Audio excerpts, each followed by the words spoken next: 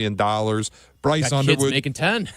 Bryce Underwood got paid $10 million to commit to Michigan, and he's making $3 million in his first season where he might not even play. Shout out Larry Ellenson. Shout out Oracle. And nothing says college football like Dublin, Ireland for Iowa State and Kansas State. Did you see the flag fiasco, by the way? That is tremendous. And it's funny because both are state schools. Yeah. And only one of them got screwed over. They this nailed whole it. thing. The Iowa State flag repped perfectly. Just your standard Iowa State flag. You go on Fanatics, click buy, that's what you get. Kansas State, they put up the state flag of Kansas.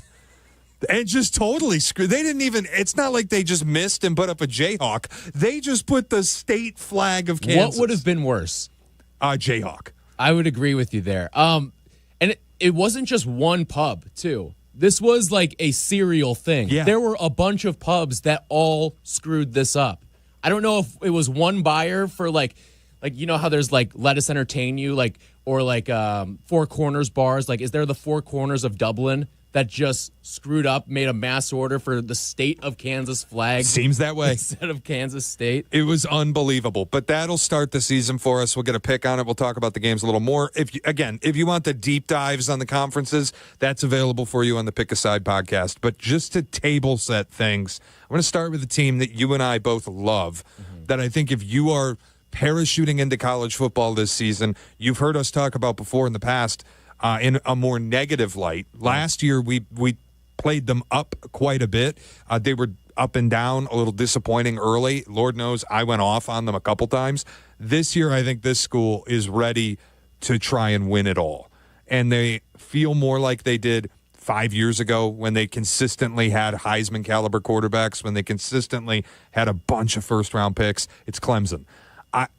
I have never in maybe my life been this all in on a team in the preseason, and it felt like they were a well-kept secret for a while. That's done. Everybody's aware of how good they are. They've got the best quarterback in America. I could argue they have one of the best receiving rooms despite not having Ryan Williams or Jeremiah Smith. But as a room, they depth have is tremendous. 3 really talented pass catchers. They'll be able to kill you with 3 wide receiver sets. If you're looking for a team that's like a darling national title contender preseason, Clemson's the one. And I know he catches a lot of flack, Dabo Swinney. But let's call it what it is. In the context of what the sport is, he is a good coach. He is probably in that elite tier of coaches you would want leading you into the playoff. They gave Texas a hell of a run last year in a game that they had no business being in. Yep. And they put forth a pretty strong effort in that one. And I think when you look at, you and I love to look at the returning production. This team is returning 16 significant players. And a lot of it has to do with the offense. And it's one of the big knocks on Dabo Swinney, but I think it turns into one of his strongest traits heading into this season is that there isn't a lot of portal activity. And that's a two-way street. There are not a lot of imports. There's not a lot of exports. Yep. And when you're able to retain guys who have 5-star pedigree, high 4-star pedigree, you get what you got right now in Clemson. You've got one of the best offensive lines in the country, one of the best defensive lines in the country, in both of our opinion, the best quarterback in the country, and one of the best receiver rooms in the entire country. There's not much more that you could ask for as a team. Yeah, I think it's just, this feels like the recipe they used to build national title teams years ago, and it was Trevor Lawrence, and you think about the receivers that they used to have, the Hunter Renfros, the Sammy Watkins, they had ballers. And now this kid, Wesco, who's going to play a lot of slot, he was great last year. I expect him to be better this year. Cade Klubnik at the start a couple years ago was like, Clemson might struggle again to find a quarterback. But last year, a breakout season where he was among the better passers in the country. This year, he's second in Heisman odds only because the Arch Manning hype has hit a fever pitch. We both think he's the best quarterback in the country. The stats showed it a year ago. 36-6 touchdown to interception. He was fantastic. And I think when you look at a team last year that you could argue should have won more, but they end up winning the conference in the ACC. They end up going to the playoff, and they bring that entire team virtually back. That's where I look at it and go, this is a national title contender. Forget the ACC. Yeah. That feels like it's wrapped up. And it's a weird year where if you take the big picture look at all the other contenders, Penn State. Well, Drew Aller has never shown me what Cade Klubnik showed me last year. And I can't get behind the steam that Drew Aller's a number one pick in the NFL draft. I can't do it. I don't see what people talk about when I watch him. And then you go through the rest of them. Ohio State is starting a first-year starter, redshirt sophomore Julian Sayin. Alabama starting Ty Simpson, who has no experience as a starting quarterback. Texas is starting a first-time starter in Arch Manning. People love him because of his last name. Nobody knows if he's really that good. Georgia, first-time starter in Gunnar Stockton. Like, take your pick of the contending teams. Even Oregon, you can throw in. Dante Moore started at UCLA. It was a tire fire, and he backed up Dylan Gabriel last year. What does that look like? Plus, Dan Lanning can't win big games. So I look through and I see Clemson's got an established coach who has a history of winning. They have immense talent on the roster that they're returning. All these guys have experience, and I believe in the quarterback. That's the team I'm picking out of the gate. Isn't it kind of funny how, like, the teams that I don't want to say dog on, but, like, we've always thought of as, like, that second rung of teams in college football, they're the ones with more of the established quarterbacks, right? Yeah. Like Klubnik, Drew Aller, like, those are the like, when we talk about Penn State and when we talk about Clemson, it's like, they don't really have a chance to win it this year. But those are the ones now with the established quarterbacks, and it's the powerhouses that you've laid out there that have the question marks at quarterbacks. Now, maybe it's unfair to call them question marks because we're talking about guys in good situations with high pedigree, good surrounding pieces as well. But we haven't really seen it out of them. It's a small sample size, if there's any sample size at a lot of those schools. So I think it's going to be a lot of fun to watch. And Clemson opens up the season against LSU, Death Valley versus Death Valley. And this is a Clemson team that last year, I mean, think about the way the season played out. They really played with their backs against the wall all season long. You lose out of the gate. No, don't just lose. You get curb stomped by Georgia out of the gate last year. And you're like, all right, it's Georgia, preseason number 1. You can survive that. But then you lose at home against Louisville, and you're thinking to yourself, all right, is this team really going to get in? And then you lose again in the final game of the regular season against South Carolina, and you're like, all right, it's ACC title or bust, and they hold off SMU. Cade Klubnik, to me, he may be the most important player in college football. Yeah. Because he has the best ability at the quarterback position, and he plays in a conference that isn't going to provide a lot of resistance. I think both you and I think the ACC is going to be kind of fun this year, but they are, just thinking through real quickly, among the Power 4 conferences, they are the heaviest favorite to win the conference, and rightfully so because of what's on paper right now. Yeah, they don't have to deal with a gauntlet schedule like the teams in the SEC. They will be the superior team in every single conference game that they play. I don't know if that's a fact when you talk about Alabama or Georgia or LSU, who will have to run a gamut of great teams. And then you just look at the national title odds, like what we were talking about with established quarterbacks. Texas, I mentioned, it's a first-time starter. Ohio State, same thing. Georgia, same thing. Alabama, same thing. Notre Dame, same thing. Yeah. Oregon.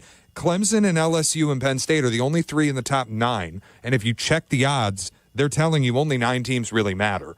LSU, the longest of the 9, at 14-1. After that, it falls off a cliff to Michigan at 28-1. So you look through it and kind of circle that week 1 game in South Carolina. It's at Clemson. A hell of a place to play. Yeah. That's one of the most exciting games of the season, happening week 1 next Saturday at night in Clemson. And it's 2 established QBs in Garrett Nussmeier and Cade Klubnik, 2 hated coaches in Dabo and Brian Kelly. I can't wait to watch it. Oh, it's tremendous theater. I mean, yeah, you're talking about and Garrett Nussmeier is another one when we talk about the second rung of teams. I love LSU into that as well. But Garrett Nussmeier, what is he, the second or third best quarterback in the country? Like, that's how I feel about him. I'm pretty high on Nuss. You can take your pick after. I mean, it's the top tier of quarterbacks is Klubnik, Nussmeier, Aller, and then if you want to throw Arch Manning in, you can. It's just we haven't seen it yet. Right. It's going to be a fun experiment. Like, maybe that's something we do next week is power rank like the unknown quantities of quarterbacks. in college football and how they're going to pan out, because I mean it's going to be a fun watch this season, because obviously a couple are going to pop. It's just the way that it works every single year. They're not all going to be like underwhelming guys. I think you're going to see a couple of them pop because of the situations that they're in. Well, and it's what's fascinating about the SEC and Alabama is, as I've gone through it, like I started at a low point with Alabama because I don't know what Ty Simpson is. But then you start to work your way through it and you go, they have the best defense in the SEC. They probably have the best roster in the SEC. If Ty Simpson can just be serviceable, they'll be great. Yeah. And I think you kind of unfairly malign what happened last year where Alabama goes 9-3 and misses the playoffs at first year Kalen DeBoer because the expectation in Tuscaloosa is so high. Make no mistake, if Alabama goes 9-3 again, he will need witness protection. Yeah. But you can almost sell first year 9-3 with Jalen Milroe and some of the exodus and some of the transfers they had to make. Best player was a true freshman. You can almost sell that it was a positive year. If you just take the expectation and what the fan base thought of it away, you can say it was successful. And now they build off of that. Maybe they just go in the SEC. Yeah. Like some of these quarterbacks that we have question marks on now, like you said, they can't all just end up bad. No. You'll see at least half of them, I would guess, to make a bit of noise this season. All right, when we come back, let's talk a little more Bama. Talk a little more about the playoff picture as a whole. And because the SEC, the Big Ten, we know they're the heavy hitters, but who else could maybe sneak into the picture as well? We saw a couple of them come through last year, so that's coming up next. It's Chicago's College Tailgate on ESPN Chicago. Chicago's College Tailgate returns in a flash on ESPN Chicago. We live in an ever-evolving sports world. And starting September 2nd, ESPN Chicago evolves with even more sports content for your day. Cap and J Hood move up 1 hour with a 6 a.m. start. Carmen and Yurko will now be live 9 a.m. to noon. Then it's the triumphant return of Rich Eisen to ESPN with the Rich Eisen Show at noon. Black and Abdallah take over for 1 hour, a completely uninterrupted hour at 2, followed by the Waddle and Sylvie Show from 3 to 6:30. Packing more content, more voices, and more Chicago sports fun into your day. The new ESPN Chicago lineup launches September 2nd. Be there. Has the excitement of betting turned into worry? Feeling overwhelmed every time you roll the dice? Problem gambling doesn't just affect your wallet. It can impact your health, relationships, and peace of mind. But there's hope. Gateway Foundation is here to help you take back control of your life with personalized treatment options. You don't have to face this alone. Call Gateway Foundation today at 844-444-5780. That's 844-444-5780. Hey Chicagoland, it's time to tee up your next golf adventure with a trip to Tullymore Golf Resort, featuring 36 championship holes at 2 5-star rated golf courses. Spend more time on the course and less time in the car. Tullymore is just a quick 3.5-hour drive from the city. Enjoy an up-north golf experience without the drive at Tullymore Golf Resort. Experience a Michigan masterpiece. Start your trip with just a click at TullymoreGolf.com. That's TullymoreGolf.com. Guys, it's Carmen. You know I love the food scene in Elmwood Park, but we're joined by someone even more biased, the mayor of Elmwood Park himself, Skip Saviano. I've got the best job, Carm. The restaurants are amazing, but there's much more that makes me so happy in our little hidden gem of a community. So what makes it special? The people, no question. Elmwood Park's neighbors care for each other, the families thrive, and businesses succeed. I definitely feel that every time I come through. You know, we hook you in with a meal, and the next thing you know, you're moving in. Tell him, Mayor Skip. Elmwood Park is waiting for you. It's football season, and that means training camp game plans and getting your body in peak condition. But if you're still battling sinus pressure, allergies, or snoring every night, you're not game day ready. Take it from me, Sinus and Snoring MD is the place to go. They've got cutting-edge, non-surgical treatments that work. I've seen it. I've felt it. It's a total game changer. Don't wait till mid-season to get right. Go to sinusandsnoringmd.com today. That's sinusandsnoringmd.com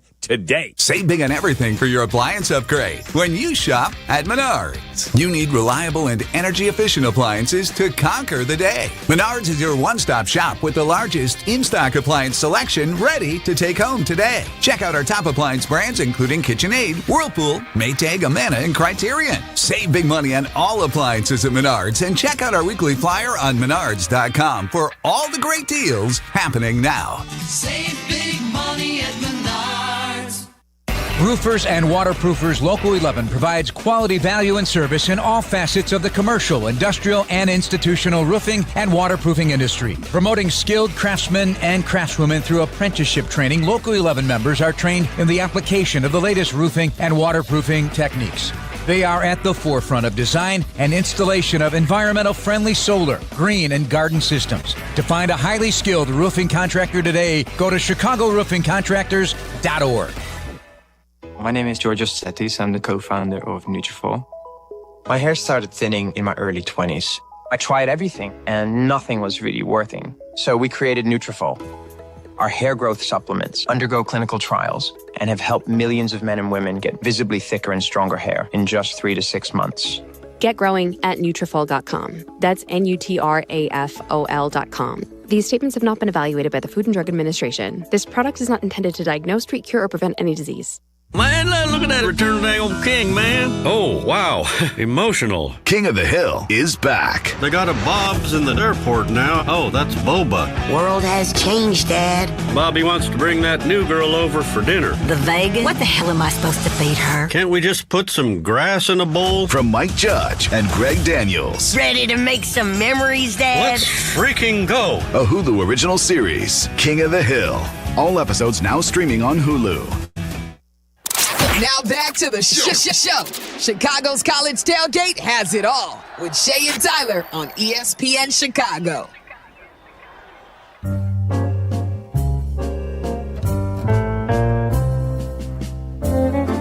What do we got here? I would say, is there like Irish pub music? A little testing, a little shipping up to Boston. Why not? A little drop kick Murphys.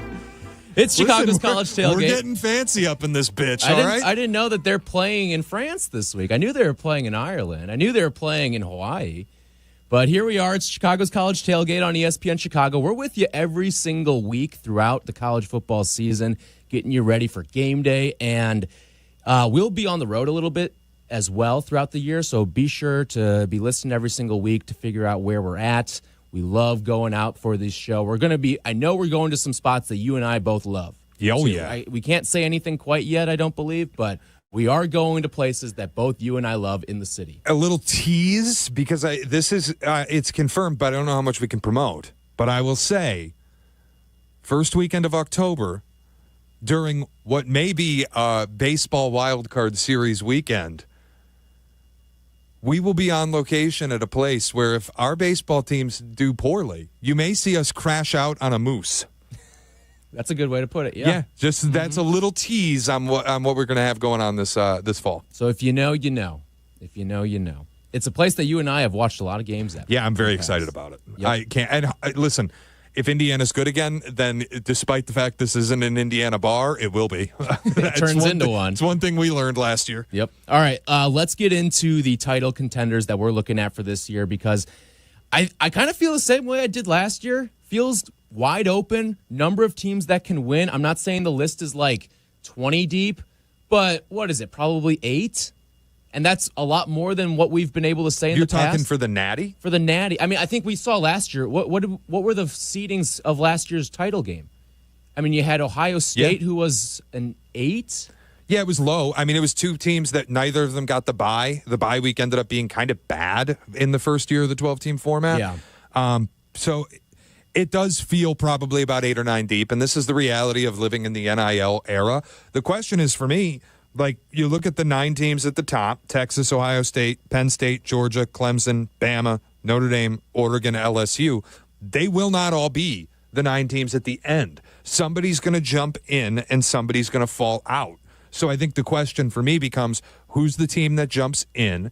Like, one of my darlings is Oklahoma, that I look at as a team that I think could win the SEC if everything goes right. They just have a gauntlet schedule they'll have to work through. The team I think could fall out, frankly, Oregon.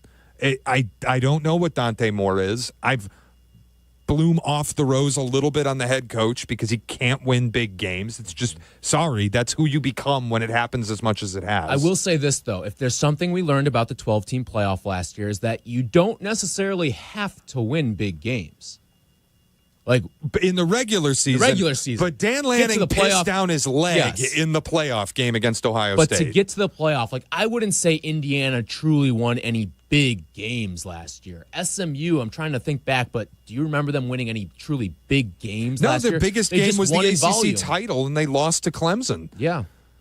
So, it's teams will jump into the playoff. I'm not saying they'll jump into the national title conversation. Sure. Like Indiana jumped into the playoff. They were never a true contender, and I gave my opinion about them all year. I loved them, but when it came to going against Ohio State, I would have laid 30 points. When it came to going against Notre Dame, I was happy to bet Notre Dame.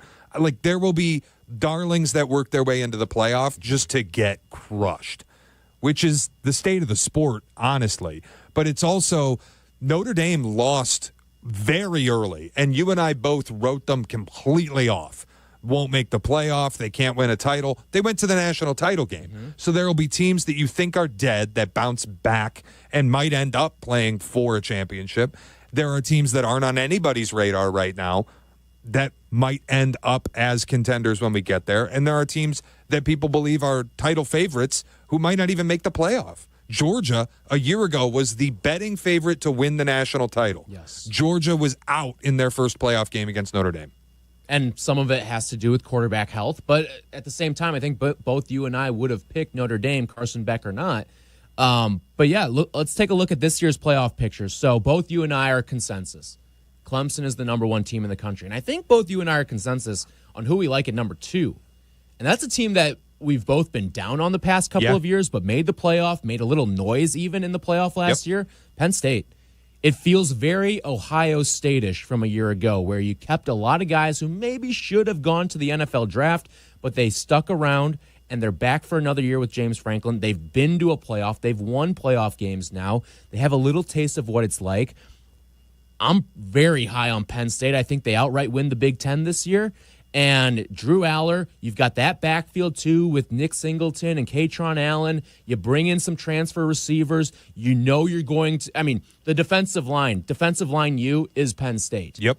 They churn them out year after year after year. Micah Parsons, Chop Robinson, Abdul Carter, and they've done it again this year. They're going to be tremendous along that defensive line again. Yeah, it's just kind of their identity. You know they're going to play physical football. You know they're going to be hard-nosed up front. Like it's just the way that they play. The question mark for me is what it'll always be, the head coach and the quarterback. I don't know about Drew Aller. I think he's probably better than anything they've had.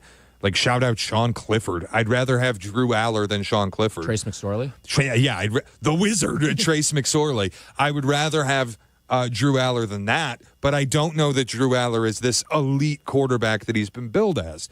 As for the head coach, look, man, you can't beat your rivals and you can't beat top 10 teams. It becomes who you are. That's the case with James Franklin. If you can't do it this year, you're never going to do it. This is the best roster he has ever had, point blank, period. And I don't think it's close. No, it's not. The fact that they kept both their running backs, forget keeping one. Mm-hmm. Both of these guys, 3 years ago, they would have gone to the NFL. But the NIL, all of the new environment of the sport, allows them to keep 2 NFL running backs on their roster. They're going to go split backfield with 2 elite backs, the best running back duo in America. They should run over the Big Ten.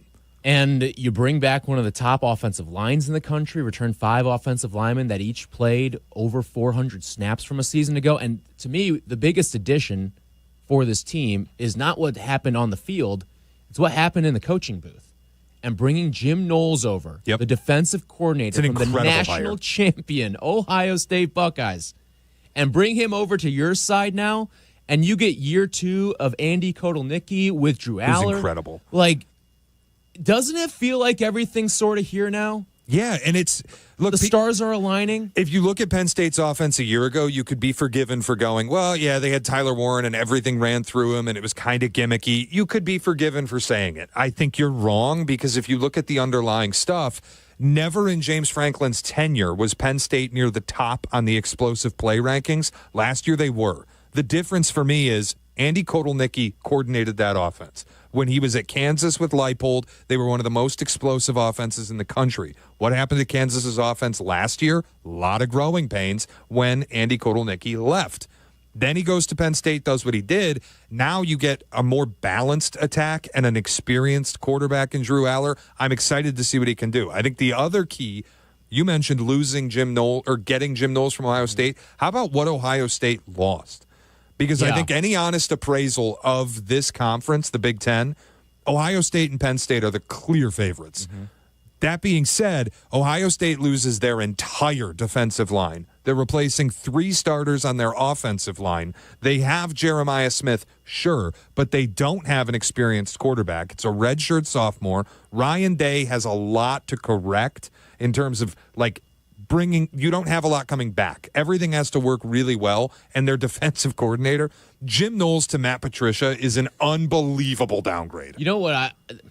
To kind of make an NFL comp here, doesn't it have shades of Ben Johnson joining the Bears, Jim Knowles going to Penn State to a degree, in the sense that you are taking the best coach off of that staff and bringing him to your place, and now you get to play them this year, and they know every little trick, because Penn State plays Ohio State. To me, that game's going to determine whether or not Penn State goes 12-0 or 11-1. Same. I'm in the same boat with you, and I think it's, if you look at the games that they've played the last 2 seasons when Penn State's been really good, they've played these really tightly contested defense-first games. You are stealing from Ohio State the reason why, in my opinion, you couldn't beat them either of the last 2 years.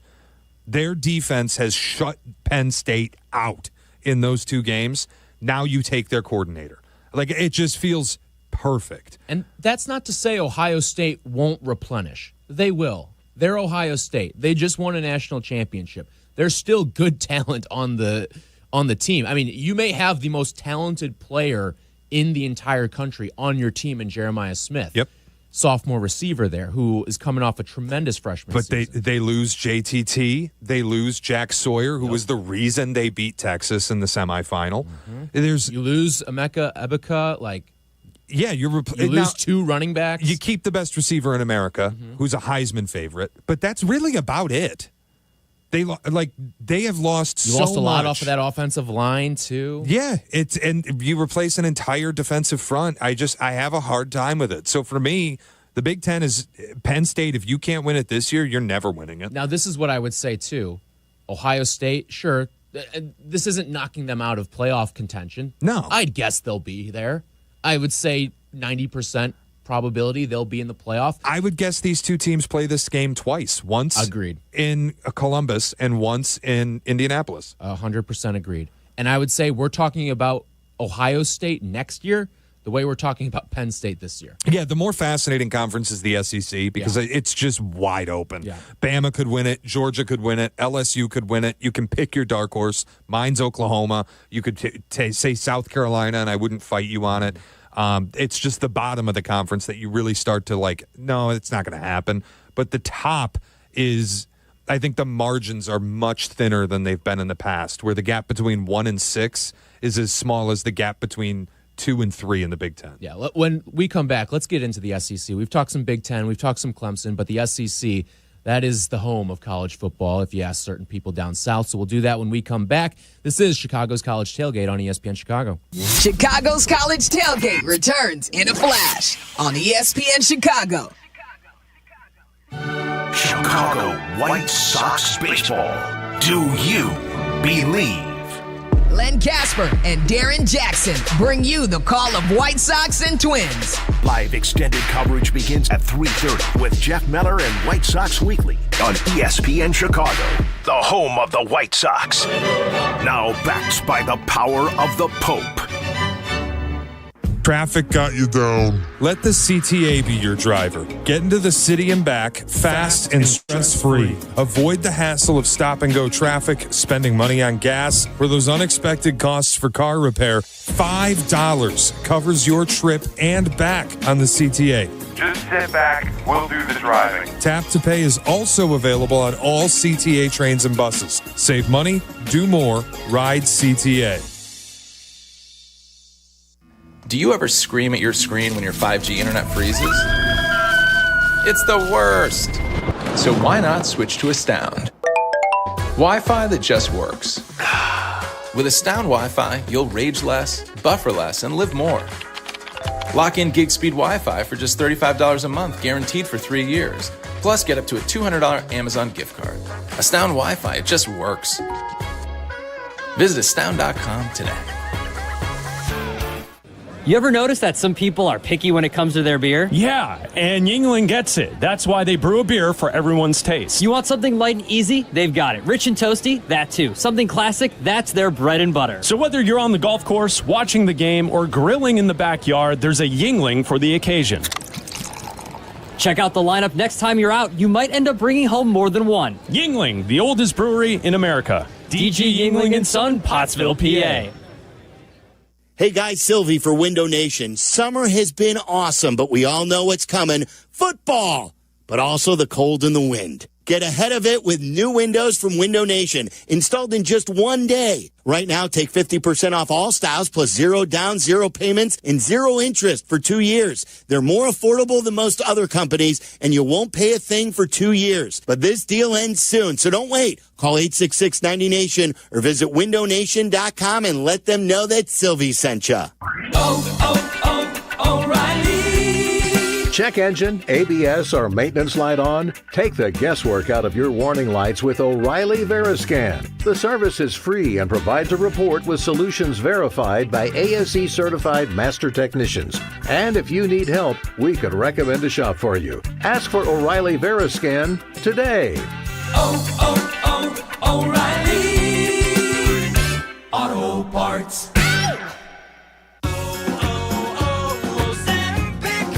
Hi, I'm Michael from the War and Treaty. You know the jingle. Now discover the facts about Ozempic, a GLP-1. Only Novo Nordisk makes FDA-approved Ozempic. Learn about the real thing. Talk to your healthcare professional today. Call 1-833-OZEMPIC or visit Ozempic.com to view the medication guide and to learn more about Ozempic, semaglutide injection 0.5 milligrams.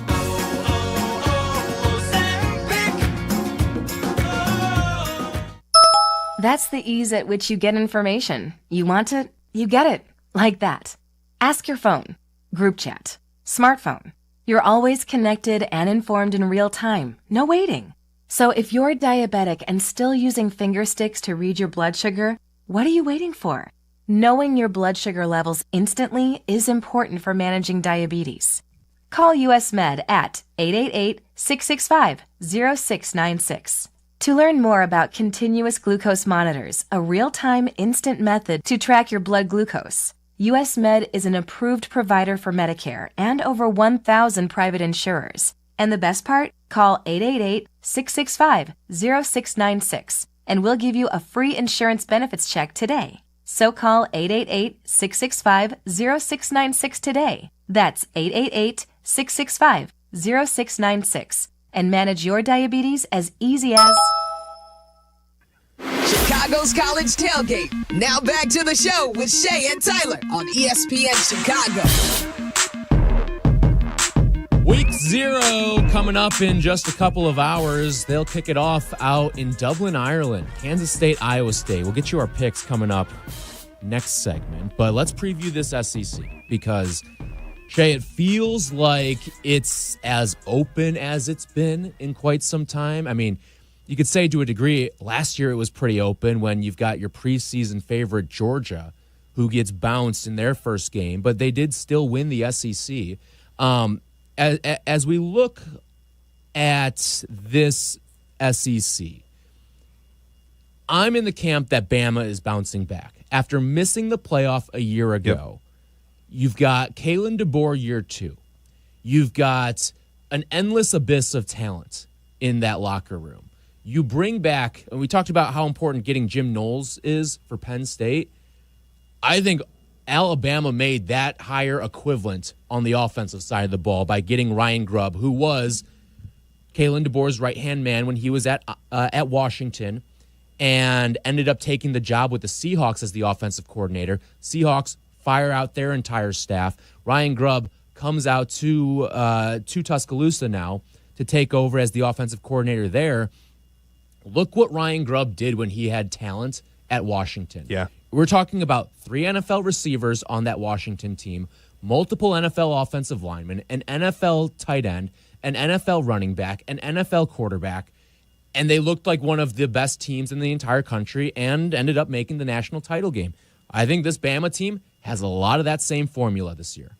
Yeah, I agree. And it started for me, I was kind of down on him a lot because of the quarterback, Ty Simpson, but the more I read into it, the more I look at stuff, I think they have the best defense in the conference, even with Texas. And I just, you start to look at the favorites. Georgia, there's a ton of uncertainty. I don't even know if they'll make the playoff. Gunnar Stockton's being billed as the savior. I don't think that that's necessarily true based on the limited play we've seen from him. They've had quarterback problems since Stenson Bennett's departure. Carson Beck never lived up to what they expected him to be. The Texas side of things, the roster's good. They did lose quite a bit, but do I really believe in Steve Sarkisian to be another, like, we're just going to win the SEC again and we're all I don't. Sark in huge moments has been a bit of a letdown. I don't think that's unfair to say. Think about the 4th down call against Ohio State with Quinn Ewers. It's every moment that is huge. It feels like Sark screws up or makes a small mistake. And that's not to say he isn't a great coach. Or sometimes just digs a hole too deep for them to come back. Like I think about the Georgia game they played last year. I think about the playoff game they had against Washington a couple of years ago. The Georgia game especially, because Ewers starts the game and it's not good, and then you fire Drill Arch Manningham before halftime, and then you go back to Quinn Ewers in the third quarter. It felt like he pressed a little bit too hard, and there's always a panic moment with Sark. I can't bet Texas as the favorite because you're paying a tax on the Arch Manning hype, and I have no idea what he is. So if you had me pick one of the top 3 teams in the odds, Texas, Georgia, and Alabama, and then there's a significant drop-off, it would be Alabama. Yes. I 100% agree with you. I think Alabama, even though all 3 teams have quarterback questions, I think Alabama has the best situation. And a lot of it has to do with the offensive line, too.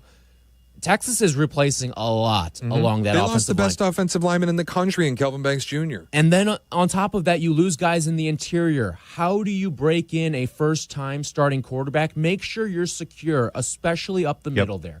Don't have them running for their lives. And even though Arch is good with his legs, if you're just going to make him a running quarterback, you're losing the plot of why you have Arch Manning on the roster.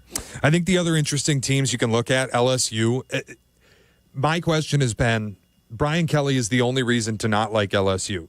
And the defense. Right, and that's a part of it. Those probably go hand in hand. Because last year, what did they do? They brought in a bunch of 5-star corners, and they sold all offseason. They're going to fix the defense. And then week 1, you end up with Brian Kelly smashing his hand on the table, saying, we're talking about the same damn things. That's been his rap for years, going back to Notre Dame, that we're still talking about defensive issues. That was the week 1 loss to USC. We talked about the defensive issues. It stung Brian Kelly every year. Now a lot of those guys transferred out, and you're replacing them again with 5-star talents on the defensive side of the ball. Last year that didn't work. Why am I supposed to believe it's going to work this year? I love their roster, but I have a hard time buying that the head coach and the defense will make it happen because I've never seen it. Right. So then you start to look at, okay, what are some of the more fun teams that are in the middle of the pack? Florida, we both love. Hell yeah. And this, if it's not, like we said last segment with James Franklin, if it's not going to happen this year, it's never going to happen. If it's not going to happen this year for Florida with DJ Lagway, it's never going to happen for Billy Napier. He does have another year of Lagway. Yeah. If they can keep him, which I'd imagine, you're Florida, you should be able to. There's no issue, I think, with them keeping Lagway, but it's been so many years of Billy Napier. Like last year, we ended the season going, he might get fired in season, and he saves his job. And there was moments early where it's like, yeah, Napier's dead. And he ends up saving his job.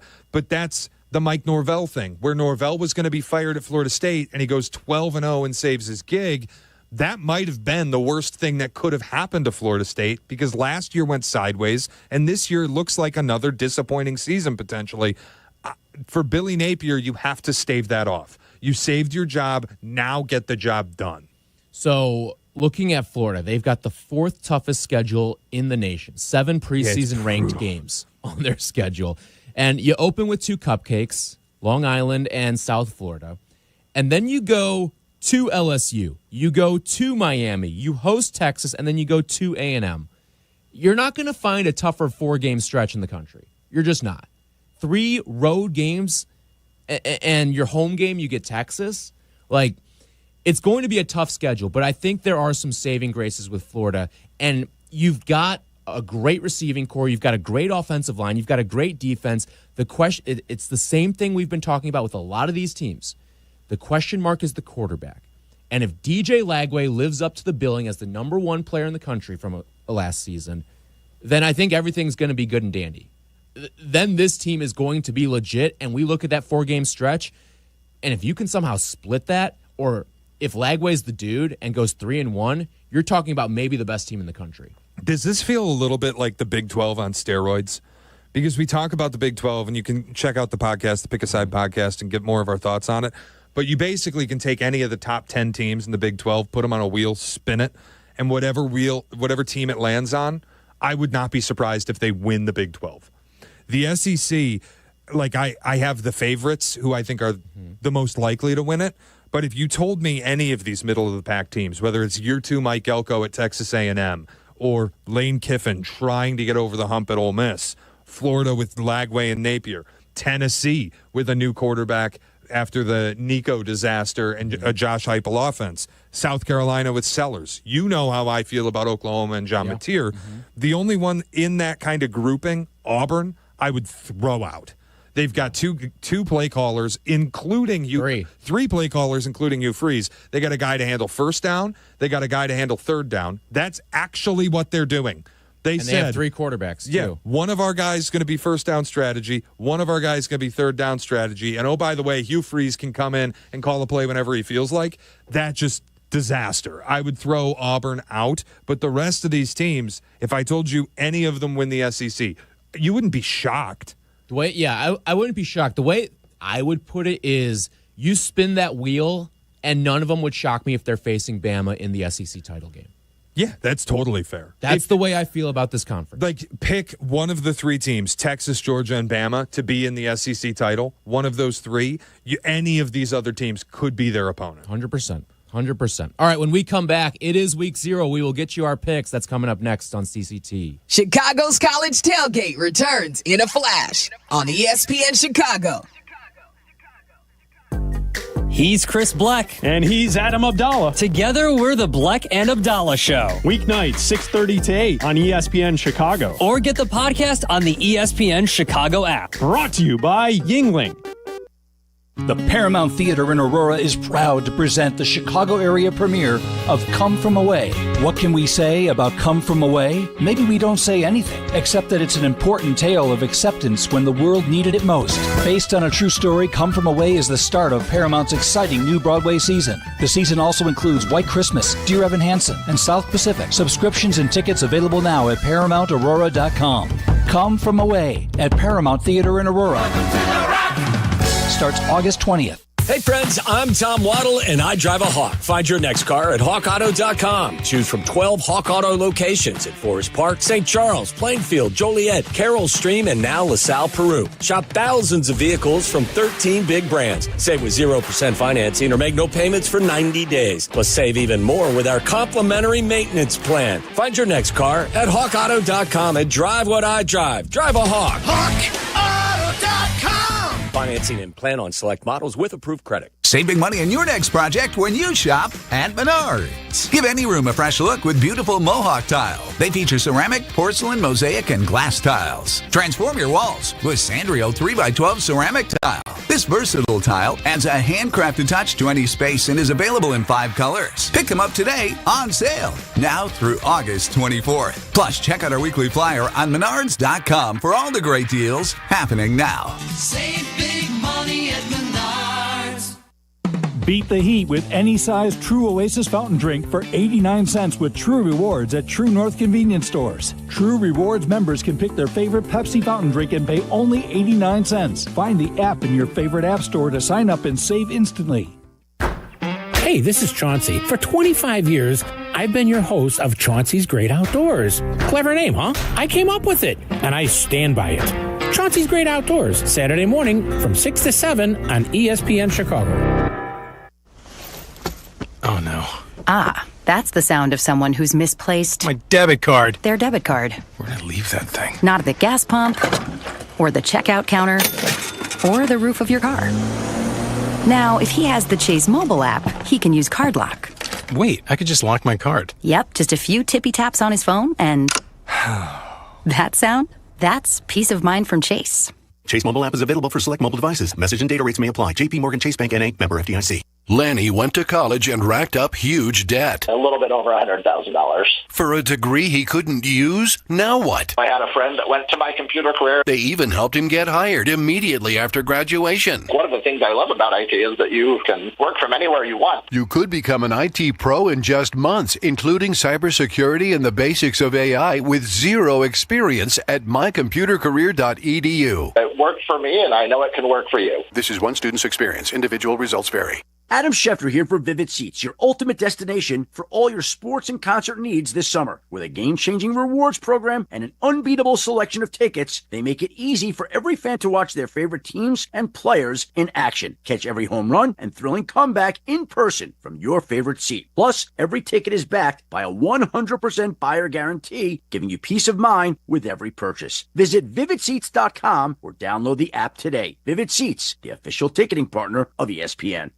With Robinhood, not only can you trade individual stocks and ETFs, you can also seamlessly buy and sell crypto at low costs. Trade all in one place. Get started now on Robinhood. Trading crypto involves significant risk. Crypto trading is offered through an account with Robinhood Crypto LLC. Robinhood Crypto is licensed to engage in virtual currency business activity by the New York State Department of Financial Services. Crypto held through Robinhood Crypto is not FDIC insured or SIPC protected. Investing involves risk, including loss of principal. Securities trading is offered through an account with Robinhood Financial LLC, member SIPC, a registered broker-dealer.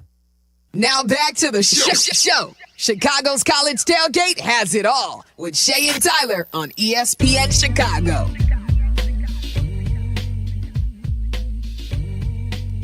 Chicago's College Tailgate with you every single Saturday, talking all things in the world of college football. And it's time, as we do every single week here on the show, we get you all of our favorite picks for the week. We are so back. We are so back. All right. Shea, we only have a handful of games to pick through this week, 5 to be exact. Let's start in Dublin, all right? And I know there's a play that both you and I like in this game. Yep. But we will pick the side and then give you that bonus play that we like in this game. But the spread right now, neutral site game, Dublin, Ireland, number 22, Iowa State, taking on number 17, Kansas State. And Kansas State, a 3-point favorite in the ballgame. 3.5, depending on where you look. If you can find the hook, I would take Iowa State. If it's a flat 3, I just wouldn't bet the game. But look, man, there's 2 quarterbacks in this game, Rocco Beck and Avery Johnson. Avery Johnson, I don't like. He doesn't throw the forward pass. He's like a pure runner. And I know his touchdown numbers look good, but I just struggled watching him last year. It was a bit of a disappointing season for Kansas State on the whole.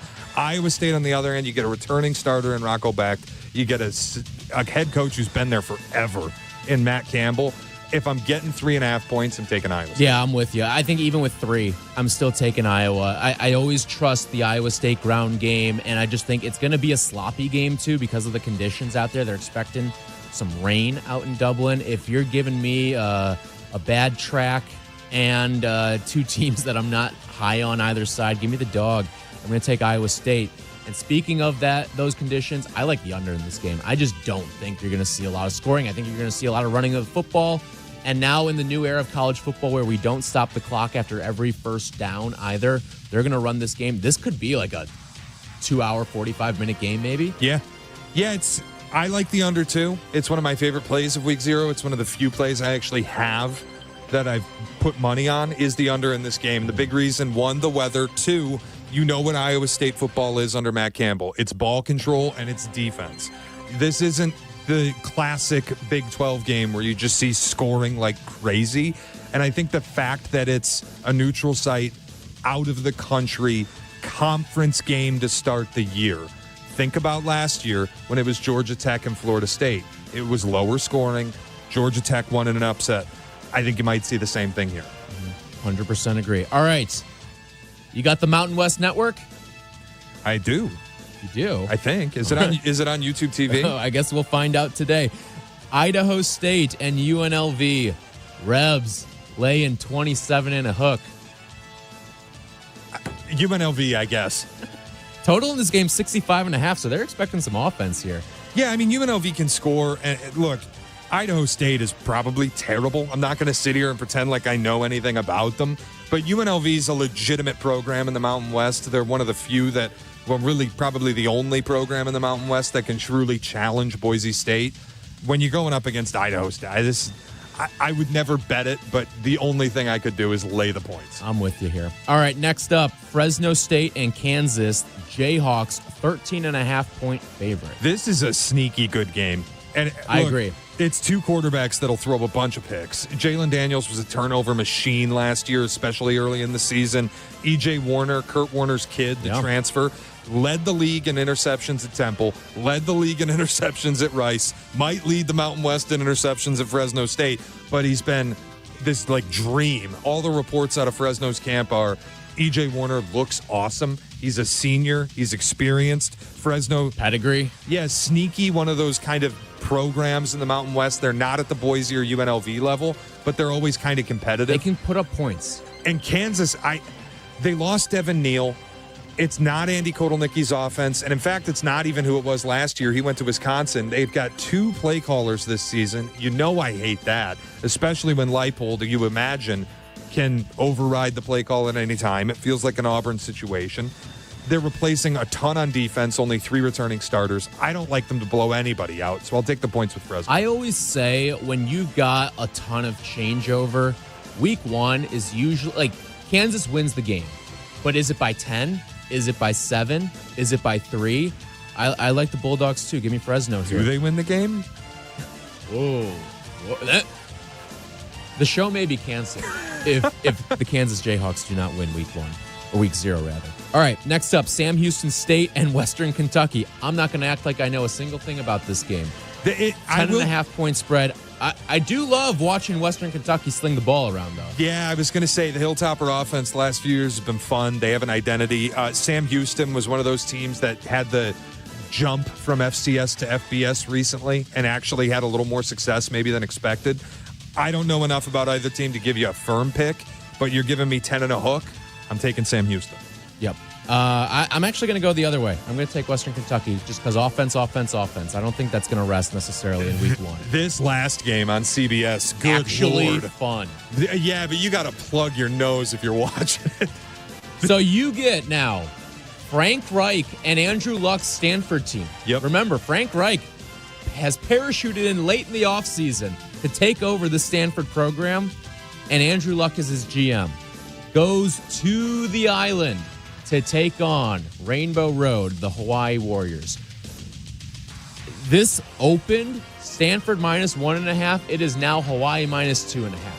And when I see that, there's only one way I can play this game when we're still under that key of 3. I'm going with Hawaii here because I just think you can't have a coaching change that late and expect any sort of team to come out there on the field for your week 1. Yeah, it's exactly what you said. The line movement is on the side of Hawaii. They're on the island. You know Big Cat's rule. Never bet against Hawaii when they're on the island. And I said you got to plug your nose for it because this is 2 of the absolute worst teams in the country, which means you'll get a competitive game. Yeah.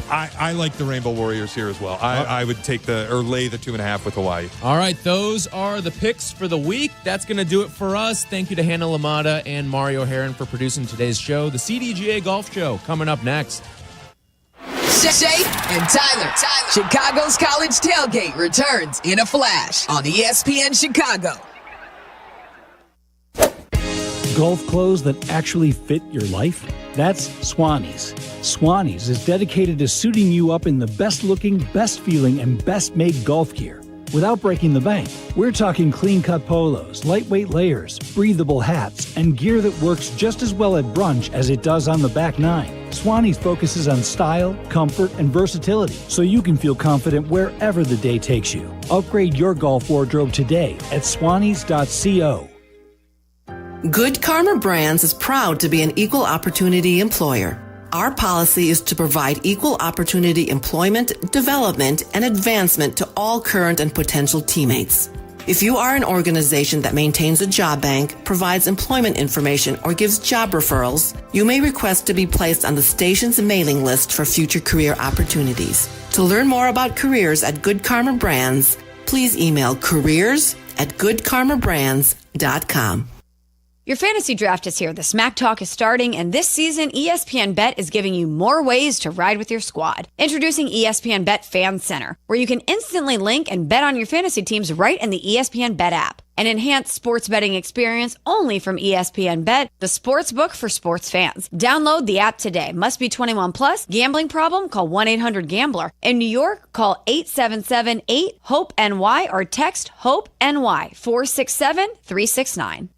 Grown-ups, don't go back to school. Go forward through school into your future as an IT professional. Whether you're starting out, switching careers, or a veteran ready for change, My Computer Career can help you get into IT in just a few short months with no prior experience. So take the free career evaluation now at mycomputercareer.edu. Your rewarding career in IT awaits. That's mycomputercareer.edu. An Elite CompTIA certification partner. Financial aid is available to those who qualify, including the VA benefits.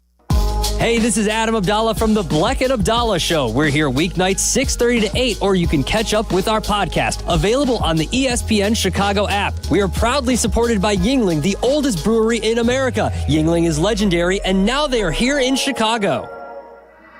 This is ESPN Chicago, WNVP, WTBC, HD2 Chicago, a Good Karma Brands radio station. Drive, chip, and putt. Golf is so easy.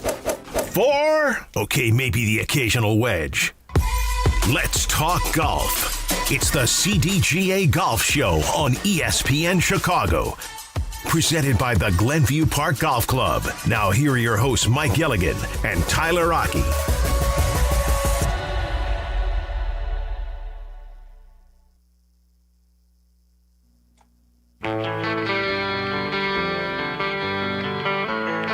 Welcome into the CDGA Golf Show, brought to you by Tullymore. Jack McGrath in for Tyler Rocky today. And, of course, Mike Gilligan's here, too. And, Mike, you are in the heart of Michigan right now at Tullymore Resort in Stanwood, Michigan, for a very special event, the Illinois CDGA versus the Golf Association of Michigan in the Tullymore Cup. You told me you're looking out at hole 10 right now. You have a beautiful view. What's going on at Tullymore this weekend?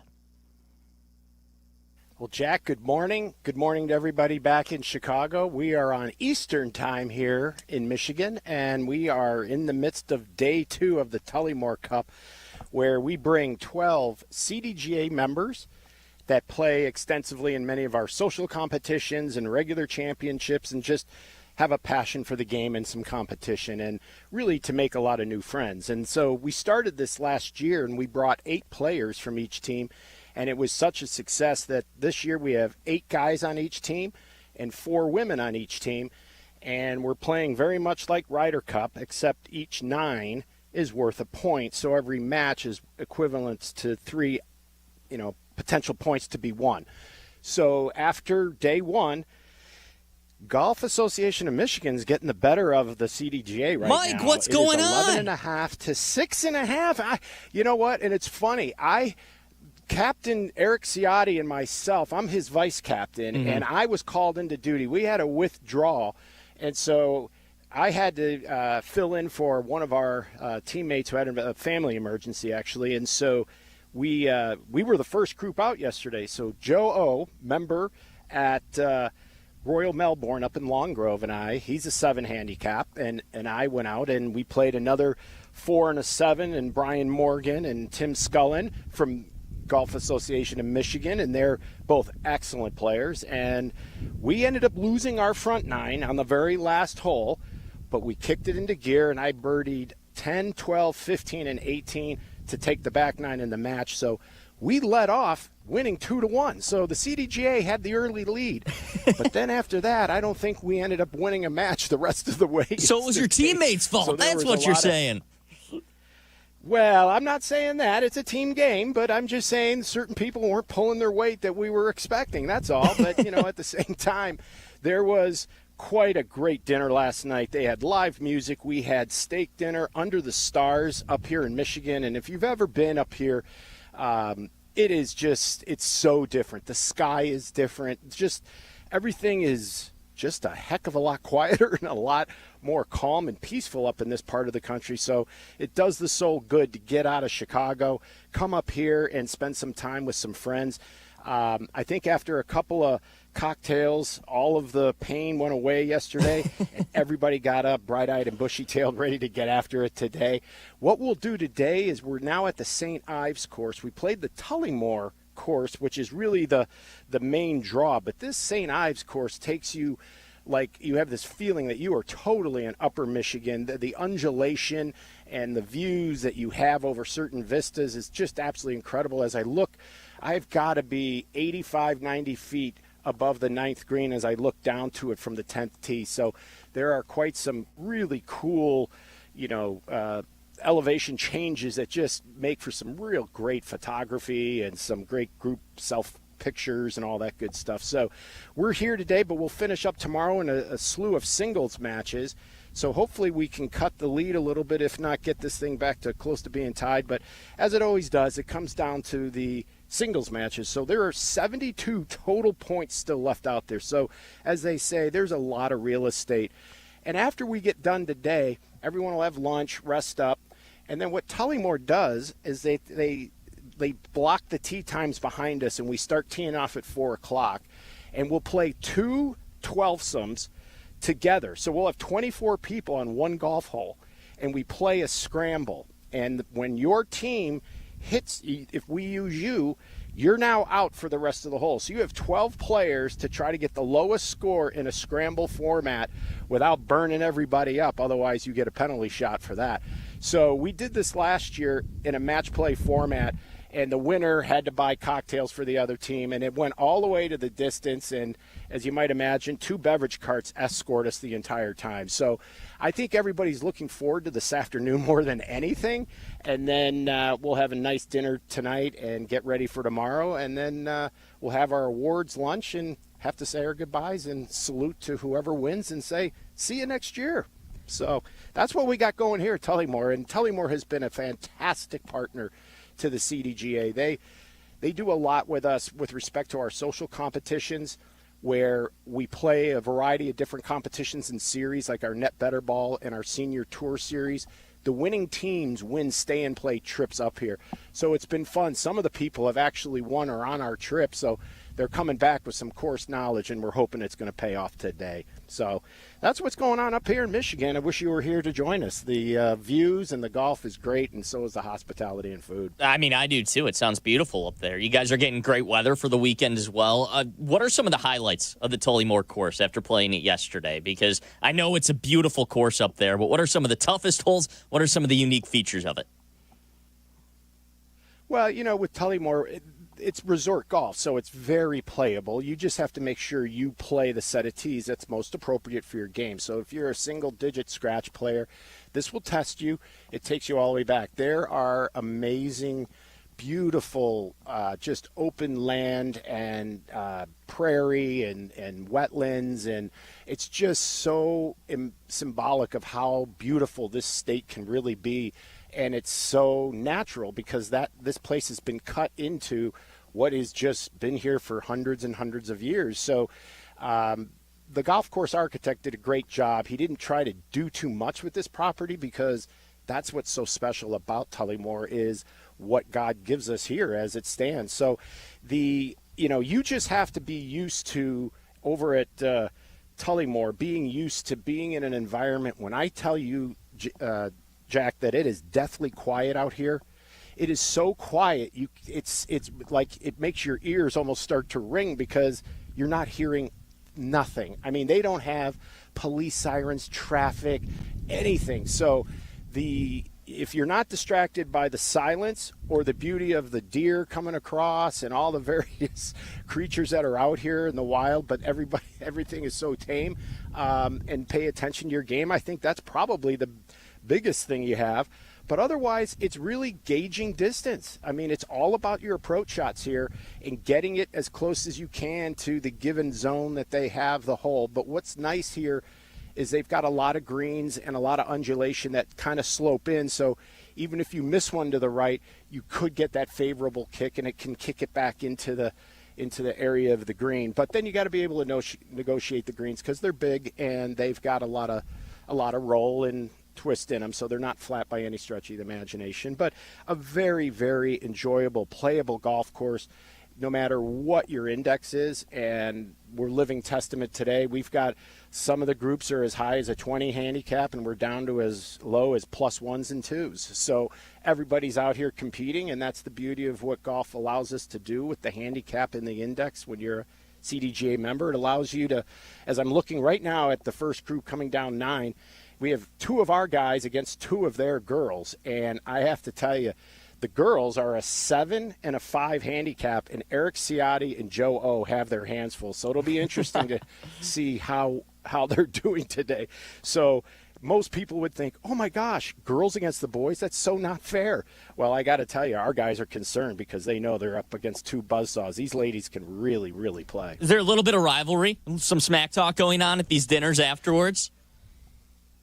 There is a little, but, like in day one, everyone's a little cautious with the words they choose because we're getting to know each other. But I did notice after the second bottle of wine was open that there was a lot more ribbing going on than there was certainly at lunch. So, yeah, there is. And the Golf Association of Michigan has it in their mindset to win because we got the better hand last year and we won pretty convincingly. But it looks like what they did is they brought back some of the ladies, but they scrapped all the guys, and we have a whole new influx of players. So it's been fun, and the team that they've brought couldn't be not only are they great players, but they're even better people. So whenever that happens, you've got the magic ingredient for a successful and fun weekend for everybody.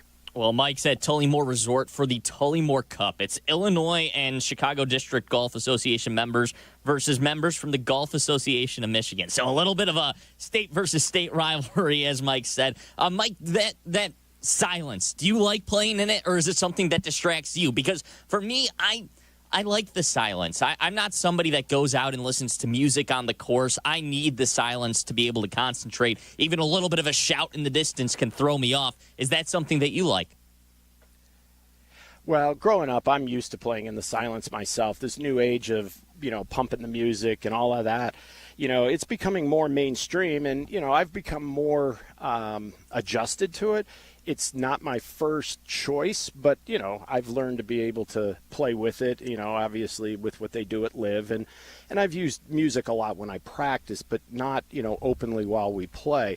But it's funny you bring this up because I was just utterly amazed at how quiet can actually be with no background noise. And that's what happens here, which is cool. But then, to your point, the littlest thing you hear, whether it's literally a doe stepping on a branch, you hear that. It's absolutely incredible, the acoustics when you get to such a remote place like this.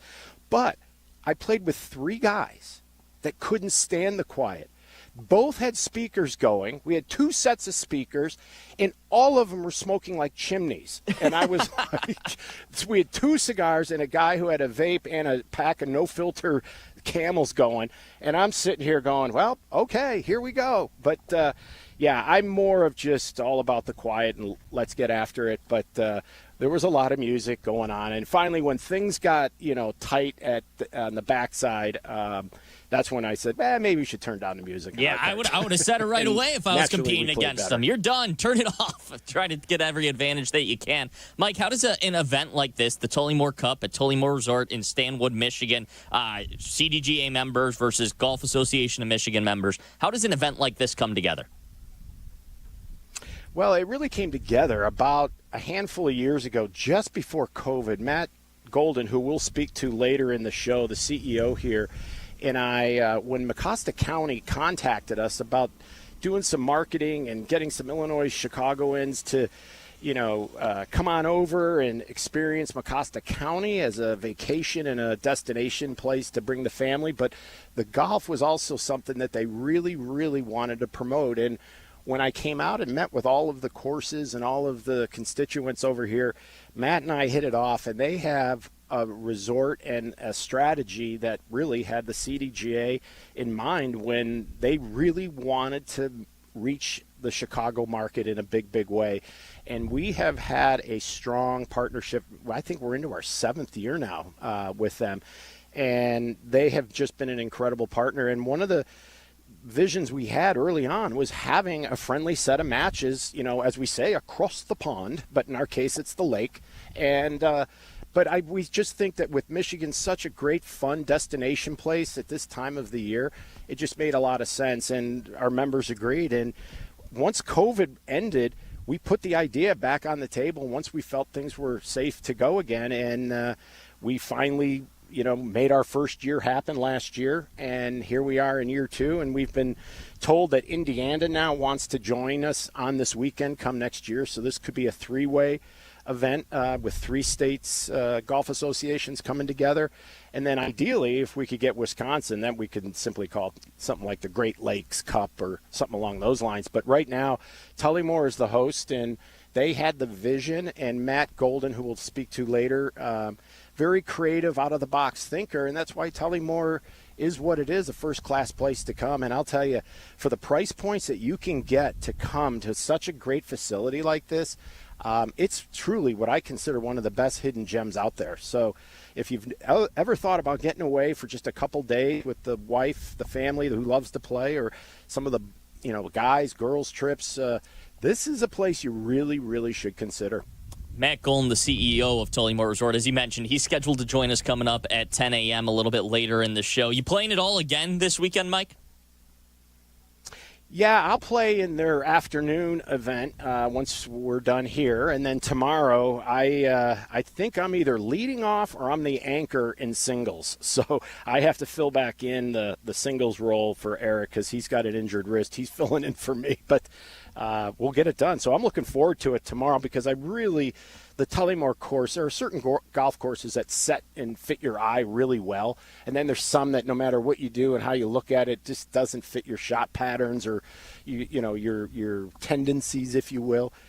This one fits me, and I really enjoy it, and I always have, and so looking forward to another fun day tomorrow. And I'm going to tell you, we're going to experience our first chilly morning, which I'm hard to believe. We've been living in July like soft-boiled eggs, it seems like, in the heat and humidity. And tomorrow, I think when we get up, the temperature is going to be in the upper 50s here. Woo! So when we tee off, it's going to be a little chilly. But you know what? It's going to feel kind of good. It'll feel great. It'll feel awesome. Feeling like fall. Mike's at Tullymore Resort in Stanwood, Michigan for the Tullymore Cup. Mike, as a vice captain now who's played in an event, you might be able to relate a little bit to the tough decisions that'll have to go on here heading up to the Ryder Cup with Keegan Bradley. I want to talk about that with you coming up next. We'll also talk about the Tour Championship. This is the CDGA Golf Show on ESPN 1000, brought to you by Tullymore. This is the CDGA Golf Show, presented by Glenview Park Golf Club, ESPN 1000, 100.3 HD2, and the ESPN Chicago app.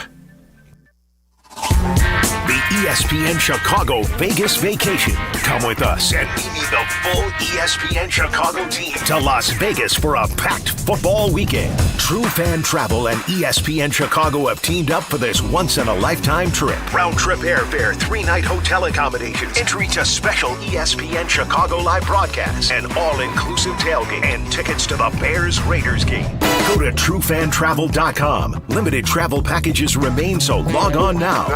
TrueFanTravel.com for the ESPN Chicago Vegas Vacation, September 26th through 29th. The ESPN Chicago Vegas Vacation.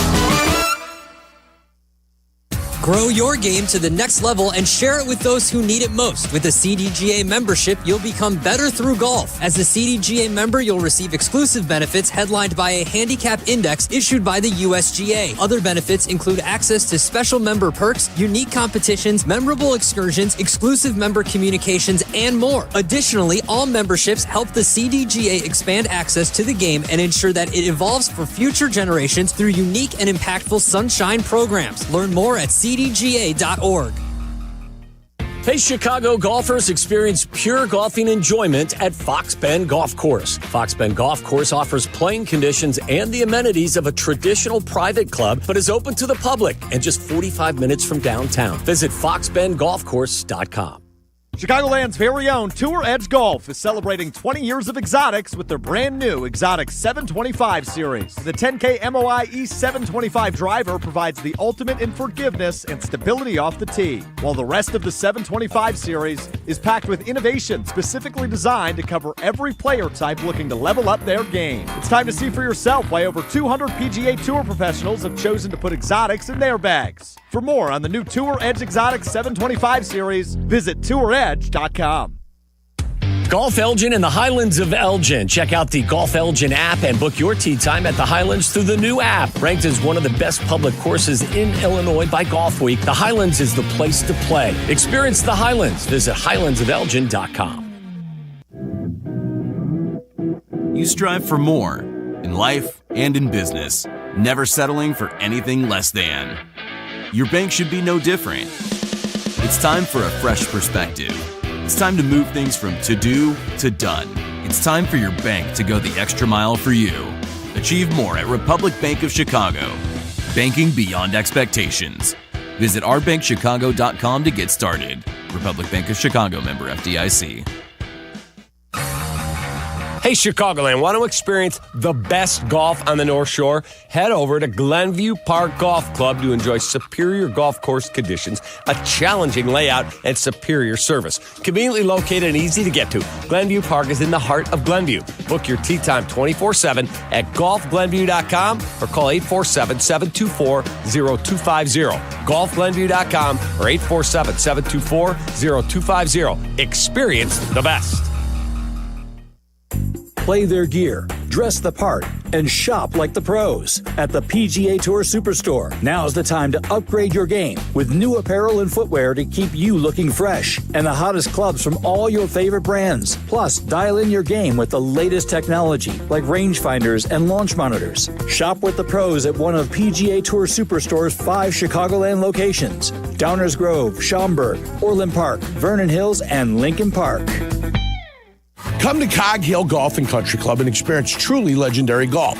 Since 1927, Cog Hill has been the mecca for public golf in the Midwest. In addition to Dub's Dread, ranked the #1 course you can play in Illinois by Golf Digest, Cog Hill offers 3 other beautiful 18-hole layouts with price points for all types of golfers. Visit their state-of-the-art practice facility with top tracer technology on 42 driving range bays. Plus, they have 2 golf shops, a new club fitting room, and beautiful clubhouse and reception area. They serve great food, too. Visit coghillgolf.com. Golf is on your mind and on the air. Right now, this is the CDGA Golf Show on ESPN 1000, 100.3 HD2, and the ESPN Chicago app. Presented by Glenview Park Golf Club.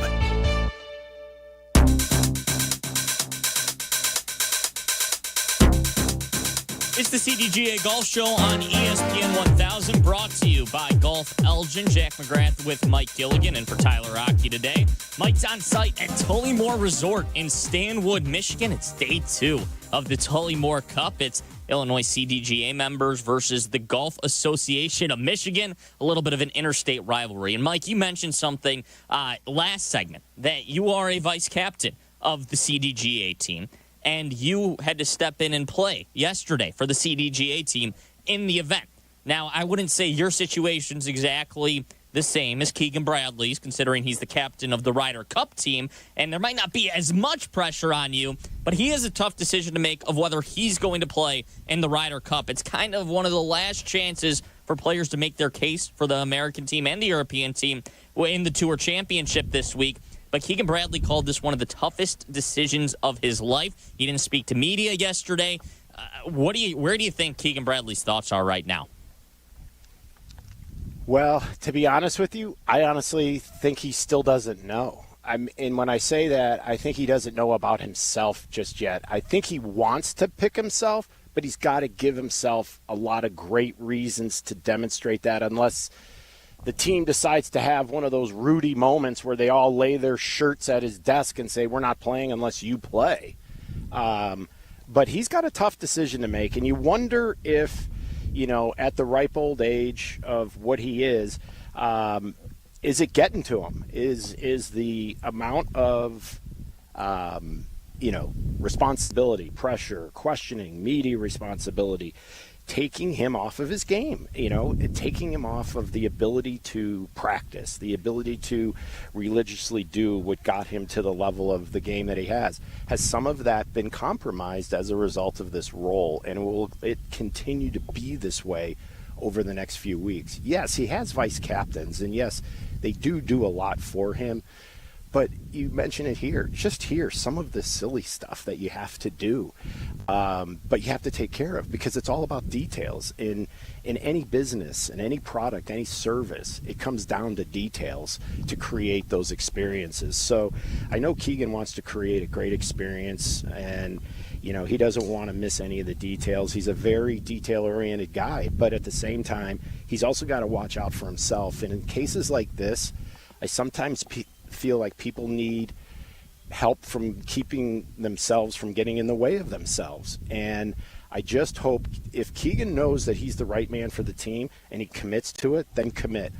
But otherwise, I wouldn't be surprised if he does not pick himself after what's been, happening over these last few weeks. Now, yes, he played well yesterday, but I just think the weight of the moment, to be a captain, this is your only shot at being a captain.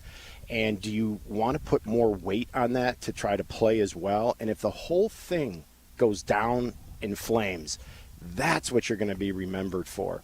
And I think Keegan wants to make a statement that he wants to basically do the right thing in terms of the captaincy in selecting his team. I think that's where Keegan's going to leave his mark, and then let the process play itself out and hopefully get us the W that we're all looking for at Bethpage. But at this point, I think the prudent thing to do in his case would be to step aside. But I can also see the argument and the rationale and reasoning why he would play. But if he was seventh, 8th, or 9th, like he originally said, then he's going to pick himself. But he's fallen off in the last few weeks in the Ryder Cup standings, so he's not trending up, he's trending down. And then he also has to take time away from the game because they have this long break, although they're talking about all competing in the one tour event. But at the same time, who has a hot hand and can keep it when you have to turn the lights back on in a few more weeks? Because there is going to be that discernible pause here for a while that, they'll play in one event, but the regular rhythm and all of that has suddenly stopped, and it's who can recrank it up, get back off the bench, and find their form just as they left it when they stopped playing. It's a difficult decision, and if you haven't been following it, if you're just hearing about this now, so Keegan Bradley is the American captain of the USA Ryder Cup team, and he's one of the better players in America. As you said, Mike, he's dropped down a little bit. He almost was a lock earlier, but he has 6 captain's decisions. He can pick 6 players to play on the Ryder Cup team. There's already 6 automatic qualifiers, and the question is, if Keegan Bradley truly believes he's one of the best players to play in this tournament, will he choose himself to play on the team?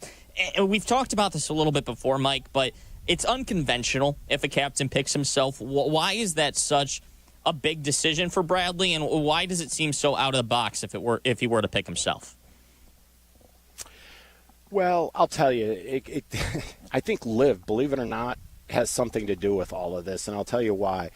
This is the year that Phil Mickelson was supposed to be our captain. Now, maybe he would have been fighting the same question, but, I think with what has transpired in LIV on both sides of the pond, if you will, that the captaincy plan or long-term hierarchy of who's going to serve next was all thrown off when LIV was created. I mean, they they took away the title from Heinrich Stenson. And so it has kind of changed some of the ways because, Lee Westwood, he was probably going to be an automatic captain. Sergio, automatic captain. I don't know if that will still be the case, but maybe years down the road it might be. But traditionally, the captain has been somebody that has generally been in their 40s because in most years, up until recent times and when our bodies have become younger, if you will, due to fitness and all the rest of it, it was usually a player that had still a connection with the players, so they knew the players quite well, but their better part of their years and career are now behind them, and they're on the backside of their career. So that was usually the magic formula of the type of person, and you have to add in the fact that they're a major championship winner, and more specifically a winner of the PGA Championship, if at all. So those were generally the criteria, being a major winner of sort, and that's how they went about picking it. However, now as we look at who's out there and who fits that mold, Keegan Bradley was not the first pick. In fact, some could say I think he was the third or fourth pick. Tiger wasn't available, so he more or less backed into this position in a way, but at the same time, karma is a funny thing. He got such a raw deal the last go around when he didn't get picked, and the heartbreak, and we saw it firsthand on Full Swing, that this is going to be a very, very interesting ending because Keegan plays a big role in it now because he has some decisions to make, and he can turn or direct the narrative one way or the other. And I'll tell you, picking himself, he is putting the weight of the world on him, but he also has the, he's got the strength and the personality to say, you know what, that's exactly what I'm going to do because I'm a stubborner from New England and watch me do this. And so it wouldn't surprise me at all. So I'll go back to what I said originally. I don't think he really knows what he's going to do just yet about himself. And I think the next 2 days are going to tell us a lot. Yeah, and he kind of alluded to the fact that if he picks himself and the USA team wins, he looks like a hero. If he picks himself and the USA team loses, he looks like the guy who messed it all up for the USA team, especially depending on how he plays, and he's got a lot going on as well. Well, he's playing all right at the Tour Championship right now. Let's talk about that when we come back, Mike, because I want to hear your thoughts about what's going on at East Lake Golf Club. That's coming up next. This is the CDGA Golf Show brought to you by Tour Edge. CDGA Golf Show on ESPN 1100.3 HD2 and the ESPN Chicago app. Chicago White Sox baseball. Do you believe? Len Casper and Darren Jackson bring you the call of White Sox and Twins. Live extended coverage begins at 3:30 with Jeff Meller and White Sox Weekly on ESPN Chicago, the home of the White Sox. Now backed by the power of the Pope. Hey Chicagoland, it's time to tee up your next golf adventure with a trip to Tullymore Golf Resort, featuring 36 championship holes at 2 5-star rated golf courses. Spend more time on the course and less time in the car. Tullymore is just a quick 3.5-hour drive from the city. Enjoy an up-north golf experience without the drive at Tullymore Golf Resort. Experience a Michigan masterpiece. Start your trip with just a click at TullymoreGolf.com. That's TullymoreGolf.com. Golfers, go north to Wisconsin and experience the Club at Lac La Belle, voted a top 10 most fun golf course in the country by Golf Digest. The Club at Lac La Belle is now accepting tee times. Take advantage of same-day replay rates. The Club at Lac La Belle is at the heart of the Wisconsin Golf Trail, featuring a majestic, redesigned course and beautiful clubhouse. Schedule your tee time now at theclubatlaclabelle.com. A historic past meets a vibrant future. Go to theclubatlaclabelle.com to start your journey. Experience the best golf on the North Shore. Head over to Glenview Park Golf Club. Book your tee time 24/7 at golfglenview.com or call 847-724-0250. Golfglenview.com or 847-724-0250. Experience the best.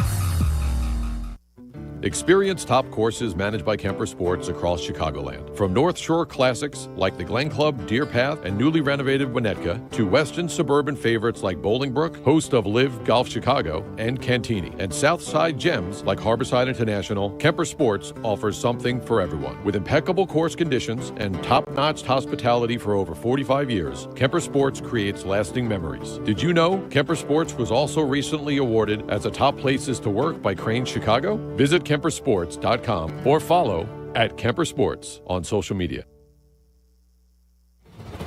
You've arrived at French Lick Resort here in Indiana. 2 hotels you have to see to believe. Legendary Golf by Pete Dye and Donald Ross. Our little corner of the world is like nowhere else. Your French Lick getaway starts now at FrenchLick.com. Must be 21 to enter casino. Gambling problem? Call 1-800-9-WITH-IT. Chicago-based Zero Friction is the fastest-growing golf products company in America. Founded in 2001, Zero Friction is responsible for establishing the 3-pronged performance tee and remains the #1 performance tee on the PGA Tour with over 70 PGA Tour victories. In 2024, Zero Friction introduced their newest innovation, the Stride electric bag trolley with a pocket-sized remote control that uses smart follow technology to follow within 3 feet of you. Stride was voted Product of the Year at the PGA Golf Show. To check out all the innovative Zero Friction products, go to zerofriction.com. Play golf at Elgin. Check out the Golf Elgin app and book a tee time at Bowes Creek Country Club or the Highlands of Elgin. Your outing could not be better than at the Highlands of Elgin. The Grumpy Goat Tavern is a great place to finish your golf get-together as well. Check them out at highlandsofelgin.com or grumpygoattavern.net.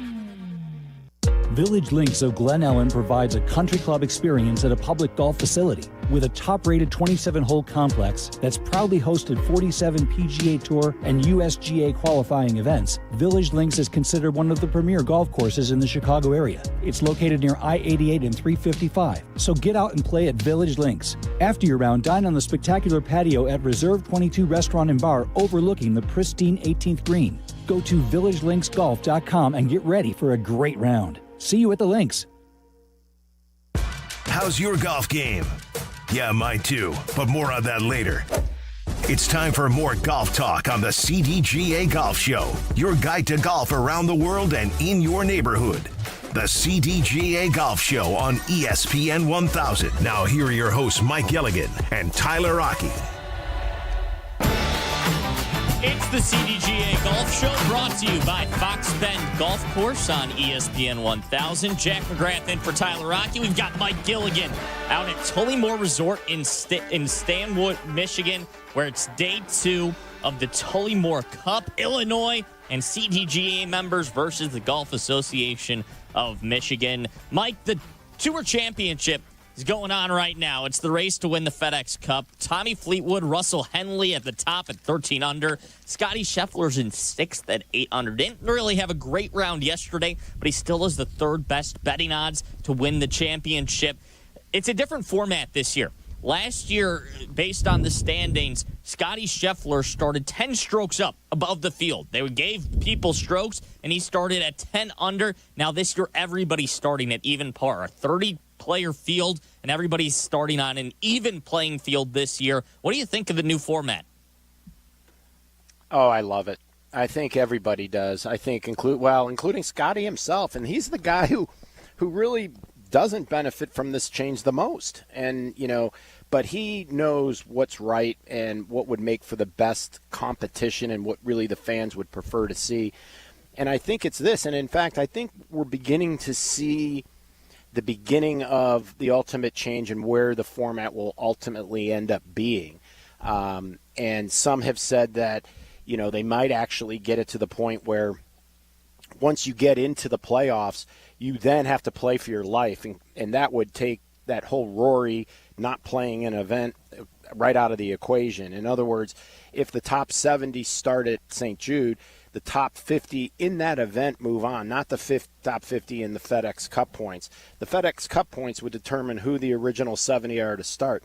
But just like the NFL, you're resetting the playoffs back to 0-0 records. I mean, you're playing one and you're done. I mean, you lose once, you're out. And That's basically true playoff golf if they really want to mirror, what the NFL does or what some of our other major sports do in the way of playoffs. And I think when Brian Rolapp spoke to the media, and coming from the NFL, he alluded to the fact that there is going to be change and that anything and everything is on the table. And I think that's a healthy outlook to have, especially a guy coming into an industry that while he was, at the very top of his industry at the NFL and what he did with regard to corporate partnerships and broadcasting, he still doesn't know the game of golf intimately enough, but he's going to have enough people around him who can. So I look at this as an opportunity to really make the PGA Tour product once and for all something that we are just so glued to as a community of sort. And I just think Brian's the right guy to do this, and it speaks back to the ability to keep the general fan interested. And I think by having the elimination factor, you're playing for your life right away. It's going to really show you who the hot hand is, who wins. I mean, my beloved Steelers were wild cards one year, and then they ended up winning the Super Bowl. And so, we're not allowing that to happen currently, because if you were, you got in at, number 68 out of the top 70, and then you go on a heater, and you could win this thing. But under the current way, it's just not that way. Because if you don't play good enough to get your FedEx Cup points to make that top 50 to the next one, you're not going, even though you just had an incredibly good week for you. And under most circumstances, you'd want to play because you played well, and the next sponsor would want you to play because you're playing well. But instead, you're going home. So I think that's where Scotty looks at things more objectively as an overall tour and not selfishly for himself. And again, that's another thing that just endears us to Scotty and being Scotty Scheffler fans. And so I think, it's the right way to go. And I'm looking forward to seeing where this goes come next year. But, he did himself a disservice, but in the end, I think he did what is best for the PGA Tour as a whole. And, you can just look back at last year in terms of the impact that staggered start had. Colin Morikawa outplayed Scotty Scheffler in the championship last year, and he was nowhere near Scotty. He finished 4 strokes back of him because Scotty started with that 10-stroke lead. So I agree with you. It's definitely better for the tournament. Add some more intrigue at the end here. Who's your pick? Do you think one of the top two, either Henley or somebody else, is going to wind up taking this tournament, or Scotty Scheffler or Rory McIlroy, who's 7 under, 6 strokes back? Are either of those guys going to work their way back into the top of the leaderboard? Well, just like I told Jesse Rogers, it was funny last week when Jesse was on with us. He thought it was a foregone conclusion with a 5-shot lead that Robert McIntyre was going to win. And I said to him, Jesse, it's either going to be today, which was Saturday, or tomorrow, that Scotty Scheffler will be putting for the lead. And he said, no way, he's 5 shots behind. I said, but Vegas has him at +1, has Robert at 120, but 5 shots back is Scotty at +140. The guy 6 shots and 7 shots back are like 1,500, 1,600. So, as I said, Vegas knows. And so Vegas knows again in this case. And I think you're going to see Scotty climb back into this. He's going to reel people back in. But I've got a feeling karma and the golf gods are going to work once and for all, finally, for Mr. Tommy Fleetwood. This is his time. And wouldn't it be ironic that he wins the biggest purse of them all with the only win that he has in America? To me, that would be so fitting. And I couldn't happen to a nicer guy. The downside, my heart tells me, if Tommy Fleetwood's playing that well, he is going to be a pain in our rear ends come the Ryder Cup. But I would love to see this happen for Tommy. So my heart's telling me Tommy Fleetwood. My common sense wants to say Russell Henley or Cam Young or Scotty, but my heart's going with Tommy. Well, Tommy has the best betting odds right now at +220. So he's 13 under. He's at the top of the leaderboard. He carded a 64 in round 1, a 63 in round 2. I mentioned Rory McIlroy's name as well. He's 7 under in this tournament, and he hit one of the luckiest shots that I've ever seen. You mentioned this one, Mike, and then I looked it up afterwards. He hit a shot from the bunker. He scolded, crushed the ball. If I hit this shot, this ball is 50 yards over the green. And trust me, this is a shot I hit a lot where you're in the bunker. Everybody knows what I'm talking about that's played golf. And you think, I need to take a full swing here to get this out of the bunker. And he hits it clean, hits it solid, and that ball flies. Well, for Rory McIlroy, it doesn't fly and go over the green. It flies and hits the bleachers, bounces back into play, and lands about 10 yards, not even 10 yards, from the cup, and hit one of the luckiest shots I've ever seen in my life. Well, and then he converts the putt. That's the other part of this whole thing. Well, so, I wouldn't have been able to do that, to your unfortunately. Point. Yeah, well, most of us probably wouldn't anyway. But he did what we call a Vin Scully. He hit the thing just right, a blader from Decatur, and that thing was shooting out like a missile. And he got the benefit of having temporary structures. And, that's the other thing that, they get the benefit of having structures. And when they're, in doubt whether they got to carry, what is the number? When in doubt, just fire the thing into the bleacher. You're going to get a free drop anyway. So, unfortunately, as recreation golfers, we don't have that luxury. And nor do we have the gallery that can actually stop some of our wayward shots. But then there's also a good idea that the gallery's probably not out here because we would probably be having EMS services called regularly when we play. So with that being said, it's interesting. It is for sure. I guess you're right. I don't think I could play with people watching you like these guys do. But nevertheless, the bleacher as a backboard could help out a little bit. We have to talk about Keegan Bradley. We just talked about him last segment. In his first round, he just shot 70, but he bounced back and played really well yesterday, 6 under. So he's kind of in the mix here. Do you think this performance will impact his decision at all? 1,000%. I really, really do. And I think if he does well, he turns into really top-notch time of rounds and almost gets himself into the mix a little on this thing, then I think everyone's expecting him. If he, shoots a couple over each day or par and a couple over, I think you're going to see him go a different direction because I think what's starting to happen is certain guys are starting to play themselves onto this team. And I'm glad to see it because guys like Patrick Cantlay, we haven't heard much from. But when you look at Patrick Cantlay's Ryder Cup record, it is really, really good. But you also, when you ask Patrick Cantlay to be on the team, you're potentially asking for some distractions because Patrick is just a unique individual with a unique personality. And as we may know, he had Hackgate last year, or the last time they played, I should say. And, I don't think the team needs any distractions that relate back to either the business and players getting paid or, hey, I got to wear this hat. I can't wear the team hat because of who I am and I'm in my own company and all that good stuff. If that's going to be his stance and he will say so in the beginning, I wouldn't select him whatsoever. I wouldn't want that in the locker room. But if Patrick Cantlay continues to play well this weekend and agrees to be the best teammate possible, I would pick Patrick Cantlay over myself if I'm Keegan Bradley. Any other names that we should watch that could kind of play their way onto the Ryder Cup team here? Because there's a few names here and there that are really on that bubble right now. Jordan Spieth's another one, but he's not playing this weekend. There are some names that are kind of on the bubble. Anybody else we should be watching for in this 30-player field that we should be watching to see if they can make a push for the Ryder Cup? Yeah, I think you really want to keep your eye on Cam Young. Cam Young, Sam Burns, and Andrew Novak, and even to a certain degree, Brian Harman. But more specifically, back to Cam Young, he is starting to come in his own. He now has won. He now knows he can do it. He knows he belongs at this level and at a level to be expected now to win. And I think when guys get this, just before the Ryder Cup, I think Cam Young should be on this team. And I wouldn't be a bit surprised if at the end of it we're saying Cam Young is our most valuable player on the Ryder Cup team.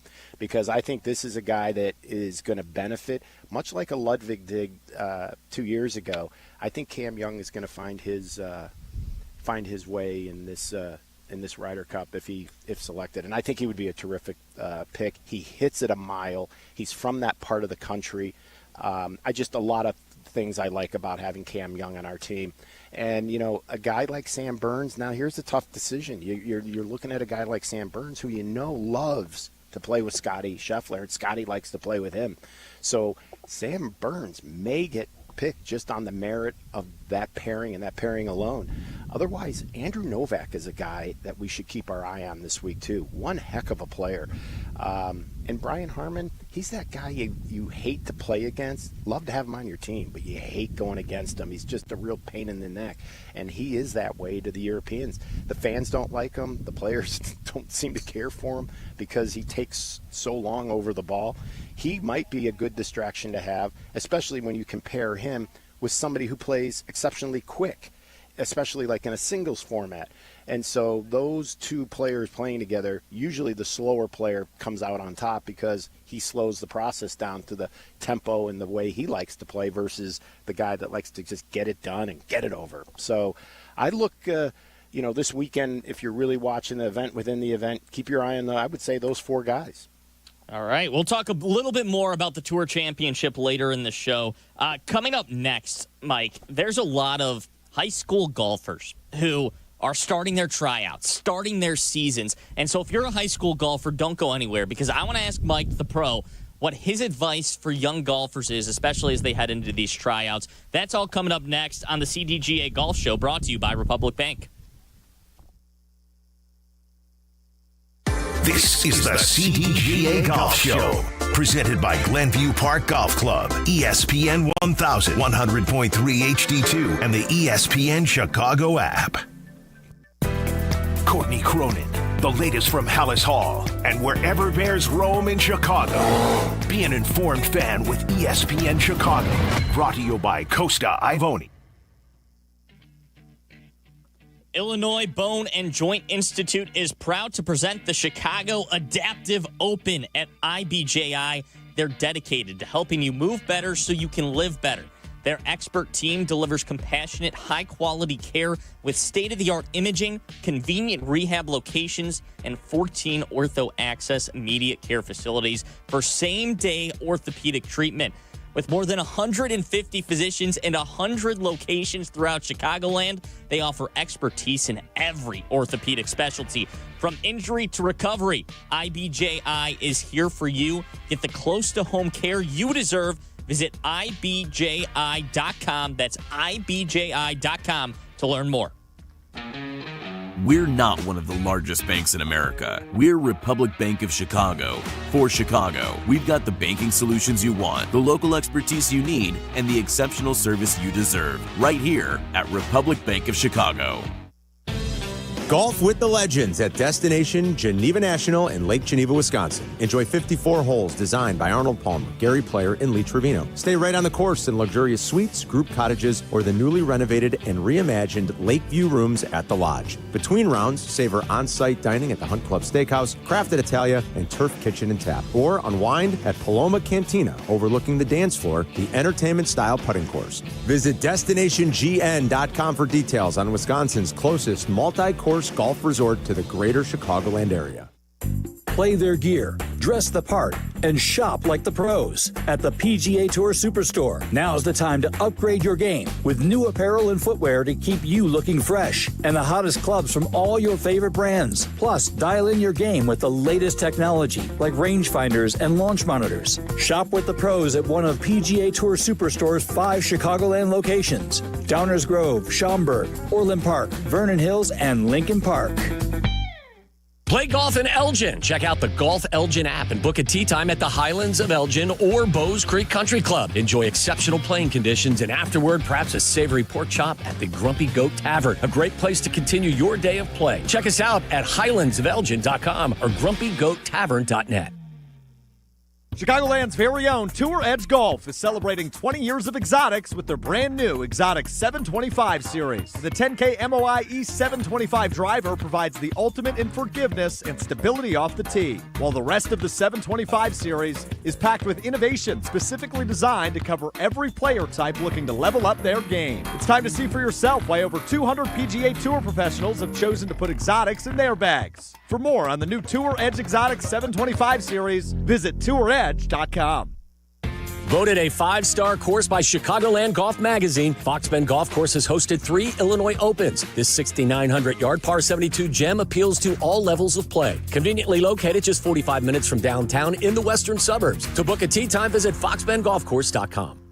If you haven't been to a PXG golf store, you are missing out. Every location is equipped with state-of-the-art fitting bays, the full lineup of our game-changing golf clubs, an incredible selection of PXG apparel, golf bags and accessories, and personal service that is absolutely second to none. The best part? It's a ton of fun. Find out what PXG can do for your game. Come see us at either of our 2 Chicago locations, Northbrook and Oakbrook. PXG, you've never played like this before. Welcome into the CDGA Golf Show on ESPN 1000. Presented by Glenview Park Golf Club. Here's your hosts, Mike Gilligan and Tyler Rocky.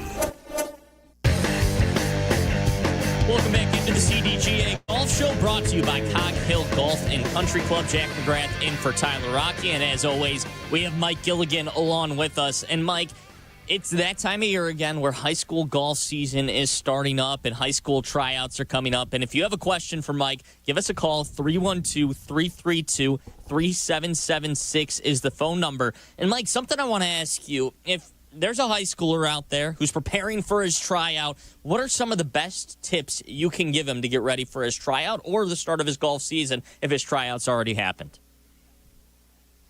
Well, the best thing that they can do, honestly, is to really practice and really focus on putting and chipping. And I know, it feels good to hit it long and hit it far and hit it straight. And I was one of those that loved to do the same thing. But what I realized when I got to high school is that, you got to go to school. You got to finish your day at school, get on a bus, put your clubs on there and ride to a place, and you don't get the opportunity to go and hit a bucket of balls and warm up like you did all summer long. You need to learn to teach yourself how to warm yourself up without, doing it the traditional way of, the bucket of balls an hour before, because they're going to get you on, they're going to get you out, and sunlight is of the issue now, and getting all the matches done and the dual meets in time to get you back home so you can get home and do some homework. So the first thing I recommend to anyone and everyone is get your putting and chipping as solid as you can, because here's why. If you are hitting fairways and greens and you're putting well, you're going low. But if you're not hitting the ball well, tee to green, and now you got to rely on that chipping and putting to be there, you can rescue and still score. But if you don't have any formidable putting and chipping, I don't care how well you're playing tee to green, you won't score. You might get by with it okay, but the guys and girls who play the best high school golf have the ability to get it up and down from almost anywhere. And their tee to green game could be marginal and average, but they make up for it there. And I just think that when you go and travel in these little dual meets that you might have where you don't have the time to warm up, I would advise just warming up with a few chips.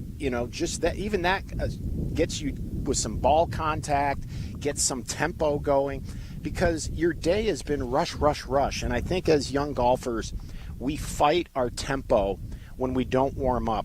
And as a result, we get quick. And when we get quick, we hit a lot of wayward shots, and we hit a lot of pulls. We hit a lot of, tops and that kind of thing. So we become consistently inconsistent when we start getting quick, and everything becomes quicker in our mind than it really is. And school will do that to you. And that was the hardest thing for me, transferring in from being a fun summertime, I love playing tournament golf, to now, hey, wait, I'm representing my school colors in this thing. This is starting to get serious, and people are actually paying attention to what I'm doing.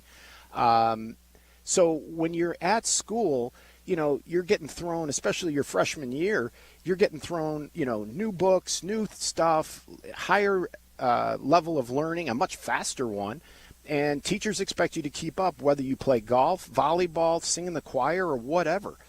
But what I also learned is whatever happens at school, whether it's a detention, whether it was a pop quiz you just forgot about and failed, didn't do the assignment, you have to leave all of that on the bus or back in the car. When you step on that golf course, you have to be 100% focused at the task at hand.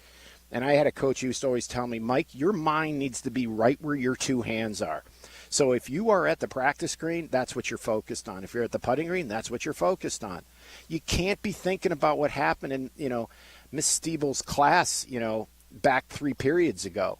If you are, you're cooked. And the other teams that come more mentally prepared to play 9 holes, because 9-hole matches, you don't have a lot of time to recover. 18 holes, you've got a lot more time. You have a bad first few holes, you don't have a lot to get back with in terms of inventory. So the idea is to start off good, play consistent, and keep the ball in play. And so if it means even on that first drive or two to get the day started, hit 3-wood, hit 5-wood, hit the club you're most comfortable with, not the one that everybody else is hitting. There's a lot of times guys are going to hit driver no matter what. But if you feel in your heart of hearts, I would do better with a 3-wood, but your ego is telling you, well, if I step up there to the 3-wood, they're going to make fun of me. No. You put that 3-wood right where it is. At the end of the day, it's about how many, not how you did it. So if they wanted a story, I always say this, they'd make those boxes real big on the scorecard. All they're looking for is a number.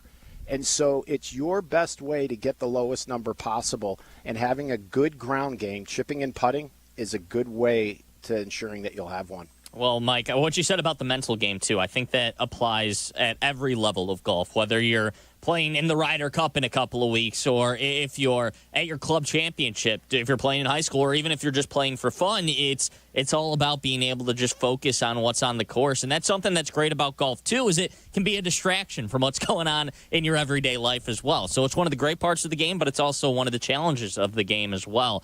Mike, we have to take a quick break here.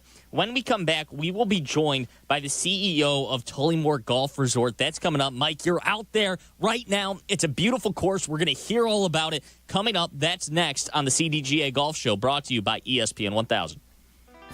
This is the CDGA Golf Show on ESPN 1000, 100.3 HD2, and the ESPN Chicago app. Come to Cog Hill Golf and Country Club and experience truly legendary golf. Since 1927, Cog Hill has been the mecca for public golf in the Midwest. In addition to Dub's Dread, ranked the #1 course you can play in Illinois by Golf Digest, Cog Hill offers 3 other beautiful 18-hole layouts with price points for all types of golfers. Visit their state-of-the-art practice facility with top tracer technology on 42 driving range bays. Plus, they have 2 golf shops, a new club fitting room, and beautiful clubhouse and reception area. They serve great food, too. Visit coghillgolf.com. Experience the best golf on the North Shore. Head over to Glenview Park Golf Club. Book your tee time 24/7 at golfglenview.com or call 847-724-0250. golfglenview.com or 847-724-0250. Experience the best. Chicago-based Zero Friction is the fastest-growing golf products company in America and responsible for the 3-pronged performance tee, the innovative one-size-fits-all glove, and the new Stride electric bag trolley with an amazing Smart Follow technology remote. To secure your personal caddy, go to zerofriction.com. Tullymore Golf Resort is the perfect spot for your next golf trip. With 36 holes of championship golf and on-site accommodations, Tullymore Golf Resort is up north golf without the drive. Start your trip with just a click at tullymoregolf.com. This is ESPN Chicago, WNVP, WTBC, HD2 Chicago, a Good Karma Brands radio station. From PGA to where you should play, this is the CDGA Golf Show with Mike Gilligan and Tyler Rocky, presented by Glenview Park Golf Club. Ladies and gentlemen. CDGA Golf Show brought to you by Tour Edge and Republic Bank. Welcome in. I'm Jack McGrath in for Tyler Rocky today. Mike Gilligan is on site in the heart of Michigan at Tullymore Resort, where they are hosting the Tullymore Cup. It's CDGA members versus Golf Association of Michigan members in the Tullymore Cup, and we have a very special guest right now. It is Matt Golden, the CEO of Tullymore Golf. And Matt, how are you? I'm doing great this morning. How about you? I'm doing well. And Mike, you've had a great experience at Tullymore so far. I know it's a beautiful course out there. What can you tell us about it?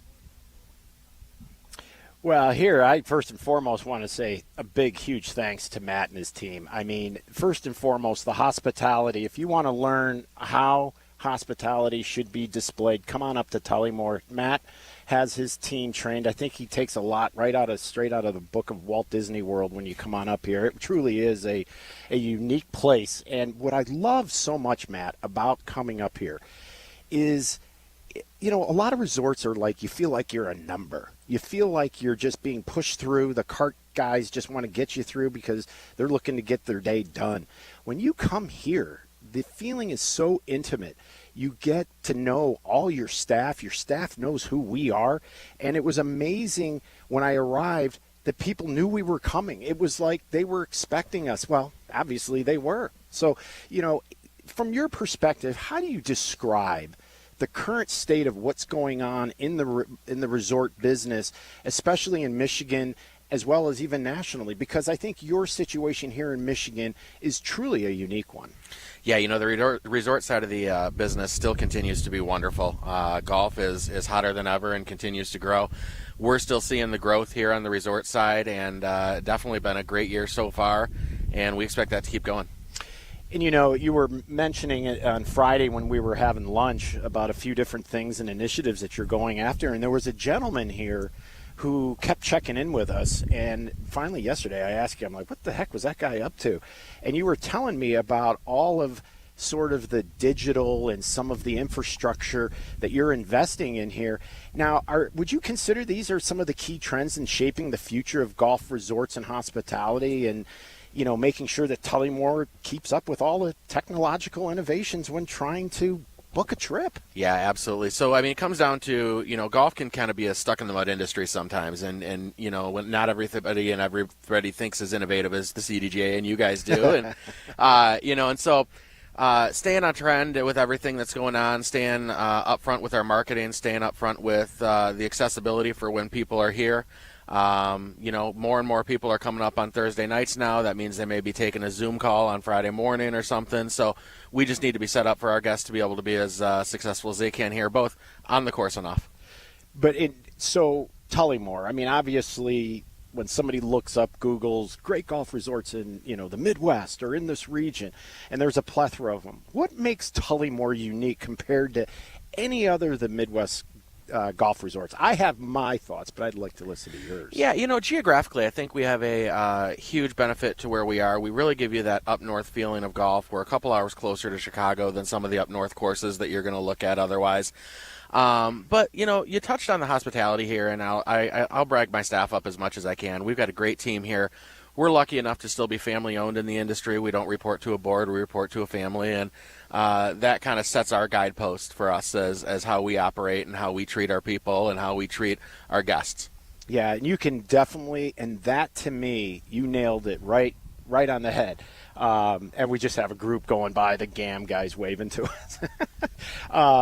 But no, that is the feeling. Once you step on campus here, that, you know, the ownership, it starts right there with the family. And I think that family vibe cascades. Even when you're in the rooms and, you know, those little touch points that you guys have in and around the various clubhouses just to make, you know, you go that extra step, the stuff that you know, didn't expect to be there. And it's like, oh, wow, this, and it's for free. Wow, imagine that. Well, not actually for free. You're paying for it some way or another. But at the end of the day, the feeling here is, and I've been to a ton of resorts all around the country. I've been blessed in that way, but I can't tell you how much I love coming up here because it is a getaway like no other. It's so very unique. Yeah, it's geographically, like I said, we're just so blessed to be where we are. You know, we're only an hour north of Grand Rapids, Michigan, which makes the drive from Chicago, from Metro Detroit, really, you know, a piece of cake, which is nice for us. Lets people get away and not have to maybe spend as much time in the car. Yeah, you know, and earlier Jack was asking me how this all got started with you, and I was sharing the story when Mecosta County came and approached us, and that's how you and I met. But, you know, this whole notion of hospitality, we got a lot of wind coming in here, like right now. Hopefully that's not bothering people at home. But since the COVID has ended and the industry has exploded, What are some of the new challenges to an operator? I mean, before you were looking for people to come. Now it's almost a little bit different in terms of how you want the people to come. Is that fair to say? Yeah, absolutely. And, I mean, for us, we really try to be the more boutique experience when you're booking your golf package. We want the package to fit you, not fit us. You mentioned earlier not just being just a number when you come here, and that starts with the booking process here. And so really staying on top of that and staying, in front of our guests and making sure that we're delivering the product that they want, whether it be a plug-and-play special for a Tuesday, Wednesday, or a package that they're going to come up on Thursday and stay through Sunday.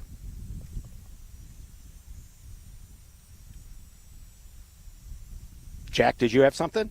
Oh, no, go ahead. Oh, I'm sorry. I thought you had said something. My apologies. Matt, again, getting back to where your location, what a lot of people will do is use this as the stepping stone to go further up north. And I think you have just the perfect place to do that because it's a comfortable 3.5 hour drive from Chicago. You get a great opportunity to play 2 fabulous golf courses that are completely different. And then you get to travel back up. Or you go up north, and that's what a lot of the women, all the women on our team this week, that's what they've done. They're winding down a 10-day trip right now, which is amazing. And they have had nothing but the best time in Michigan. But here again, I'm hearing it right straight from our members' mouth that they've been everywhere in Michigan, but this is the best place. And they save the best for last, naturally, right? Sure, we love to think so too. But, we do get a lot of traffic from people that are coming to play golf in Michigan. I mean, even some of the CDGA guys played on their way in on Thursday. They were up here a couple weeks ago, a couple of your guys were, and they were headed further north. So, geographically, like I said, we've just got that benefit of being right off the freeway, off 131, and just a great spot. So let me ask you a more personal question. What got you into this crazy industry? How did you get into this? Complete fluke. I came up here to do some marketing with these guys, do a little bit of development, and, it seemed interesting at the time, and eventually came into the position that I'm in now. Got in my 9th season here, which is amazing. Wow, 9 years here. That's amazing. And you have turned out a variety of different amazing staff that have gone on to different resorts in and around the world and whatnot. What's the one thing you would give to a young person who wants to get into the hospitality industry, but they're not sure exactly what aspect of it they want to be in? What would you tell somebody that knows they want to be in a position to serve, but they just don't know exactly what it is they want to do? Yeah, dig in. Don't be afraid to make a mistake. Don't be afraid to try something that you realize you don't like in a year. You can try anything for 6 months or a year, and maybe you say, well, I didn't exactly love that, but I learned I like this part of it.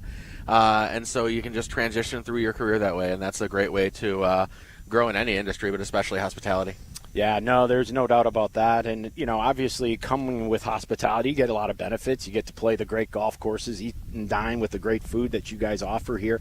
And having to do the taste test, that's all part of Hazardous Doozy. I get that. But when you come out here and play, which course do you prefer? Ooh, it depends on the day. I played it really does. I probably play Tullymore just a little bit more because I cheat. That's where my office is, so I can sneak out every once in a while. But I've played St. Ives more this year. Have you really? Yeah, I have. It's it's a fun track. We're only about 7 to 10 minutes between the two properties, and just the two landscapes are just so different. And so it really it depends what kind of golf you want to play. Well, Matt, we really appreciate your hospitality here. And is there anything new that you can say that be on the lookout? We've got something coming up next year or 5 years from now. Here's where we're looking to do because the industry is doing so well. Or, hey, we're just going to stick to our knitting and do what we do best and continue to be one of the more recognized facilities in Michigan. I think one of the things is with my staff is we're constantly evolving. We're constantly come up with something new. A few years back we came up with a Sunday Monday steak dinner that now is our Cyber Monday special and sells out in a single day for the entire year. We use the time that we're together and some of the slower times or maybe on the way back from the Chicago Golf Show and some of our trips together to brainstorm some new ideas and everything. So we're not idle very often when it comes to the mines. Well, no, that's the amazing thing. You are always evolving here, and that's clearly on display when anybody ever comes up to stay here. And, you made a mention about some of the packages that you do. Explain the value. I mean, people will be shocked at the price point of the CDGA special. Yeah, absolutely. I mean, anytime you're going to do a stay-and-play trip with us, you're going to save up to 30%. Then you do some of our prepackaged stuff, like I mentioned, our Sizzling Sundays, our Teas and Taco Tuesdays, or our Excellent Special, which is a midweek special. All those are going to save you upwards 30, 40, almost 50%. So, when you do those packages and you use the CDGA special, mention you're a CDGA member, you're going to get even better deals on some of those. So that's usually, 2 nights, 3 rounds of golf? Can be 1 night or 2 nights. Yeah, 3 rounds of golf, 2 rounds of golf. So it really, there's a little bit of everything for everybody. It depends on how much golf you want to play. And the price points are just so amazingly friendly. Yeah. And that's the one thing that I think you've done and been able to do is hold your pricing pretty true. And where I've seen a lot of these resorts just get outlandishly expensive, and quite honestly, we're hearing it from our members, they're turned off by it. And I think the long-range play is going to be loyalty in this business, and I think you're doing a heck of a job with that. Well, I appreciate that. Our 2 nights, or 1 night, 2 round stays start at $249, which is just completely affordable. And so we're really proud of being able to, we're really, really careful about the price point here. We don't want to go too high. We want to make sure it's still friendly and acceptable to the guests. Yeah, and all you need is a tank of gas to get here and a tank to get back home. And I'm going to tell you, for the money, you cannot have a better golf experience and hospitality experience than coming here to Tullymore. So, Matt Golden, thank you for being who you are and what you are to us at the CDGA. Our folks are having a ball. They're already talking about next year. So, mission accomplished, my friend. Yes, well, thank you very much. Thank you. So, we're going to throw it back to you, Jack. Thanks. All right, sounds good. That's Matt Golden, CEO of Tullymore Resort. Mike's out there this week for the Tullymore Cup. It's in the heart of Michigan. Tullymore Resort, it's a great course out there. It's CDGA members this weekend versus Golf Association of Michigan members. A little bit of a state rivalry going on at the Tullymore Cup Day 2 today. When we come back, we will talk more about the Tour Championship. That's coming up next. This is the CDGA Golf Show brought to you by Geneva National on ESPN 1000. This is the CDGA Golf Show on ESPN 1000, 100.3 HD2, and the ESPN Chicago app. We live in an ever-evolving sports world. And starting September 2nd, ESPN Chicago evolves with even more sports content for your day. Cap and J Hood move up 1 hour with a 6 a.m. start. Carmen and Yurko will now be live 9 a.m. to noon. Then it's the triumphant return of Rich Eisen to ESPN with the Rich Eisen Show at noon. Black and Abdallah take over for 1 hour, a completely uninterrupted hour at 2, followed by the Waddle and Sylvie Show from 3 to 6:30. Packing more content, more voices, and more Chicago sports fun into your day. The new ESPN Chicago lineup launches September 2nd. Be there.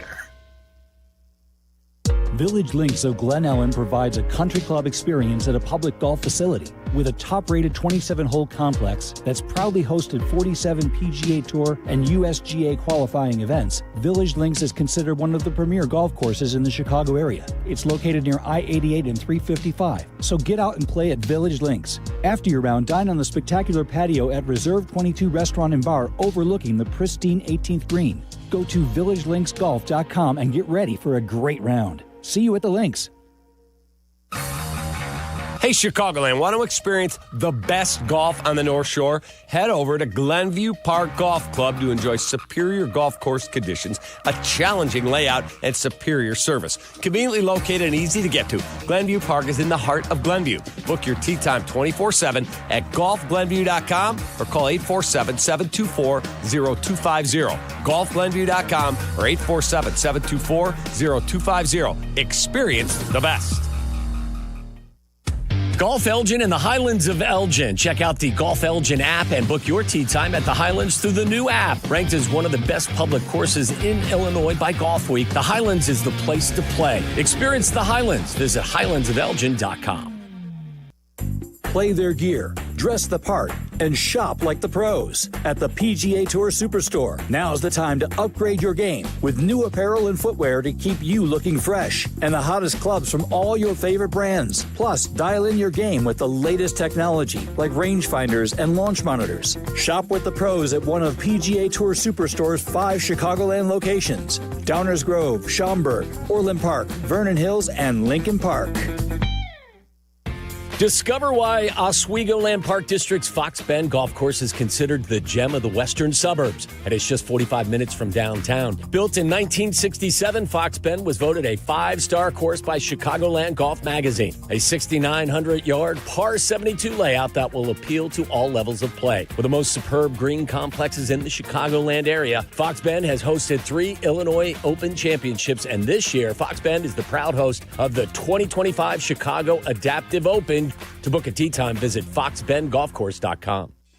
Golfers, go north to Wisconsin and experience the Club at Lac La Belle, voted a top 10 most fun golf course in the country by Golf Digest. The Club at Lac La Belle is now accepting tee times. Take advantage of same-day replay rates. The Club at Lac La Belle is at the heart of the Wisconsin Golf Trail, featuring a majestic, redesigned course and beautiful clubhouse. Schedule your tee time now at theclubatlaclabelle.com. A historic past meets a vibrant future. Go to theclubatlaclabelle.com to start your journey. Grow your game to the next level and share it with those who need it most. With a CDGA membership, you'll become better through golf. As a CDGA member, you'll receive exclusive benefits headlined by a handicap index issued by the USGA. Other benefits include access to special member perks, unique competitions, memorable excursions, exclusive member communications, and more. Additionally, all memberships help the CDGA expand access to the game and ensure that it evolves for future generations through unique and impactful sunshine programs. Learn more at CDGA.org. Golf is on your mind and on the air right now. This is the CDGA Golf Show on ESPN 1000, 100.3 HD2, and the ESPN Chicago app. Presented by Glenview Park Golf Club.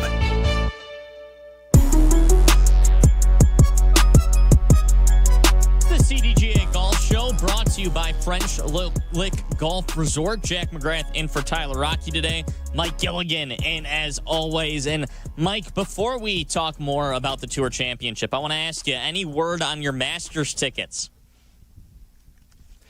Well, I got the letter. And unfortunately, I think most of us got the same letter. And for the, 12th year in a row, I got turned down by the general lottery. So I have to go to plan B, C, D, E, or F to get my tickets for 2026.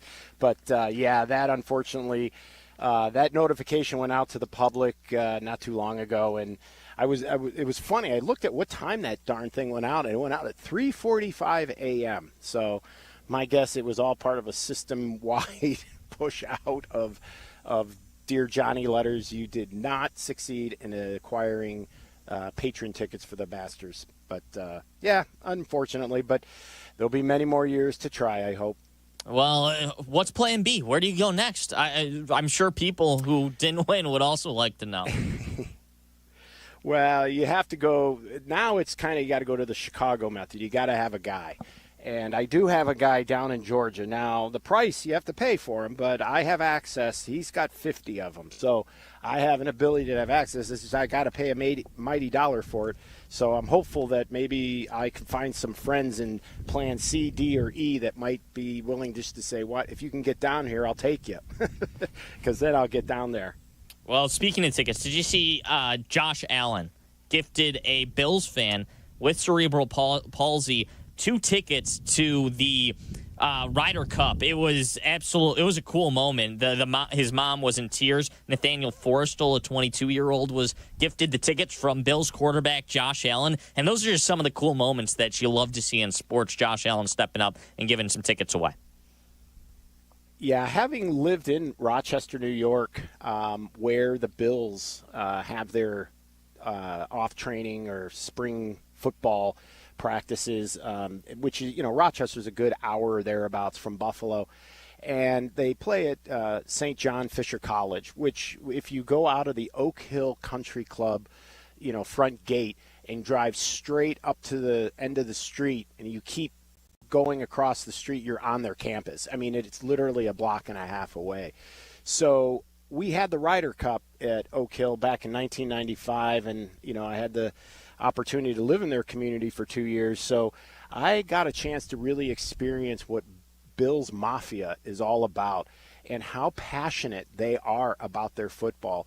I had no idea that at Orchard Park, which at the time, believe it or not, Orchard Park was the largest NFL stadium seating capacity-wise, but they were playing in the smallest market, and that is how passionate they are. So in Rochester, 39,000 Rochesterians would get on 90 and drive into Buffalo every Sunday to watch their beloved Bills play. So it made sense for them to do their off-training or off-season training workouts in Rochester. And, you know, Josh Allen has become a beloved guy. He's a great, great golfer in his own right. And this particular fan, Nathaniel, he befriended him, you know, as he attends every single practice apparently, and he's gotten to know Josh, and Josh gotten to know him over the years. But he noticed Nathaniel was practicing his golf swing one day, and he learned that Nathaniel is more passionate maybe about golf than maybe even Buffalo Bills football. But it's a close race either way. But so Josh, out of the kindness of his heart, just shocked really the social media world and anyone in golf for that matter, because the Ryder Cup ticket, as you know, is the hottest ticket going in sports at the moment. And he decided to grant 2 tickets to Nathaniel, and I think he is going to have the time of his life. In fact, I know he will. But, you know, to bring a mom to tears like that, and she didn't know that he was being serious, and when she found out this was the real deal, the emotions just came over her. And, you know, that's what life's about. And, you know, and it's funny how golf, sports, you know, good people, when it all comes together, magic happens. And it was just one of those moments, and I think it's gotten millions of views on social media. And it just, again, speaks volumes about the kind of guy Josh Allen is and what he means to that community. So I think he's endured himself. I don't think Josh Allen will buy a beer or a sandwich in Rochester for quite some time. I would doubt it. You mentioned he's a pretty good golfer himself. I have a question for you, Mike. Just switching subjects a little bit here.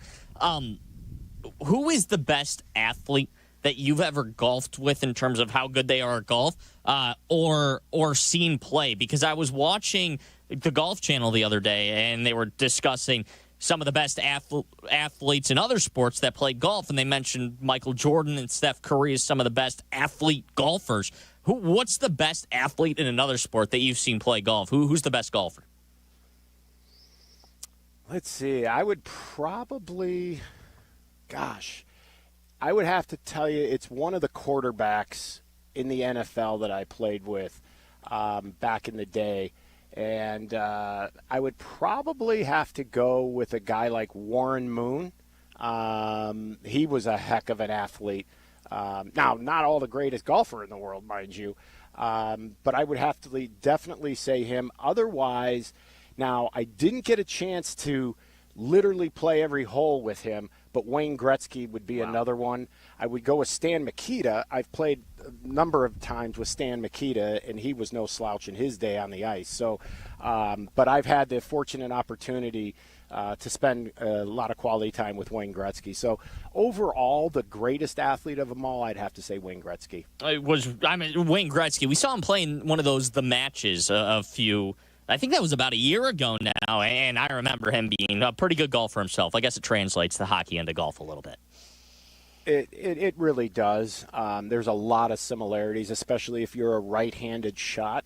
But many of us being dominant with our right hand, when we pick up a hockey stick, we actually are a left-handed shot like myself. So, but Wayne Gretzky, it was interesting. When I first met him in person in 1998, he was with the New York Rangers, but I was out at Seattle at the Sahalee PGA, and the Royal Bank of Canada had a hospitality tent there, and unbeknownst to me, Wayne Gretzky came in for the day, and our security group knew that I was a hockey aficionado, so they said, you got to come down to the Royal Bank tent. It's an emergency. And I'm thinking, oh, my Lord, what's going on? Is it on fire, or what are we doing here?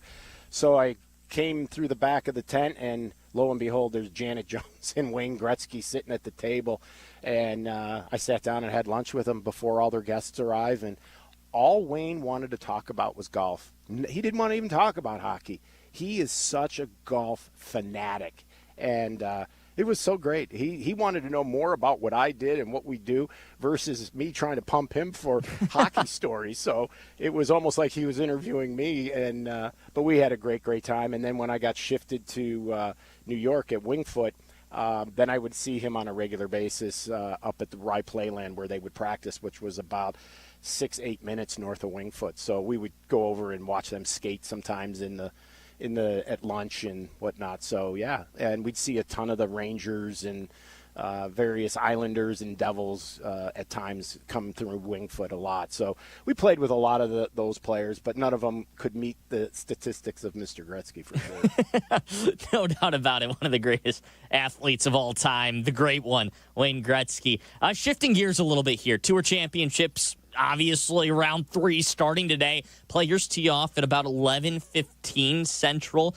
J.J. Spawn and Victor Hovland will lead it off, and then Tommy Fleetwood and Russell Henley, the leaders, will tee off at 2 p.m. Central. They're both at 13 under, leading the 30-player field right now. And the question you posed to me, Mike, was do you think the winning score of the Tour Championship come Sunday evening will be over or under 21.5? And right now, I think these players are going to play better than 21.5 under, because the way this course is playing, it's rained a lot, it's playing soft, and they seem to be striking the ball really well.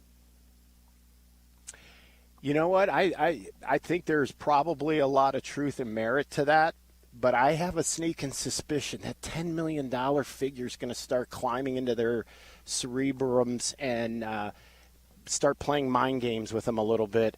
I'm going to guess 20 or 21 under. I think it's just going to be under, because I think the sheer magnitude of the moment is going to start bunching these guys together. And I think we're going to have a heck of a fight come Sunday afternoon. And all I want is just an exciting finish to top off what I consider one of the best years the PGA Tour has had, both from TV ratings and just the underlying storylines and the things that are happening in the domination that we're witnessing. We're witnessing golf history, and we don't even know it, in Scotty Scheffler.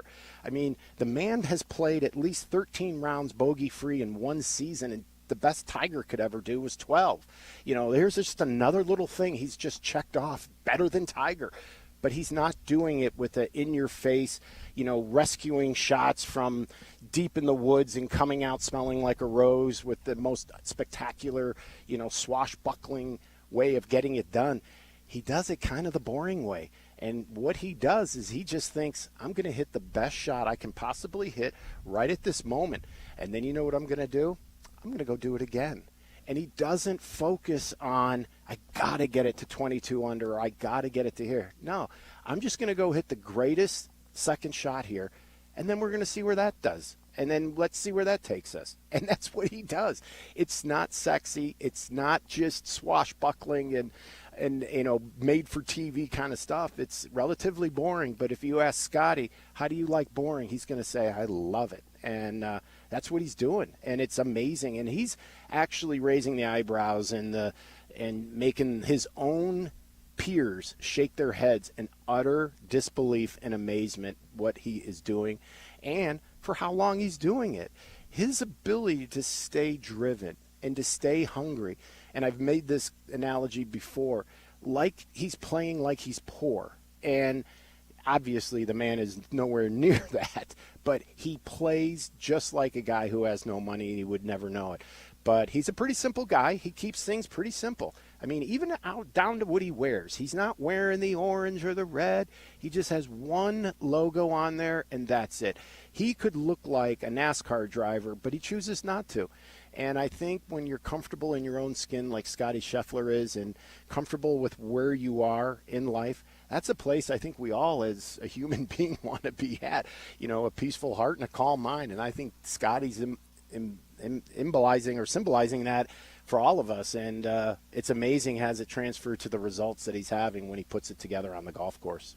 Well, we have to take a quick break, Mike. I agree with you what you said with Scotty Scheffler, and especially that drive, too. If you remember the comments that Rory McIlroy made about a month ago now, where he said after you achieve all of the majors, it's difficult to get yourself going on the golf course because you've already been there. Well, Scotty Scheffler seems to come in and still get himself going and ready to win in every event he plays. So ditto to what you said. But when we come back, we have to take a break. Jay Stocky, the World Long Putt Commissioner, will join us. There were multiple attempts made at the world record for longest putt. we'll tell you if anybody succeeded in making a 466-foot-long putt. Can you imagine that? We'll tell you if anybody succeeded when we come back. This is the CDGA Golf Show brought to you by Fox Penn Golf Course. More golf ahead. The CDGA Golf Show on ESPN 1000, presented by Glenview Park Golf Club. Peggy and Dion, this morning from 9 to 11 on ESPN Chicago, presented by Advantage Acura in Naperville. In 1958, few imagined a young Joliet native and Air Force veteran like Brent Wadsworth would pioneer the nation's leader in world-class golf construction. Wadsworth Golf Construction was founded on his vision of leading with integrity, service, and quality, with over 1,000 golf courses built or renovated, including 110 in Illinois. Wadsworth Golf has left an indelible mark. Yet it's more than just construction. Wadsworth's philanthropy, embodied by Wadsworth Golf Charities Foundation, has donated over $12 million to nonprofits using golf to uplift children, veterans, and the underprivileged. Projects like Youth Links at Cantini, CDGA Sunshine Course, and newly renovated Canal Shores in Evanston have benefited. Wadsworth Golf proudly supports the CDGA and looks ahead to further collaboration in enhancing the golfing community. Explore their projects and foundation at wadsworthgolf.com. You've arrived at French Lick Resort, here in Indiana. 2 hotels you have to see to believe. Legendary Golf by Pete Dye and Donald Ross. Our little corner of the world is like nowhere else. Your French Lick getaway starts now at FrenchLick.com. Must be 21 to enter casino. Gambling problem? Call 1-800-9-WITH-IT. Play golf at Elgin. Check out the Golf Elgin app and book a tee time at Bowes Creek Country Club or the Highlands of Elgin. Your outing could not be better than at the Highlands of Elgin. The Grumpy Goat Tavern is a great place to finish your golf get-together as well. Check them out at highlandsofelgin.com or grumpygoattavern.net. Experience the best golf on the North Shore. Head over to Glenview Park Golf Club. Book your tee time 24/7 at golfglenview.com or call 847-724-0250. golfglenview.com or 847-724-0250. Experience the best. Come to Cog Hill Golf and Country Club and experience truly legendary golf.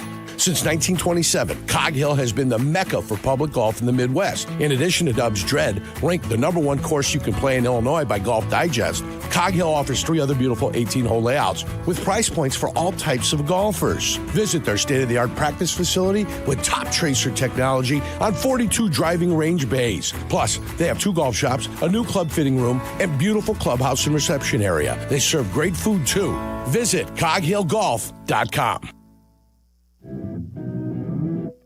You strive for more in life and in business, never settling for anything less than. Your bank should be no different. It's time for a fresh perspective. It's time to move things from to-do to done. It's time for your bank to go the extra mile for you.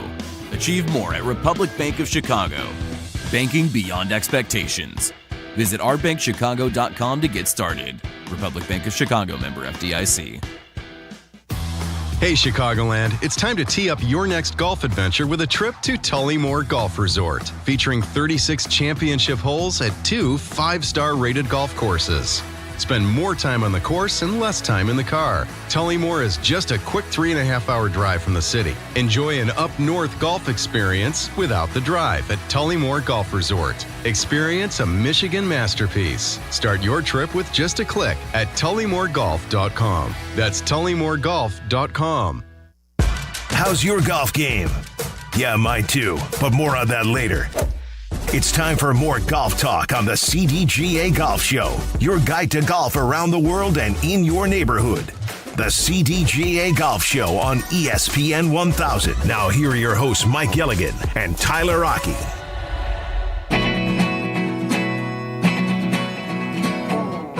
CDGA Golf Show brought to you by Golf Elgin.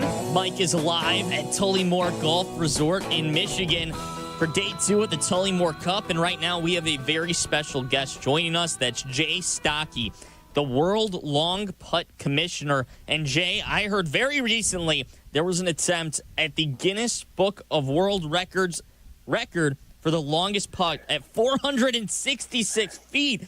How many attempts did this take? Did anybody hit it? Yes, it was absolutely fantastic. And so good to be here, guys. And I apologize. Voice is a little scratchy because it was one heck of a week. But, yes, so we had a celebration with to kick off our Season 3 of the World's Longest Putt. We had brought our sponsors up and a few golf influencers. And, yeah, my previous record was 401 feet a couple years ago.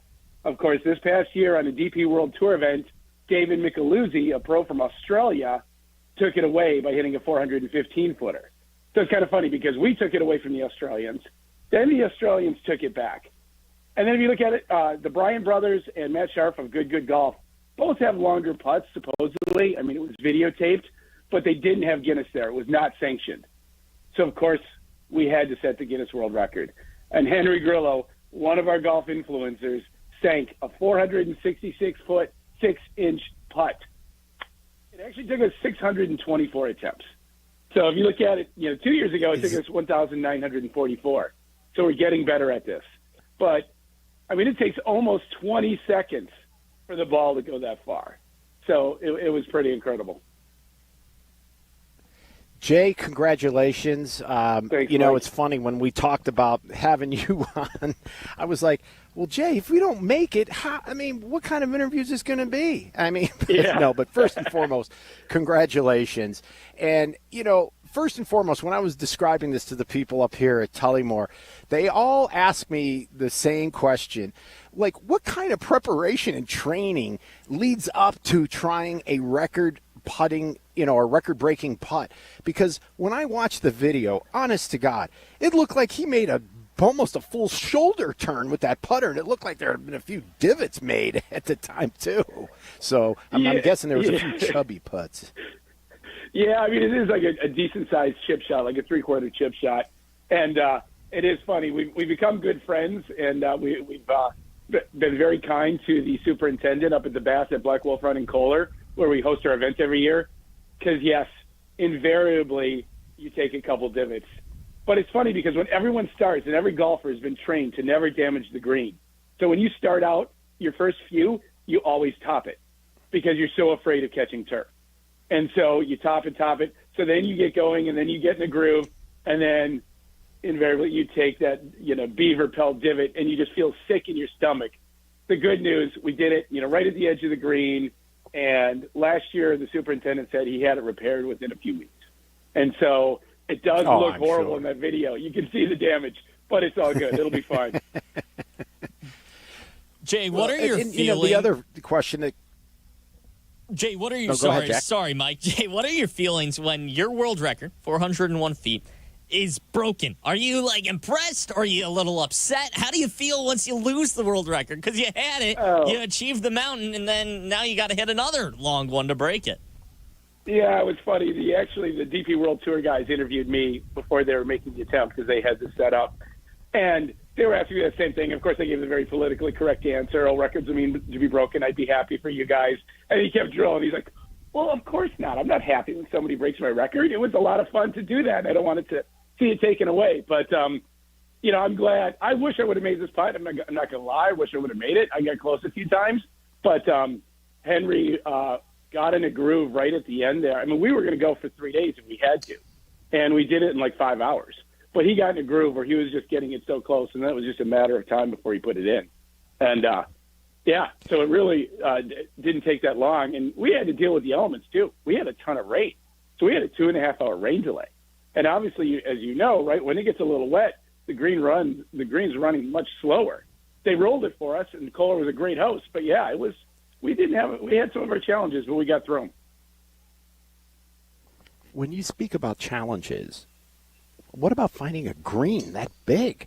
I mean, not only finding the green, but finding a place that can host such a thing. How many places? Because when you figure 466 feet, that's well over 100 yards. Right. There's very few places in the country. I mean, there's one in Plymouth, Michigan, the Cardinal St. John, the Frisco facility, the PGA headquarters. Those are just the few greens I know that are big enough. But the Bass is our favorite just because Kohler's always been so good to us. And, it's tough. But the big controversy, we've been pushing Guinness. because, David Micheluzzi, when he broke our record, and then if you look at the Bryan brothers, you look at Matt Sharp and Good, all of their putts were off fairway, right? And the definition of a putt is it must start and end on a putting surface. That is every definition that you read by everybody. Everything else, if you're doing it off the fairway, that's a great approach shot with a putter, but it's not a putt. And we're trying to get Guinness to change that record, but it's, they set the rules. So we've been pushing hard. We'll see what happens. So what's next? next? I did have that question with. No, sorry. Go ahead, Mike. No, I was just going to say, did Guinness have any special requirements for validating the record? I mean, I guess how easy or how difficult is it? I mean, do you just call up Guinness and say, hey, come on out, we're going to do this? But it's more of a process than most people might think, isn't it? Oh, yes. Yeah, I mean, you can't have Guinness. If you just pay, they'll send somebody out, but it's pretty expensive. So if you don't, well, then you have to hire independent witnesses. They can't be associated with you, the course, cannot have a vested interest in anything. They have to come witness everything. You have to have 2 static cameras that are set up running the entire time that are not disturbed, so Guinness can review your entire process from beginning to end. You have to have a surveyor come out to confirm the measurement. That surveyor's got to be witnessed. And so you have to keep a logbook, witness statements, affidavits, and Guinness contacts everybody. I mean, last time that they did it, they contacted everybody to confirm. So they do their job to confirm a record, and it is a bit of a process, but once you know the process, you can get through it. So what's next for you guys? So you hit the 466-foot putt. Where do you go after this? Do you try to hit one longer, or do you just kind of sit on the record and say, our organization achieved the record, we're good until somebody else breaks it? Yeah, well, great you brought that up. So we're kicking off our season 3, and actually our first competition is here in Chicago on September 6th and 7th.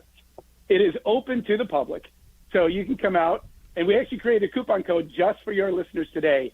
So it's CDGA is the coupon code, and so golfers can come and compete in our Chicago regional event at the Midwest Golf House in Lamont.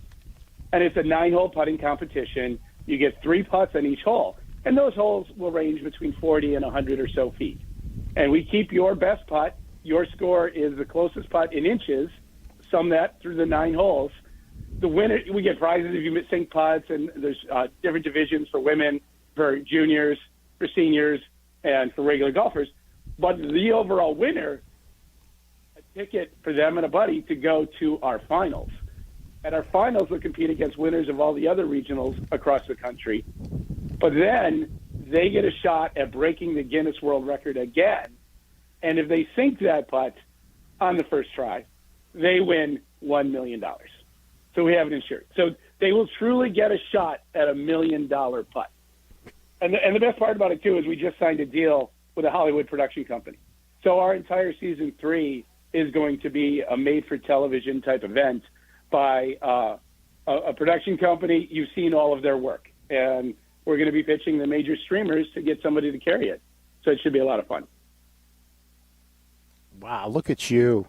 Man, this thing has grown into something a lot bigger, but it will be a very special weekend, September 6th and 7th, out at the Sunshine, the Bob Berry Sunshine Course in the back of Midwest Golf House. If you've never had a chance to see it, it is really cool. It's worth just to get in the event, just to come out and see that. You'll see how the holes have different types of grasses. It's a live lab, but it's one heck of a fun little course to play.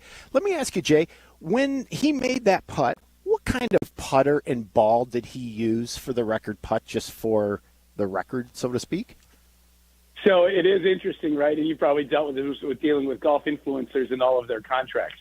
So Vice Golf is a sponsor of us. So he made it using a Vice golf ball. And, of course, Bettinardi is a sponsor. And of the 21 of us that were up there, 20 of us were using the Bettinardi putter. But, of course, Henry has a deal with Lab, and he used his Lab putter to make the putt. But wow. It was still fun. Yeah, it was a great event. I mean, our sponsors were so helpful. Bettinardi was awesome. We actually had Bushmills Irish Whiskey as a sponsor this year, Jumbo Max Putting Grips, Synthetic Turf International. So, yeah, it's really grown into an event. And it was really good to just get all of our sponsors together because they're the ones who really make this happen. And everyone enjoyed. I mean, who doesn't love to take a crack at a world record putt, right? So everyone enjoyed the event. And I just wish we could get more people up there and more people to try because it is so much fun. Well, hopefully, and I think you've been growing this thing amazingly well, grassrooting this thing, not only in our state, but around the country. And I wish you nothing but the best, and I can't wait to see you guys on the 6th and 7th when we try to send some lucky players and listeners and players and putters of all different sorts. And that's the beauty of putting, because everybody can putt. This isn't like long drive where there's select few. I mean, if you're have a good hot putting day, just one day, you could earn yourself up to the finals up there. Isn't that right? And when you sign up, is there a fee to get involved in this? And if so, what is it? Yeah, so there is a fee. It's $75 greens fee, and that includes some swag. But like I said, enter the CDGA discount code, and we're giving 33% off for all the listeners. So it's a great event, and like you said, anybody can putt. As witness, Mike, you saw it at the Chicago Golf Show. We had a 5-year-old sink an 85-foot putt. So he's coming to the regional event to compete. So it's just amazing. Well, yeah, and we had someone that was close to 90. Yes, exactly. We've covered. Go ahead, Jack.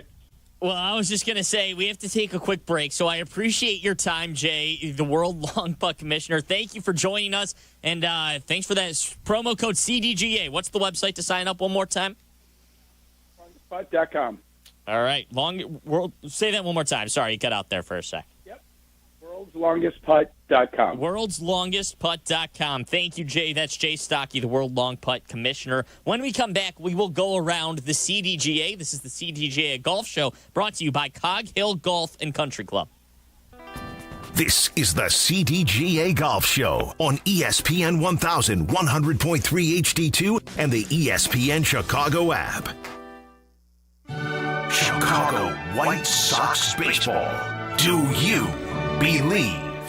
Len Casper and Darren Jackson bring you the call of White Sox and Twins. Live extended coverage begins at 3:30 with Jeff Meller and White Sox Weekly on ESPN Chicago, the home of the White Sox. Now backed by the power of the Pope. Illinois Bone and Joint Institute is proud to present the Chicago Adaptive Open. When injuries happen, IBJI's Ortho Access Immediate Care Clinics are here to help. Skip the ER and get specialized orthopedic care for sprains, fractures, and sports injuries. No appointment needed. With 14 convenient locations across Chicagoland, Ortho Access provides expert treatment from IBJI specialists, helping you recover faster and get back to what you love. Experience same-day care close to home. Visit IBJI.com for Ortho Access locations. IBJI.com for Ortho Access locations and hours. If you haven't been to a PXG golf store, you are missing out. Every location is equipped with state-of-the-art fitting bays, the full lineup of our game-changing golf clubs, an incredible selection of PXG apparel, golf bags and accessories, and personal service that is absolutely second to none. The best part? It's a ton of fun. Find out what PXG can do for your game. Come see us at either of our 2 Chicago locations, Northbrook and Oakbrook. PXG, you've never played like this before. Discover why Oswego Land Park District's Fox Bend Golf Course is considered the gem of the western suburbs. And it's just 45 minutes from downtown. Built in 1967, Fox Bend was voted a 5-star course by Chicagoland Golf Magazine. A 6,900-yard par 72 layout that will appeal to all levels of play. With the most superb green complexes in the Chicagoland area, Fox Bend has hosted 3 Illinois Open Championships, and this year, Fox Bend is the proud host of the 2025 Chicago Adaptive Open. To book a tee time, visit foxbendgolfcourse.com.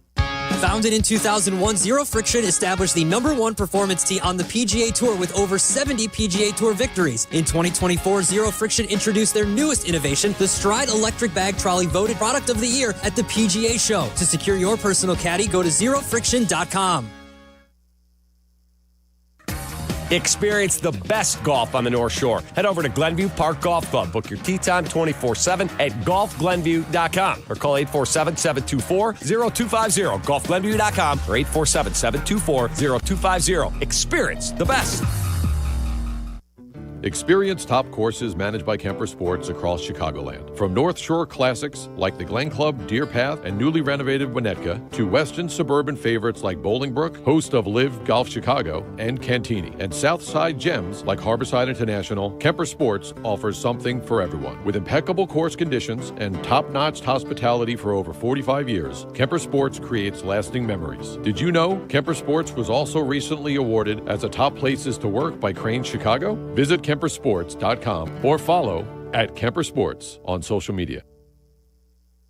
Chicagoland's very own Tour Edge Golf is celebrating 20 years of exotics with their brand new Exotic 725 series. The 10K MOI E725 driver provides the ultimate in forgiveness and stability off the tee, while the rest of the 725 series is packed with innovation specifically designed to cover every player type looking to level up their game. It's time to see for yourself why over 200 PGA Tour professionals have chosen to put exotics in their bags. For more on the new Tour Edge Exotic 725 series, visit touredge.com.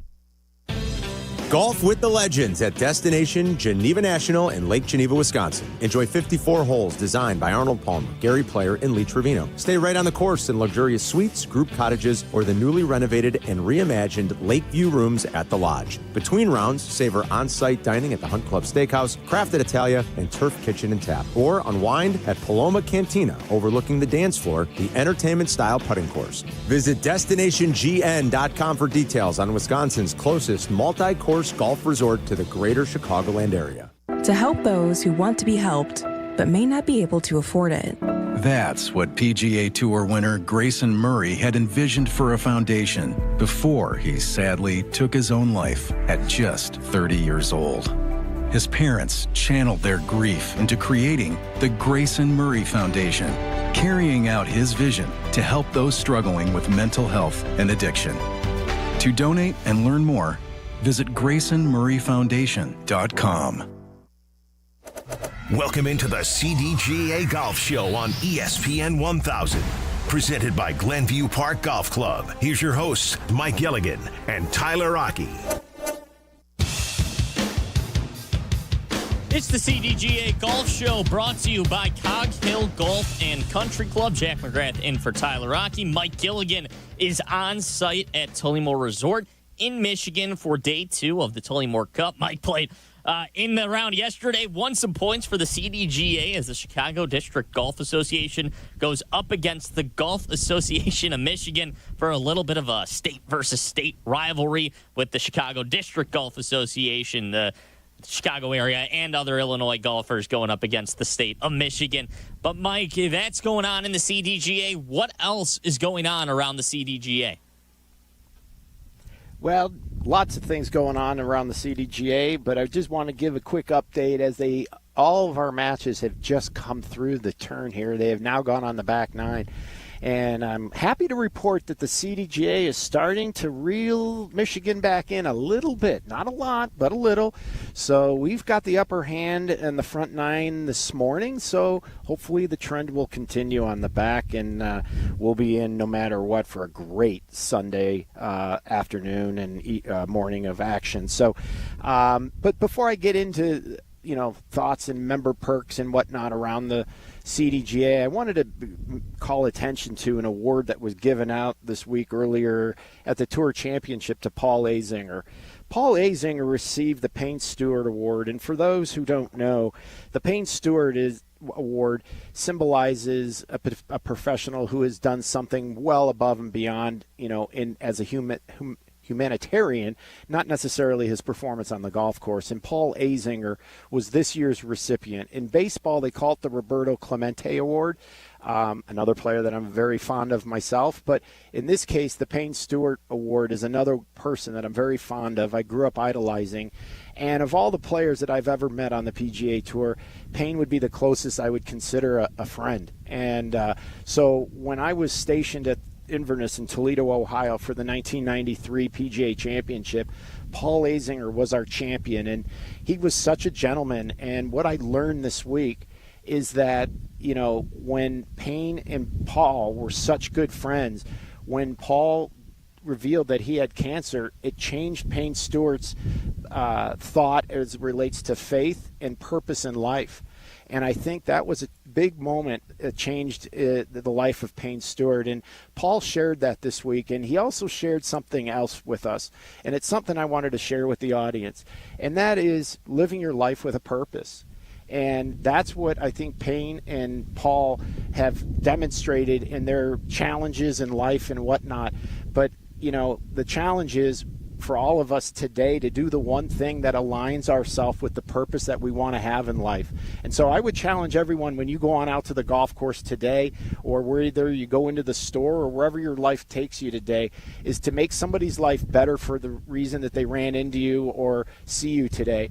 And live your life with a purpose and do it in honor of Payne Stewart. And Paul Azinger brought that to our attention this week. And I think there's a lot to be said there, not only for just in life, but when you step out on the first tee on a golf course. So enough of that with my soapbox. And with that being said, I wanted to also say that the CDGA has some member perks out there. And, with it still being this late in the summer, there's still some great golf to be had. And Sunset Valley, Monday to Thursday, is allowing people a twosome with cart for $120, so $60 a guy. That's not bad for a quality venue up in Highland Park. Glenview Park has a wonderful offer. Early morning, you can go on up there and play 18 holes with between 6 and 7. The early bird special for $69.95. If you can make your way out west in Oswego, Lou still has $90 for a twosome. That's $45 a player. That does include cart, and that is anytime Monday to Friday. So lots going on around here. A lot of great golf to be had. And I think I'm going to get myself out there this afternoon, and hopefully you are too, Jack. Well, I hope so. Well, thank you, Mike. I think that's going to do it for us here on the CDGA Golf Show. I hope you play some good rounds up in Tullymore this weekend. Thank you, Jack. We're going to have some fun, and we'll talk to everybody next week. All right, sounds good. This is the CDGA Golf Show brought to you by French Lick Golf Resort. Peggy and Dion is next. You're listening to ESPN 1000. This is the CDGA Golf Show, presented by Glenview Park Golf Club, ESPN 1000, 100.3 HD2, and the ESPN Chicago app. Tullymore Golf Resort is the perfect spot for your next golf trip. With 36 holes of championship golf and on-site accommodations, Tullymore Golf Resort is up north golf without the drive. Start your trip with just a click at tullymoregolf.com. We're not one of the largest banks in America. We're Republic Bank of Chicago. For Chicago, we've got the banking solutions you want, the local expertise you need, and the exceptional service you deserve. Right here at Republic Bank of Chicago. Golf Elgin in the Highlands of Elgin. Check out the Golf Elgin app and book your tee time at the Highlands through the new app. Ranked as one of the best public courses in Illinois by Golf Week, the Highlands is the place to play. Experience the Highlands. Visit highlandsofelgin.com. Village Links of Glen Ellen provides a country club experience at a public golf facility. With a top-rated 27-hole complex that's proudly hosted 47 PGA Tour and USGA qualifying events, Village Links is considered one of the premier golf courses in the Chicago area. It's located near I-88 and 355, so get out and play at Village Links. After your round, dine on the spectacular patio at Reserve 22 Restaurant and Bar overlooking the pristine 18th green. Go to villagelinksgolf.com and get ready for a great round. See you at the links. This is ESPN Chicago, WNVP, WTBC, HD2 Chicago, a Good Karma Brands radio station. Everyone deserves access to quality health, but for half the world's population, essential health services are out of reach. At AmeriCares, we know access to quality health saves and improves lives. With good health, people can attend school, be productive at work, care for their families, and contribute to strong communities. That's why we envision pathways to health and opportunity for all. We care. It's our call to action. It's in our history. It's in our name. AmeriCares. AmeriCares about disaster survivors, about free medical aid, what doctors need, our communities, our neighbors, our families. AmeriCares about good health. For a better world. Learn more at americares.org/goodhealth. Together, we can build pathways to health. americares.org/goodhealth. Join us. Hey, ladies! Get funky.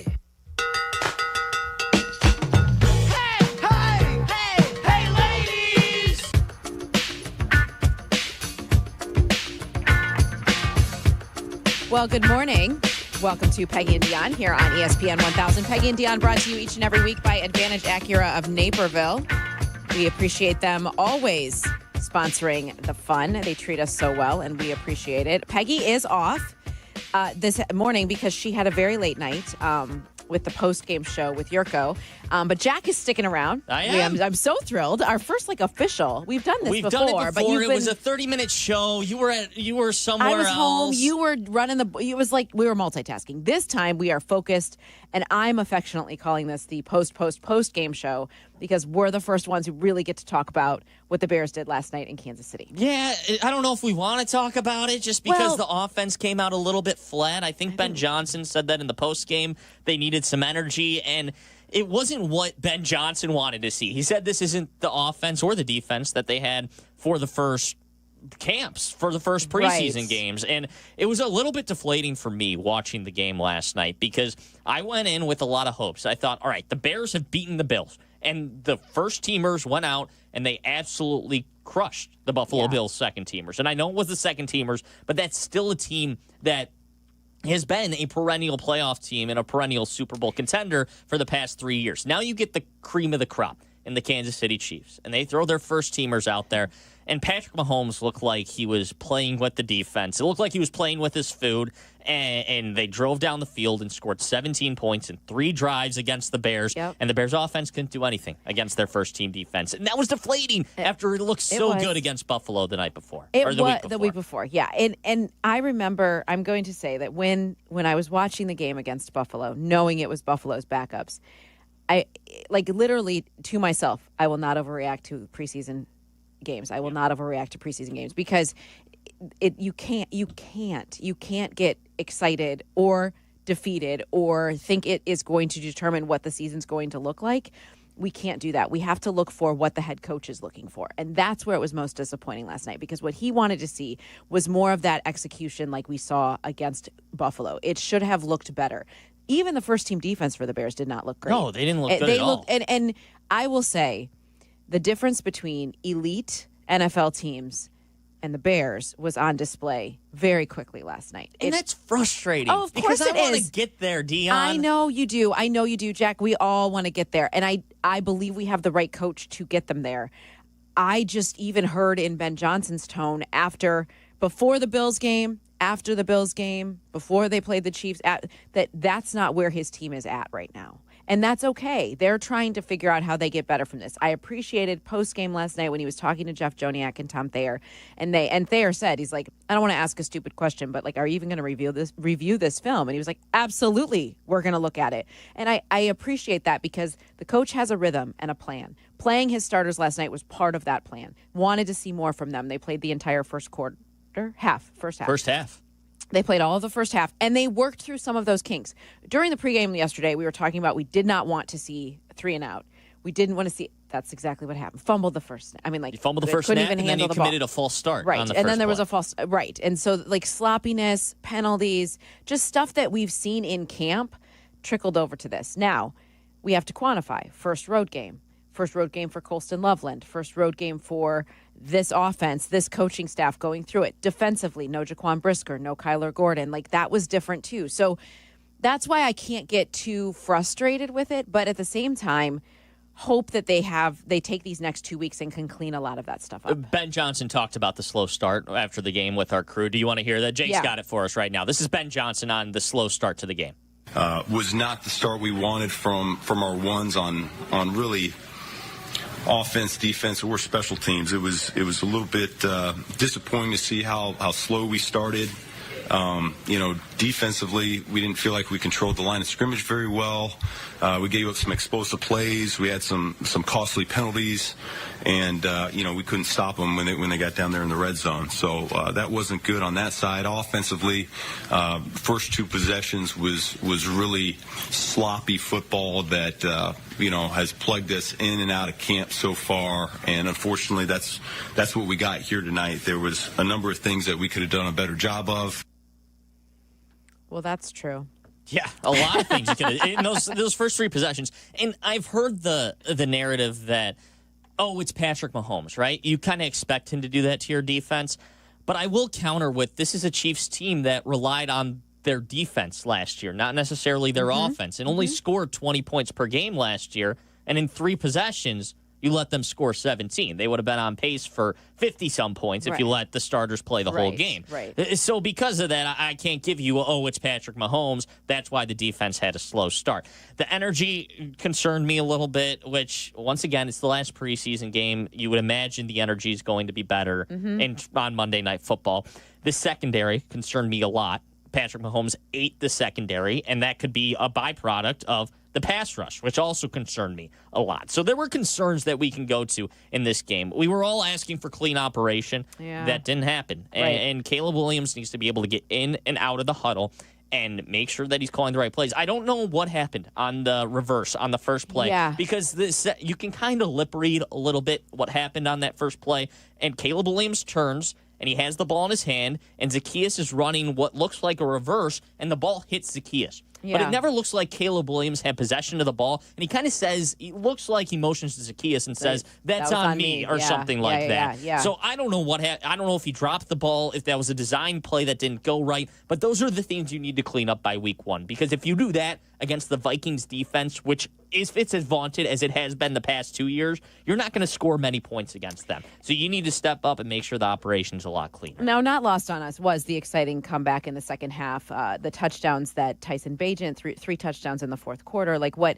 they were able to do with Jade Walker, and who we talked in the pregame about him being kind of like that bubble guy. How can you let him go? I hope he makes the team. I hope he makes the team, Johnson talked about him in the postgame, too, and he said he's somebody that the teammates look up to and they respect a lot, and they love his energy that he brings. And he made a play on special teams, too. I don't know if he made the tackle to end the game on the kickoff on special teams after catching the game-winning touchdown. Yeah. That's the type of stuff that gets you on the roster. It's not the game-winning touchdown obviously helps. Like, that's a good catch. That can be your last receiver off the bench. Yeah. But what really his value is going to come as well, because you got Luther Burden, you got Zacchaeus, you got DJ Moore, you got Rome Odunze. The odds of him seeing meaningful receiver snaps are very low.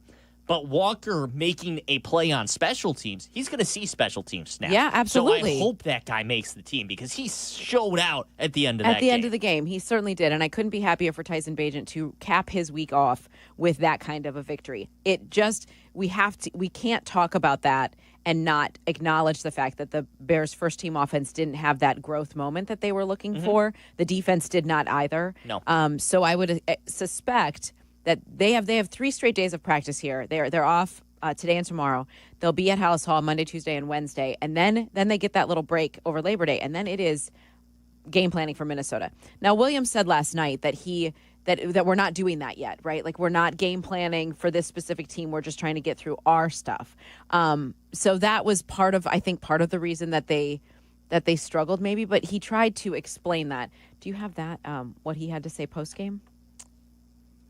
Yeah, I have him on the. I have Caleb on the. On the second, on the chemistry in the quarterback room and how they support each other. If you want to hear that, and then also just more so the touchdown pass to Rome as well. Yeah, let's hear on the quarterback room. On the quarterback room, that, especially with Tyson Bagent's comeback. Absolutely. Yeah, no, it's been great. Tyson and Austin. We've all been together for these past year and a half, 2 years now, and then obviously with Case coming in the room, great vet, great guy. And honestly, it's been awesome being around these guys. The knowledge, the information, even when we're not in, even though we may not be playing or whatever case may be, we're out there cheering each other on, supporting each other day in and day out, and that's what you want in your QB room. Yeah, the QB room has looked good, and Tyson Bagent, congratulations to him on getting his contract extension as well. Great week, yeah. The quarterback room, I'm confident in the quarterbacks they have in the room. I don't know if they'll keep Case Keenum on. I imagine they might go to 3 quarterbacks, because I don't think you're signing Case Keenum just to cut him after 2 preseason games. He's a guy you want in the room for the full season, somebody who can understand the playbook. But to your point about not game planning it, I wonder how hard after that game that Ben Johnson goes in these next 2 practices. Because I think I run these guys hard in these next 2 games. You have to get the operation right. This will be game management football and making sure you get a clean operation in when the going is tough, when Caleb Williams is getting hit on the field, when the players are down the field and you have to make a play quickly. All of these things, you need to see another tough practice, at least one more, before you get to the season. I think that they will. And I hope they do. I think that accountability thing is part of the reason why they're going to look at this film together, break it down, even though it was a preseason game. There's no margin for they don't have the luxury of taking it easy and thinking that it doesn't matter as much because it was preseason. The Chiefs can throw it away. The Chiefs can throw it away and begin game planning for their first game in Brazil. They can do that. They have that luxury because they've earned it, and the Bears aren't there yet. And that is very disappointing. I'm wondering what you at home are thinking now that the preseason is complete. Second straight preseason the Bears have not lost a game. Not that it matters. Play the championship music. Let's win the offseason. We are the champions. We are off-season champs like Raise nobody else. If you would like to join our conversation, 312-332-3776. We are going to continue talking about the Bears and getting through the preseason. And I'd love to know what you, as a fan at home, watching these 3 games or watching the last 2, especially where we got to see the starters, just what your thoughts are about where the offense is at. Trying not to ride the roller coaster of the way it looked against the Bills and then the way it looked now against the Chiefs, and just trusting that they're moving in the right direction a little bit differently. I feel like had this been a year ago, it would have been a little bit more alarming. I think there's a different trust level in who's in charge. I hope so. I think there is. I think there is. And I would agree with you on that. Right? There is a different trust level, for sure. And because it's Ben Johnson, and it's the way he responds to. It's not Eberflusian where he goes in after the game and he says, we just need to execute better. No, he comes out and he says to the media, as we heard in that answer, that was not good enough. And we need to be better than that. And that's not something we saw last season. That's something we're beginning to see from Ben Johnson. I also have a question for you after we take a couple calls and come back as well. There was a certain player last night that I was a little bit disappointed by how he was used in the offense.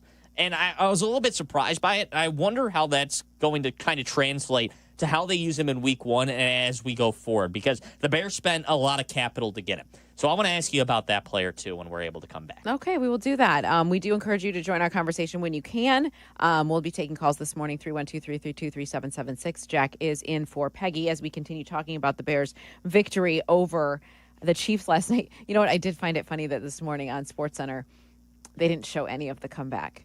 It was just how good Mahomes looked, and then Caleb Williams' stats, and then in tiny letters it said the Bears won the game. Yeah, and I love the comeback. The thing is, what matters is how Caleb plays. 1,000%. I love Tyson Bagent. I love the story, but he's not your starter on No, week 1. he's not. He's not. What he does, yes, that was phenomenal. He looked great out there. It's the reason he just got an extension and can be a part of this team for the foreseeable future, because he's able to go out and make drives like that.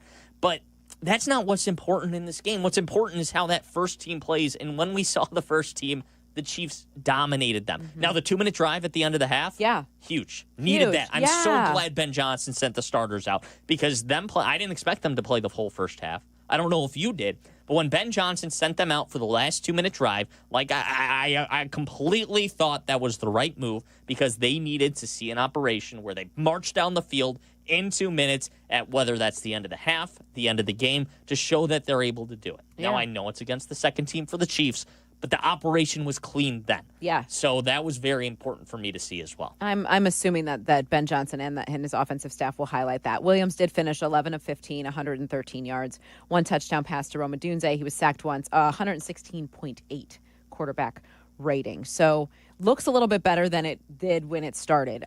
It was sloppy. They looked grossly outmatched in that those first couple of drives, which were kind of frustrating, but able to iron things out a little bit and get that touchdown at the end of the first half, which was a big deal. Okay, we're going to take a quick time out here on Peggy and Dion, and when we come back, we'll continue taking your calls, talking Bears here on ESPN 1000. The ESPN Chicago Vegas Vacation. Come with us and meet the full ESPN Chicago team to Las Vegas for a packed football weekend. True Fan Travel and ESPN Chicago have teamed up for this once-in-a-lifetime trip. Round-trip airfare, 3-night hotel accommodations, entry to special ESPN Chicago live broadcasts, an all-inclusive tailgate, and tickets to the Bears-Raiders game. Go to TrueFanTravel.com. Limited travel packages remain, so log on now. True GoFanTravel.com for the ESPN Chicago Vegas Vacation, September 26th through 29th. The ESPN Chicago Vegas Vacation. Hey, Chicago, headed to a game? Take the CTA. We'll get you to the game and back for just $5. That's less money spent on travel and more money in your pocket. No searching for parking, no random surge pricing on rideshare, no traffic. We'll do the driving for you. The CTA has train stations and bus stops within steps of all the major stadiums and venues in the city. Plus, we've got tap to pay available on all CTA trains and buses. There's no need to purchase a ticket ahead of time. Just tap and ride. Plan your next trip at transitchicago.com/plan-a-trip. Save money, do more, ride CTA. White Sox fans, be part of the action at the ballpark with our unbeatable season-long deals. Every Tuesday home game, enjoy a specially priced $5 concessions menu, which includes Miller or Modelo draft beers, Vienna beef hot dog or Polish sausage, Beggar's Pizza Slice, nachos, Coca-Cola products, or Garrett popcorn. Plus, take advantage of a fan favorite this season and get 1 ticket and 2 beers starting at $19 with our Miller Lite Baseball and Brews promotion. It includes all fees. To purchase tickets, visit whitesox.com/offers. Do you ever scream at your screen when your 5G internet freezes? It's the worst. So why not switch to Astound? Wi-Fi that just works. With Astound Wi-Fi, you'll rage less, buffer less, and live more. Lock in gig speed Wi-Fi for just $35 a month, guaranteed for 3 years. Plus, get up to a $200 Amazon gift card. Astound Wi-Fi, it just works. Visit astound.com today. Save big money on your next project at Menards. Start your next tiling job with professional quality tech installation products. We carry products like floor levelers, mortar, and mastics for any material, along with the grout or caulk color options to complement any tile. Tech installation products are easy to use for a professional result. Save big money on all tech tile installation products. Plus, check out our weekly flyer on Menards.com for all the great deals happening now. Save big money at Menards. College students, are you looking to make your campus living more comfortable, functional, and fashionable? Let IKEA help. From innovative storage solutions and furniture to maximize your space, to fashionable bedding and accessories, IKEA is helping make college living truly inspired by you. And now, qualified college students can save even more with 15% off when they sign up for IKEA Family for free. Visit IKEA Schaumburg and IKEA Bolingbrook, or check out the Ready for College section on IKEA.com/US to learn more. To help those who want to be helped, but may not be able to afford it.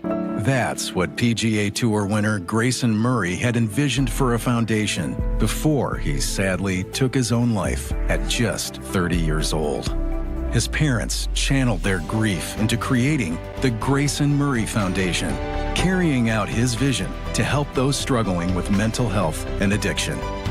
To donate and learn more, visit GraysonMurrayFoundation.com. My name is Emma. I am 13 years old. 6 years ago, I was injured in a car accident that left me paralyzed from the waist down. Once I completed rehab, my mom applied for a canine companion service dog. Last January, I finally got to meet my service dog, Marcia. We quickly developed a very strong bond. Together, we go to my horseback riding lessons, school band practice, swim meets, and archery classes. Together, we pick vegetables, and we like to cut flowers. I love Marcia. She makes me feel like together we can do anything. I can't imagine life without her. She's a part of the family. We are just one of the thousands of teams Canine Companions has paired together over the past 50 years. With your help, we can continue for another 50. Visit canine.org to see the many ways you can change lives. I can tell that we are gonna be friends. Follow Chicago's home for sports on Twitter at ESPN1000. This is Peggy and Dion. ESPN 1000. Adunze left. DJ Moore and Zacchaeus to the right. Colston Loveland, the tight end. Snap back to Caleb against a four-man rush. Throwing end zone. Touchdown! Bang, bang. Bears have 6. And it's Rome Adunze with a touchdown catch. 3 yards. Touchdown Bears. It's 20-9. Kansas City. Yeah, Rome did a good job, seeing the backers push past him and settling up. It's just something that we work consistently, and I think there was a couple other plays within that drive that Rome made, did a great job, especially the big play that he had. Obviously, we hit OZ on another big play. So it's being able to just be efficient in those ways and being able to, complete balls to those guys and let them make plays. The 2 minute right before half, that was a good thing to see. We hadn't really had much success before halftime in the 2 minute drill, so was pleased to see that. Yeah, thank goodness that they had a good finish to that first half because it was sloppy to start, and as Ben Johnson said, not good enough.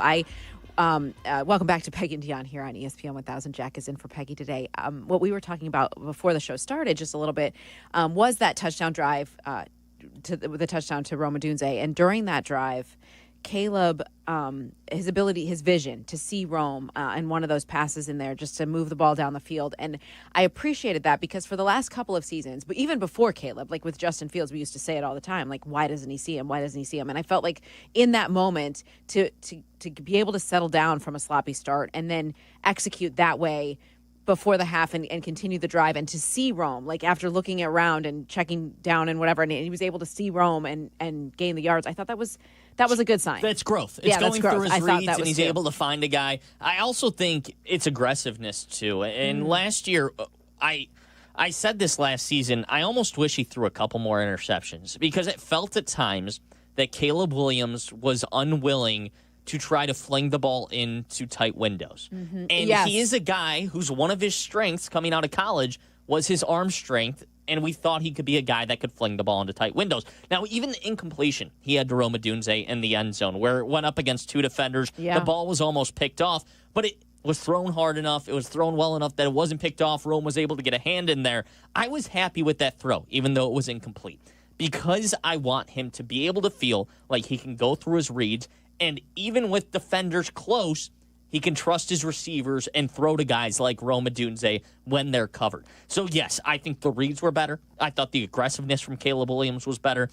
But the one thing, there were one or two plays where I thought maybe Caleb held the ball on too long. But generally, I don't think his receivers were open a lot of that time. And once again, Ben Johnson's just dusting off the old playbooks. He's not running his best stuff out there yet. So everything, I think, will be okay. There were a couple of concerns there. The left tackle position still didn't look strong. Right. But Caleb looks better towards the end of that. He looked like he started off slow, but he looked better at the end of the half, which can provide a glimpse of optimism for this Minnesota Vikings game heading in. I feel like it will all be very different in 2 weeks. And this experience that they got last week and this week and being able to build on that, to review the tape and kind of take those next steps, I think that Ben has stayed with his plan and he knows that he has to have them ready for September 8. And so, yes, there have been some steps forward and steps back. I think that's part of the preseason. That's part of working through getting to know a new staff and getting to know a new language and all of that stuff. I think there is a big part of that.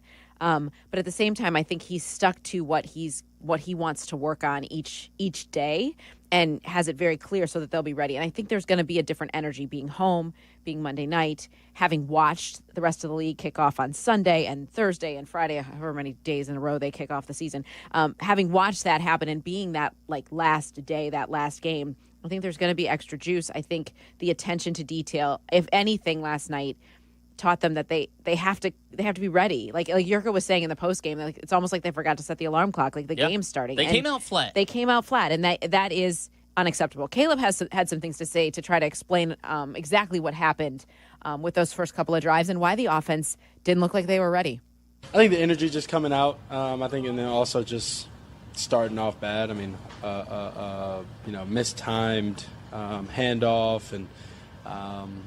Ball hitting the ground. So things like that always, ends up having negative effects, and then we get a penalty, and then we get pushed behind the sticks even more. So, I think it's just things to clean up. It's good that it was preseason. We came out with the win. Guys fought well at the end. We also had a good job, rallying also before the end of half. I think it's super important that. We actually had that, the slow start and having to be able to fight back and understand, that the game's always going to come down to the end. We've been in many games where the game comes down to the end, and being able to, get the ball at second half, score before the half, get the ball at second half, and have that swing is going to be important for us to be able to, notice and see. And that's one of the things, or see. I think that's one of the things that I said in the huddle before the 2 minute, and then also when we got to the locker room for the guys. At the start of that answer, it felt like last year. The energy wasn't good enough. Yeah. The game at the start of the game felt like last year. It felt like Matt Eberflus was coaching this team again. They came out flat. They didn't have the energy. And you ask Caleb Williams what happened, and he says the energy wasn't there. Mm-hmm. That's unacceptable. That can't happen. And the thing about Ben Johnson is he's going to tell them that's unacceptable and that can't happen. 100%. I don't know if that's necessarily what would have happened last season. Now, with Ben Johnson, I have a lot more confidence that that's going to get cleaned up, and that better not happen again. Yeah. Because if it does, Ben Johnson is going to run these guys into the ground in practice. It won't happen again. I'm somewhat confident in that, and it better not happen again, because that's unacceptable if you're an NFL team that comes out with a lack of energy. The second half of that answer from Caleb Williams, when he talks about learning from that and growing from that, that sounds like a Ben Johnson answer, a team that's coached by Ben Johnson, rather than a team that's coached by Matt Eberflus. I know I'm in the minority. Well, maybe I'm not. I almost wish they would have lost. They should have, yes. Just because 100%. Here we are, like it's kind of like a great, I wish I'd look, but I kind of wish they would have gone through that feeling. Caleb Williams should not be, I know he's trying to be a good teammate. I get that. You're trying to support your guys. You're trying to support Tyson Bagent. Caleb, you don't get any credit for that win yesterday. No. And the offense looks correct. bad. So you don't get to say, we won the game, so it was good, happy about that.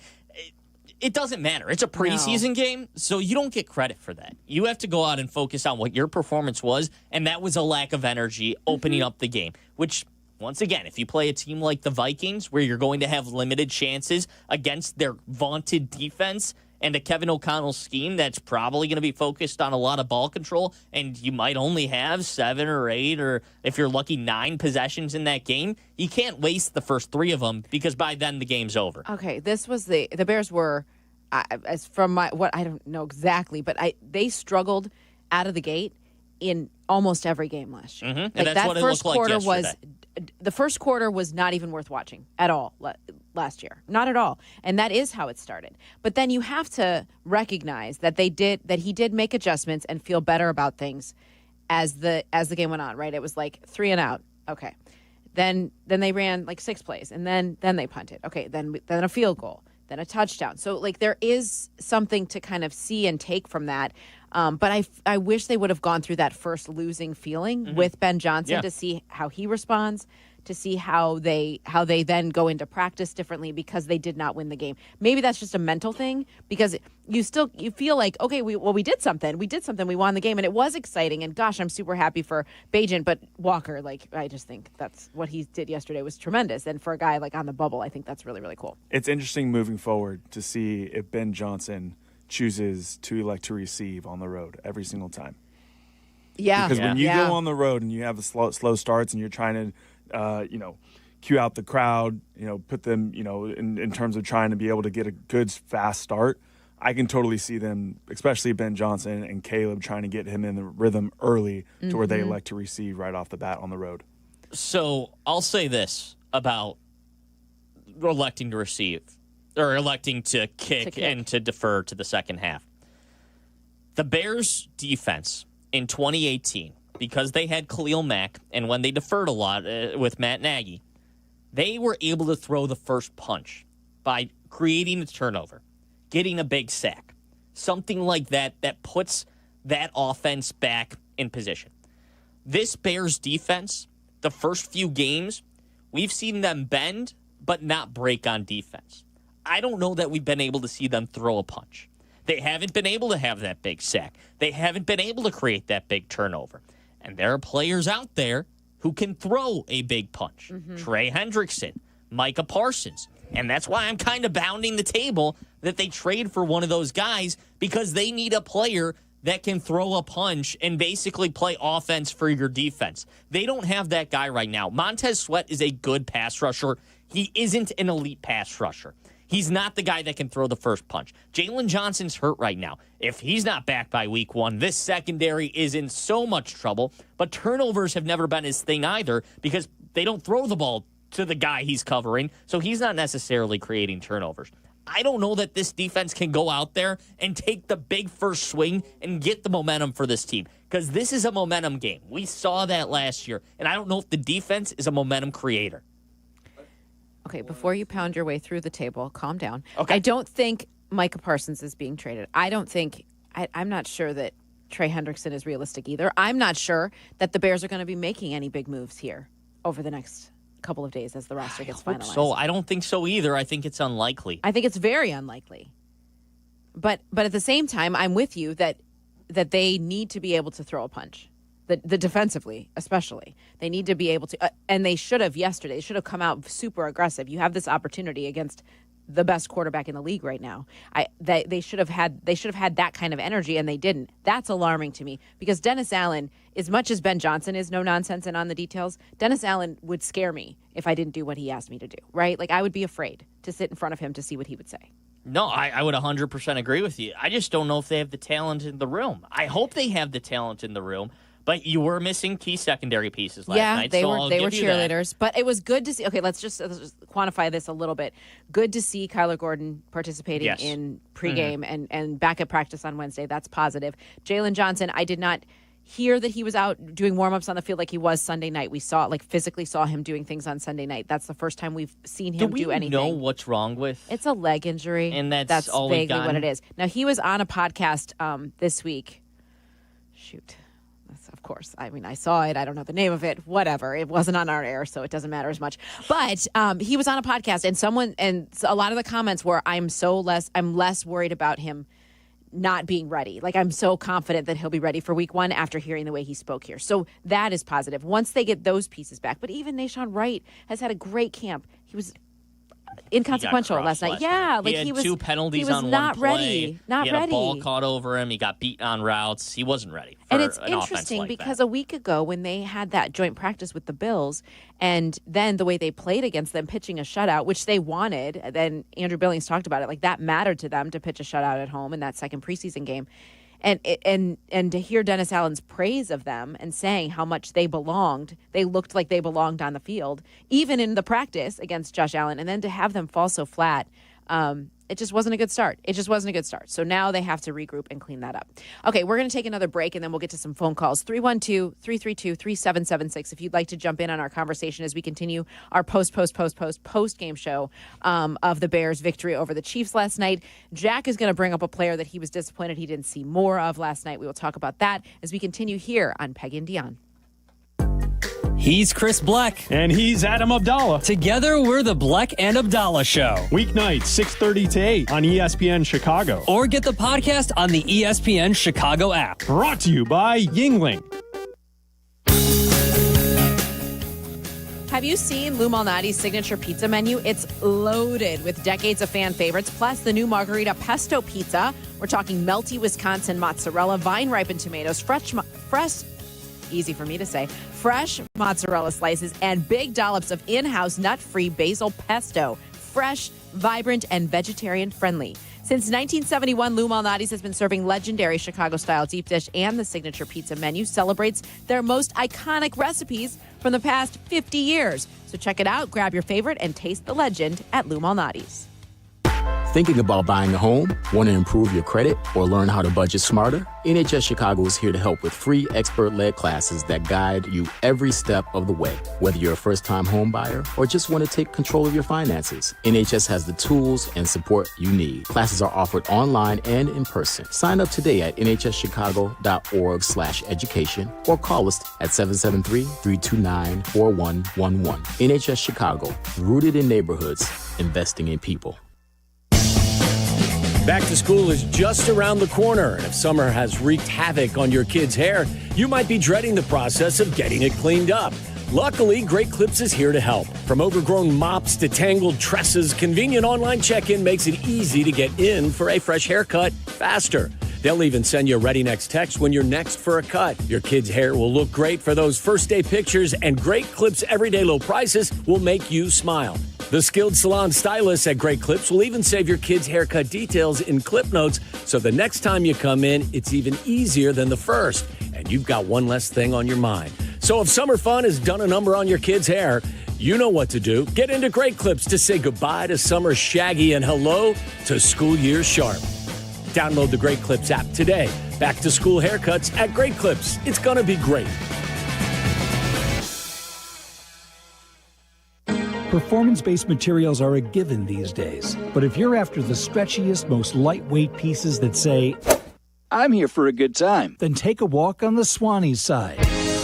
With fabric sourced from recycled plastic and styles designed for on- and off-course versatility, Swannies brings you sustainably made, intently designed, and affordably priced golf gear. From polos to layers, it's gear that looks good, feels better, and plays everywhere. Upgrade your game and your closet at swannies.co. Guests appearing live on ESPN Chicago. Call in on the Yuengling Hotline. Yuengling is in Chicago. After 196 years, you can now enjoy Yuengling Traditional Lager, Light Lager, Golden Pilsner, Black and Tan, and Flight.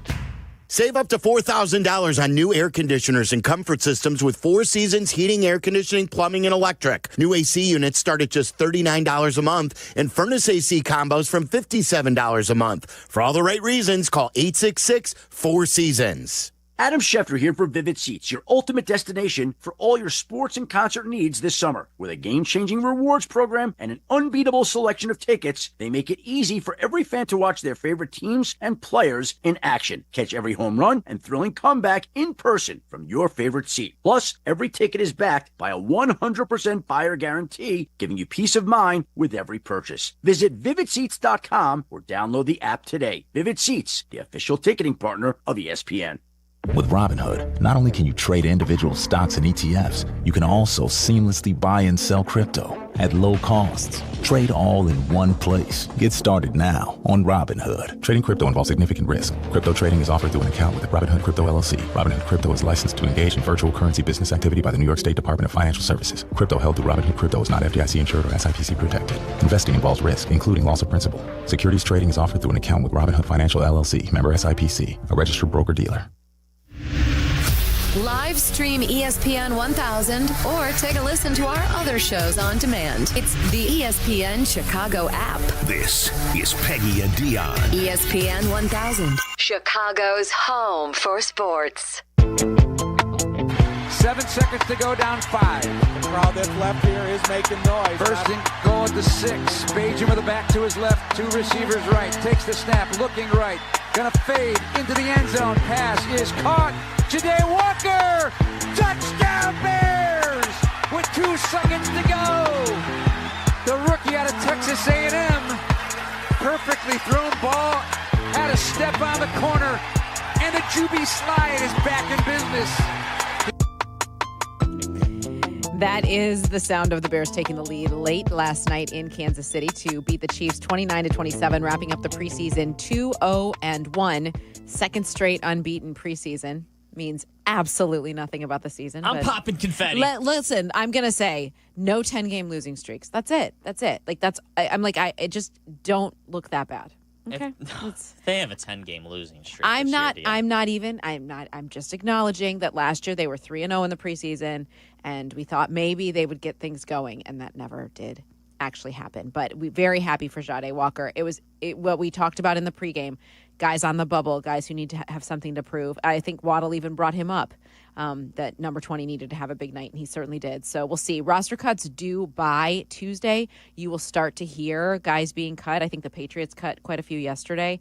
That will be happening league-wide over the next couple of days, and we'll see how the Bears kind of navigate that. Always a tough decision, and I'm glad some of these guys made it even tougher on them moving forward. No doubt about it. In the receiving core, that's a stacked room. So if Walker's able to weave his way into there and grab one of those last spots, that's extremely impressive for him. He helps himself out on special teams, too. We talked about it earlier. He made that big tackle at the end of the game. But my question for you, Dion, the player I want to bring up is in that receiving core. Did you notice last night Luther Burden really didn't play with the first teamers? And he didn't have a catch last night. And Luther Burden is an extremely talented player. He has speed. It looks like he's breaking routes. It looks like he's beating press coverage every single time when he's in training camp. I just don't know what his role is on this team. And you have Zacchaeus, who looks like right now he's Caleb Williams' favorite target on the field. He continues to go to him. You have DJ Moore, who you're not going to take off the field because he's your highest paid receiver. And you have Rome Odunze, who you invested the 9th overall pick in last season. So is Luther Burden going to be a guy that sees 50% of snaps, or is he just a gadget player? And if he's just a gadget player, I don't love what that means for his development on this team. I think he's talented enough to be a wide receiver 2 on an NFL team potentially. Yeah. But you're maybe phasing him out as your wide receiver 4 because there's just so many mouths to feed in that receiving core. My question is, how is this receiving room going to break down? And there's too many mouths, which isn't a bad thing. It's a good thing to have a lot of receivers, but I'm concerned what it could do for his development. Well, I believe that this year's number 1 receiver will be Rome Odunze. The connection that he and Caleb have shared through the last 2 years, but like that we've seen in training camp, it is entirely too early, Jack, that to say how that they're phasing him out. It's just one game. Fair. It's just the way that last night. It's just entirely too early to even talk about that. I believe that the receiving room will obviously be Rome, DJ, Olamide Zacchaeus, and then I would think Luther Burden. And then would they carry a couple more? How they navigate all of that will be interesting. Luther Burden has such talent, and they want him on the field. We've seen that. He missed some time and came back and looked like elite. He was you couldn't ignore what he was doing on the field. It was pretty impressive, and I think that will continue. I'm not going to let his kind of non-involvement last night dictate to me how it's going to look in the regular season, because again, they're not specifically game planning, and I trust Ben Johnson to set his talented players up to be successful in their moment, right? And so I think how that all looks in the end is yet to be determined. I'm not sure. I don't think he's going to be so much gadget. I think DJ Moore taking reps in the backfield is more interesting to me, how they might use him to keep him on the field a little bit more because of the connection that Caleb has with Rome and OZ, and just what that will look like in a real game plan. Yeah, I'd agree with you there. My question then, bouncing off of that though, and you have so many mouths to feed. You have these 4 receivers, right? And you're now having to use DJ Moore a little bit more as a gadget player. And Brad Biggs in his Tribune article said this probably isn't the most likely scenario. My question is, would you move one of those receivers to try to acquire some help on either the offensive or defensive lines at this point? Because you're still without a starting left tackle. They haven't announced anybody yet. No. Your pass rush could still, it looks like, use some help. But Dangbo didn't get to the quarterback consistently last night. Is there a chance that you move on from one of these guys in order to strengthen your lines? I think that's something I would consider. If the Cowboys come calling, or maybe not the Cowboys because they're pretty set at receiver, but let's say they do come calling, and there's some 3-team deal where you can move on from a guy like DJ Moore, and you could move Micah Parsons to the team. Is that something you'd entertain? No, not at all. No, not at all. Not at all. I'm not a big Micah Parsons fan. Why? He doesn't seem like the type of guy that would fit in the culture that the Bears are trying to build. He doesn't. Now, I don't know him at all, obviously. This is me 3,000 miles away, just like observing. But he seems like a cowboy. See him laying on the training table yesterday during the preseason game? He seems like a cowboy. The athletic reporter for the Cowboys tweeted that out. He was laying down on the training table, like feet up, ready to go, not even paying attention to the preseason game. I don't know if I can say, his head isn't where we want it to be for a Chicago Bear if he's going to provide you 16 sacks. I don't think he's I don't think he's the type of player that the Bears would want in their locker room, and I don't think Jerry Jones has any thought that he's going to move him, that's going to happen. What did he say? He was talked to 2 different people this week, Jerry Jones, who loves that role that he's in. But he said something about the fact that I'm prepared to make him the highest paid player at his position. Mm-hmm. So what are we doing? This is just like, can we please kick off the regular season? Yeah, and stop it's a bunch of drama, and it's typical Jerry Jones and Cowboys. That's drama. what I'm saying. Like And it started with Micah Parsons posting on social media, right? Like, gosh, we just come off this amazing story. Tyson Bagent not making the most money in the world, but life-changing money for him. Like, that's the kind of player I feel like the Bears want in their locker room, not this guy. I would think more likely Trey Hendrickson seems more like their guy than Micah Parsons. More like their style of player. Is there a deal you would make for Trey Hendrickson then? Well, I'd be willing to give up a first-round pick, an Austin Booker, and maybe something else for a guy like Trey Hendrickson. Austin Booker's going to be out for a while, Jack. That's what the head coach said last night. So I don't think that's going to be an option at the moment. Now, Diana Rossini had said a couple of days ago what the Bengals are asking for him. Did you see this? Diana Rossini from The Athletic. It's a young She's pass incredible, rusher and a first, right? A young defensive player and a 2026 first-round pick. And they're saying that's way too much for Hendrickson because he'll be 31.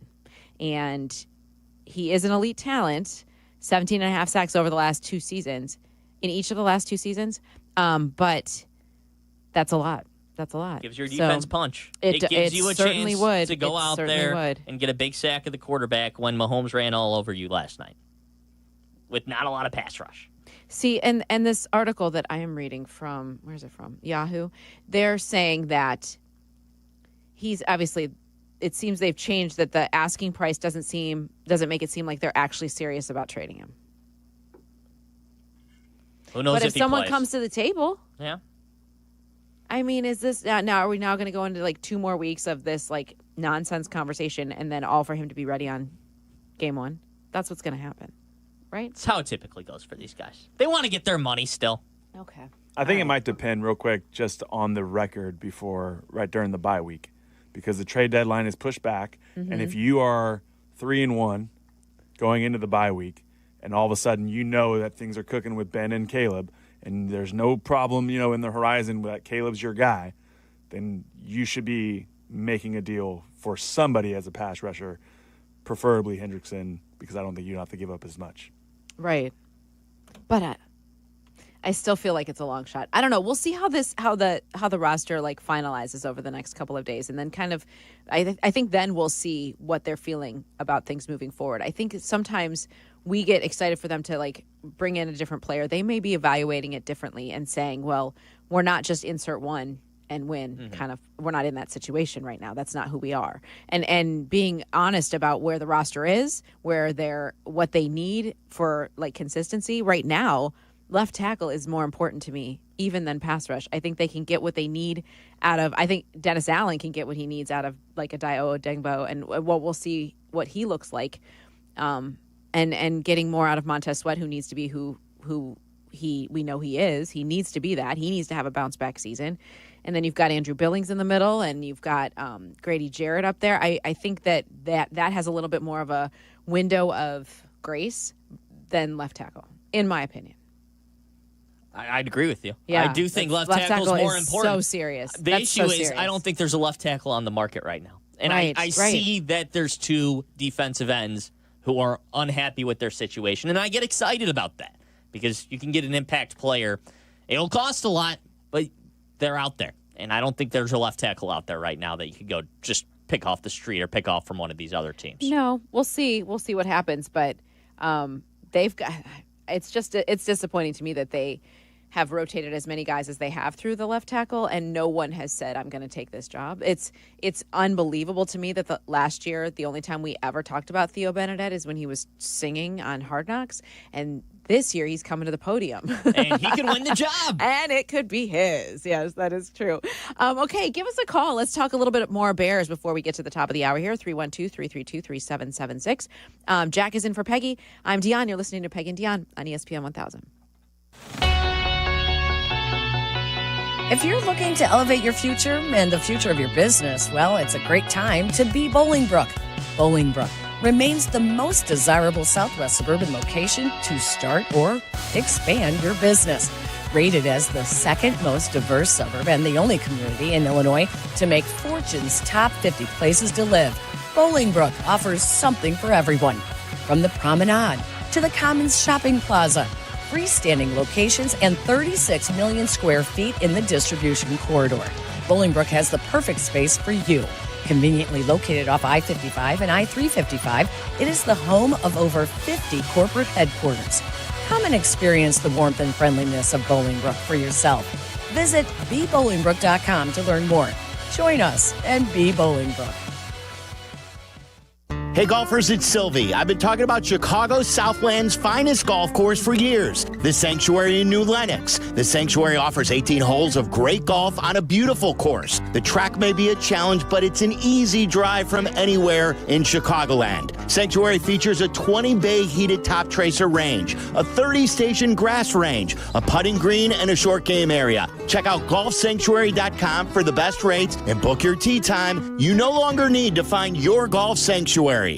Save big on everything for your next project when you shop at Menards. Get the long-lasting power you need with Energizer. Menards has the largest in-stock selection of Energizer batteries. They provide solid power for flashlights, remotes, and so much more. Right now, save big on Energizer batteries. Plus, check out our weekly flyer on Menards.com for more great deals happening this week.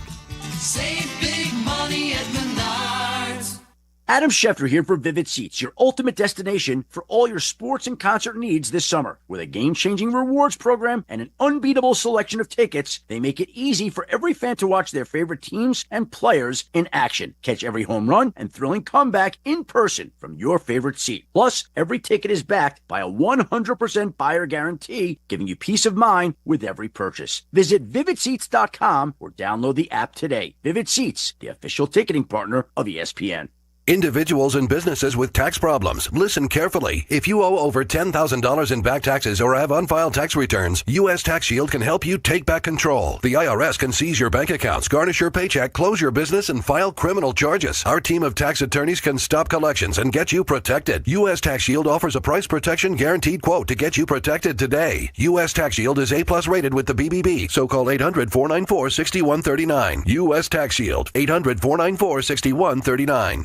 Do you have trouble getting in and out of the bathtub? Are you afraid you'll slip and fall entering or exiting a tub? Safe Step walk-in tubs can transform your bathtub from an area of concern to a calming refuge. Call them today at 1-800-731-4558 and save $1,600. Safe Step walk-in tubs and showers are proudly made in Tennessee and offer an ultra-low step-in, avoiding that difficult climb over a traditional bathtub wall. They also offer a variety of therapeutic benefits that may help soothe your aching muscles and joints, increasing your mobility, boosting your energy, and improving your sleep. Safe Step walk-in tubs are designed to easily fit your existing tub space and are often installed in as little as one day. Just dial 1-800-731-4558 today to save $1,600 and receive a free shower package. That's 1-800-731-4558 for a free no-obligation consultation and to save $1,600. Safe Step walk-in tubs. Safety never felt so good.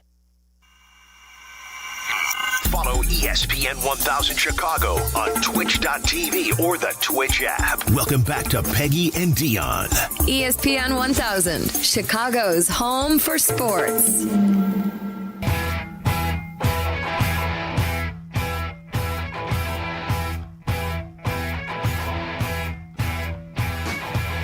Jack, how many fantasy football teams do you have? Too many. Do you really? So here's the ideal number's 2. I will stand by that. The ideal number's 2. Fantasy football leagues. Okay. You have one that's like your top league and you're super competitive in, and you have one that you're like not as competitive in and you don't pay attention to as much, but it's like you're kind of your backup just in case, everything kind of goes bad in your main one. But then you have 2 leagues, and then if you have one team bad, you can have another team that's maybe not as bad. I'm in, let's see. So do you know Dynasty Leagues? Where it's it goes year over year? I'm in 3 Dynasty Leagues. 3? I'm in a Guillotine League. What does that mean? It means so each week you draft, there's 18 people in the draft. Okay. And each week you start off with your players, right? And you draft as 18 teams. And each week the lowest scoring team gets eliminated from the league. And all their players go to the waiver wire, and then they get auctioned off, basically. And, you have a budget for your entire season. So you have 3 Dynasty Leagues. A Guillotine League, and then 3 redraft leagues. 7. Yeah, that's too many. That's too many. I need to cut down. Well, the issue is Jack, I get in you have one. a job. And fantasy football owner is not it. Well, I'm studying sports talk, knowing sports, fantasy football. It all ties in. Okay, It helps. I only have one. And it's ours here on Peggy and Dion. And I am running it back, thanks to you, with the Dionsters of the Midwest. Yes. The Peggy and Dion Fantasy Football Leagues are back for the third straight year. Ladies, this league is for you. Peggy and Dion are inviting women across Chicagoland to join our women-only fantasy football league brought to you by Advantage Acura of Naperville. First place wins a 2-year, 10,000 miles per year lease on a brand new 2025 Acura ADX, courtesy of Advantage Acura of Naperville. I love my Acura. I'm kind of obsessed with it.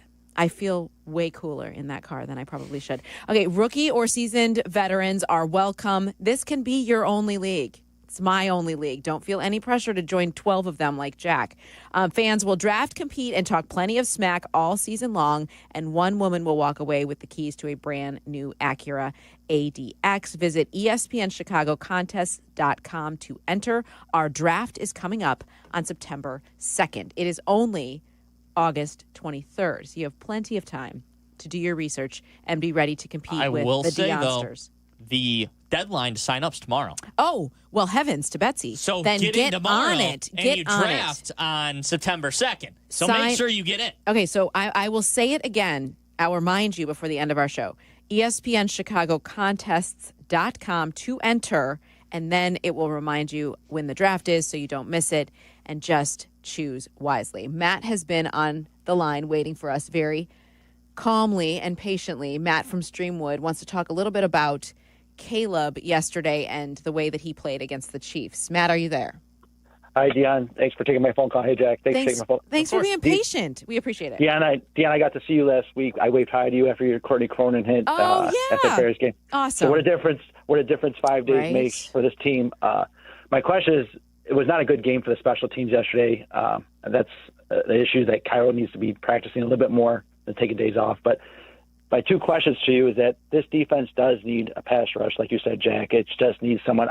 Montez Sweat is not our Khalil Mack, and it's not going to happen.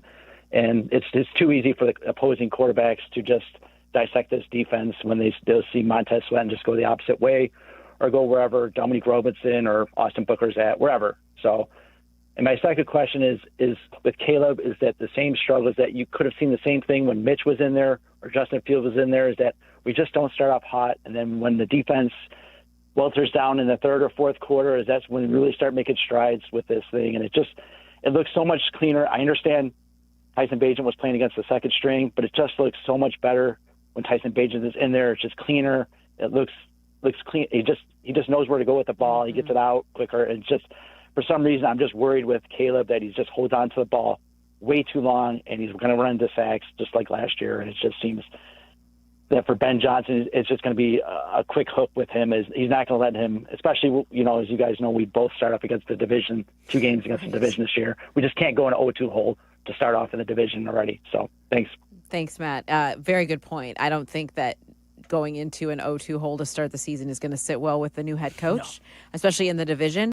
But at the same time, I think that Ben wants to see his plan played out and what he can bring out of Caleb. This is another thing I wanted to bring up earlier when we were talking about how he may approach the start of the game because Caleb is struggling. I'm still getting to know Ben Johnson. I think we all are. But from what I see and hear from him, I don't believe he's the kind of guy who wants to cater or change his game plan to support the struggles of his quarterback, not adjust the game plan because, okay, well, he's not great in the first. He's going to make him learn to be, or give him all the tools to help him change that into a faster start. I think now he is. And I struggle with this because I don't know. I'm not sure what the Bears' goals are this year. And maybe we can talk about that when we come back from the break, because I think right now in the preseason, clearly, the objective is get Caleb Williams ready for week 1 for the season. But Ben Johnson has also talked about throwing everything at him and then making it easier and pulling things back and making the playbook smaller as you get closer to the season. So can we talk about them when we come back? Because I'm curious what the goal is for this Bears season, because I'm honestly not sure what it is. And that's where I think the root of the question comes in. What's the goal for the Bears this season? Okay. Where should they finish? That's a very good question. If you would like to answer it, give us a call, 312-332-3776. If not, continue to listen. Jack and I will talk about that on the other side of the break. Chicago. Chicago White Sox baseball. Do you believe? Len Casper and Darren Jackson bring you the call of White Sox and Twins. Live extended coverage begins at 3:30 with Jeff Meller and White Sox Weekly on ESPN Chicago, the home of the White Sox. Now backed by the power of the Pope. Hey friends, I'm Tom Waddle and I drive a Hawk. Find your next car at hawkauto.com. Choose from 12 Hawk Auto locations at Forest Park, St. Charles, Plainfield, Joliet, Carroll Stream, and now LaSalle, Peru. Shop thousands of vehicles from 13 big brands. Save with 0% financing or make no payments for 90 days. Plus save even more with our complimentary maintenance plan. Find your next car at hawkauto.com and drive what I drive. Drive a Hawk. HawkAuto.com. Financing and plan on select models with approved credit. At your Chicago area IKEA store, they believe everyone deserves a beautiful and affordable living experience. Transform your home with stylish furniture and home accessories without breaking the bank. From comfortable and fashionable sofas and sectionals to kitchens full of inspiration to bedrooms designed to help you find your best sleep and relaxation. IKEA's home furnishings combine form and function to fit your lifestyle and budget. Visit IKEA in Schaumburg or Bolingbrook today or shop online at ikea.com/US and check out their new local pickup points in your neighborhood. Purple Wave Auction remains the trusted leader in online equipment auctions. What makes the difference is you. You are part of our growing global community that continues to trust Purple Wave with the equipment that builds and feeds America. This trust placed in us by our community, from construction to ag producers and fleet drivers, brings great equipment opportunities to their next owners. Join the Purple Wave community today. purplewave.com.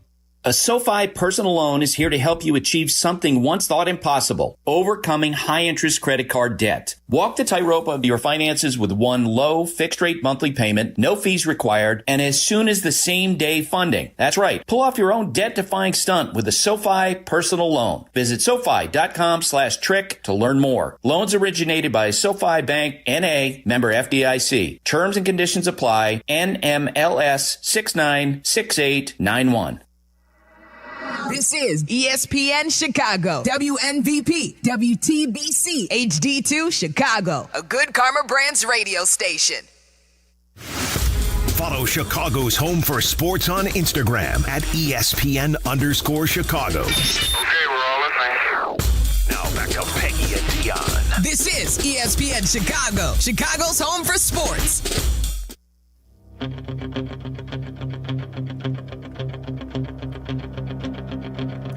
Jack, I don't know if you've noticed, but there's college football on TV right now. Oh, yeah. It feels like it. Did you walk outside today? Week 0. It was like 65 degrees. It was cloudy. It's like football season's back. Let's go. If you're watching on Twitch, and you can always watch us on Twitch, I am wearing like this brown pullover thing, and I put it on, and I was like, this feels comfortable. It feels like it felt a little crisp this morning. And then I got in the car. I was like, dude, it's 83 degrees. What am I doing? Yeah, when you leave here at 1 o'clock when the sun comes out, that's not going to be too great. Well, you'll be pleased to know that I'm not leaving. I'm staying to be on the Mighty 7 tonight. So I'm inside all day, and the pullover will come in handy. But it is fun.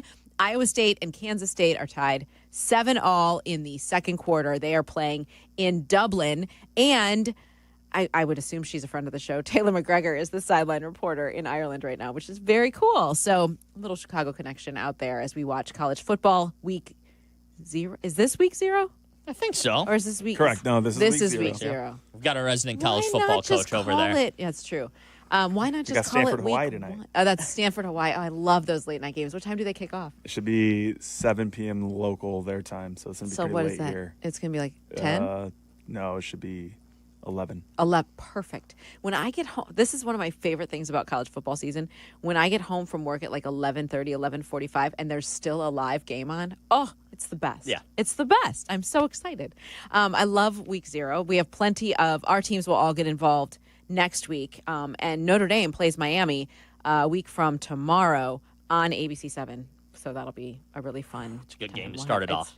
Huge. Texas, Ohio State already has me sweating. I saw something that said, is the winner of that like the national title favorite of that first week one game? First week. But you should be the favorite after you win that game. I think so. You will be, but like especially if Ohio State wins, because Ohio State's After that, Ohio State really only has to play Michigan and Penn State, and I'm pretty sure they played Penn State at Ohio State. Yeah, I'm Texas seeing is harder people think that they could repeat. You think Arch is legit? Scared of Arch Manning? No, I'm not scared of Arch Manning. Maybe I should be. I'm just not. I don't know. Buckeyes, no fear. We don't sense fear. We don't feel it. So yes, we are watching college football. The Bears wrapped up the preseason last night with a victory over the Chiefs. The Cubs won last night. They did. The Cubs won with home runs from two guys who desperately needed to hit. Needed it. Home runs. Needed it. And the Cubs, the division is 7 games out, right? And you hoped that maybe they could steal one more from the Brewers in the last game of that series and they'd be able to bounce back and make a run for this division. The math isn't adding up. It's not mathing. There's 32 games left. They're 7 games back of the division. They're 5.5 games up on the wild card. The most likely scenario is that the Cubs are going to get the wild card. You hope they hang on to that top wild card spot so they're able to play some home games at Wrigley Field for that quick 3-game series. But right now, the goal for the rest of this season for the Cubs, speaking of teams' goals, is the goal for the rest of the season for the Cubs is, obviously to hold on to that wild card spot. You can try for the division. The Brewers would need to play maybe the polar opposite of how they've played recently if you want to make a run for that division. And walk off again last night. Exactly. It's and gross. they've been playing It's gross. great. Okay. The goal for the Cubs is to make sure PCA and Kyle Tucker and your pitching's right for the wild card series. You have to make sure those guys are right. If that means they have to take a day off, which we've already seen Kyle Tucker take a couple of days off, that means you give him a couple of days off. You're pretty secure in your wild card spot right now. You can maybe afford a rest day for these guys. You can afford a day where they maybe DH or you don't put PCA in the field and you give them a DH spot even though his fielding's so valuable. The goal for the rest of the season is make sure you're right for the playoffs and for that wild card series. I don't want to say the division's out the window. I'm hesitant to say it because you never know. It's baseball. Crazy things happen. But it's like a 90% chance the division's out the window at this point. So focus on getting right for that 3-game sprint that's going to happen versus the Dodgers or Padres or whoever else you wind up with in that wild card series. Okay, Kyle Tucker took a couple of days off during that Milwaukee series, but he was 0 for 11 until he got 1 hit last night. And this is what it sounded like. Tucker to right.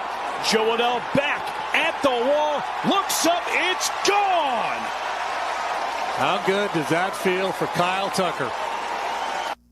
I can only imagine his first home run since July 19th. It is his 19th of the season. Hopefully that is proof that his hand is healed and he is just fine. Hopefully. Yeah, I hope so too. There's players that sit out months because of fractures like he had. Correct. So I'm hoping it's getting better and he's able to fix whatever mechanics it messed with in terms of his mechanics, and pain tolerance is okay for him. The Cubs need him if they want to make a run here. So the Cubs need him to be what he was at the beginning of the season, and hopefully that's getting back to where he was starting with that home run last night. Yeah, let's hope so. Pete Crow Armstrong also 1 for 4. Here's his 1 hit. Pete out to right. Joadell back to the wall. It's gone. Welcome home, PCA. Yeah, back at home, back in California. He hits a solo homer as well. Much needed for both of those guys. PCA's was the tiebreaker to give the Cubs the 3-2 lead that they held on to despite the efforts of one Yohan Moncada. I totally forgot about Yohan Moncada. Can't believe I didn't even know he was still in baseball. That's embarrassing. I should have known It's that. all the former Sox that just burned the Cubs. You have Andrew Vaughn hitting home runs. You've got Yohan Moncada hitting home runs against the Cubs. It's like, all right. That's calm enough down, of that. everyone. You guys didn't do anything in Chicago. You guys can go not hit against our Chicago teams, whether it's the Cubs or the White Sox. Yeah. Holy moly. I couldn't believe that. And I'm hoping for PCA, too. We can get back to Yohan Moncada, but for PCA, like maybe it's just a trip home is all he needed. You have to remember, this kid's 23 years old, right? He's still a young guy. Yeah. Can see his family. Like he's back home in LA, and I'm sure he's focused on baseball, so he's not going to get a ton of time to just hang out. But sometimes that's all you need is just a reset button for these guys mentally. And he's a young guy still. It's good for him that he's able to get that at home. Yeah, it was interesting. Jesse talked yesterday morning about maybe guys like Tucker and PCA just needed a change of scenery to kind of get the bats going again, and to have them start this 9-game road trip that way is pretty cool. Yohan Moncada did have 2 homers last night. I can't believe it. Like, he played 12 games last year for the White Sox. Yep. Like, it is unthinkable. You know what I'm really excited about though?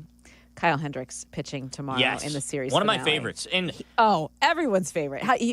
He was a dream to cover the entire time he was here. Just an absolute dream. He's a very underrated because he wasn't necessarily the superstar of that 16 team, but he's an underrated, dare I say, Cubs great. He's not going to go. He's not going to come anywhere close to being in the Hall of Fame. He probably won't be in the Cubs Hall of Fame.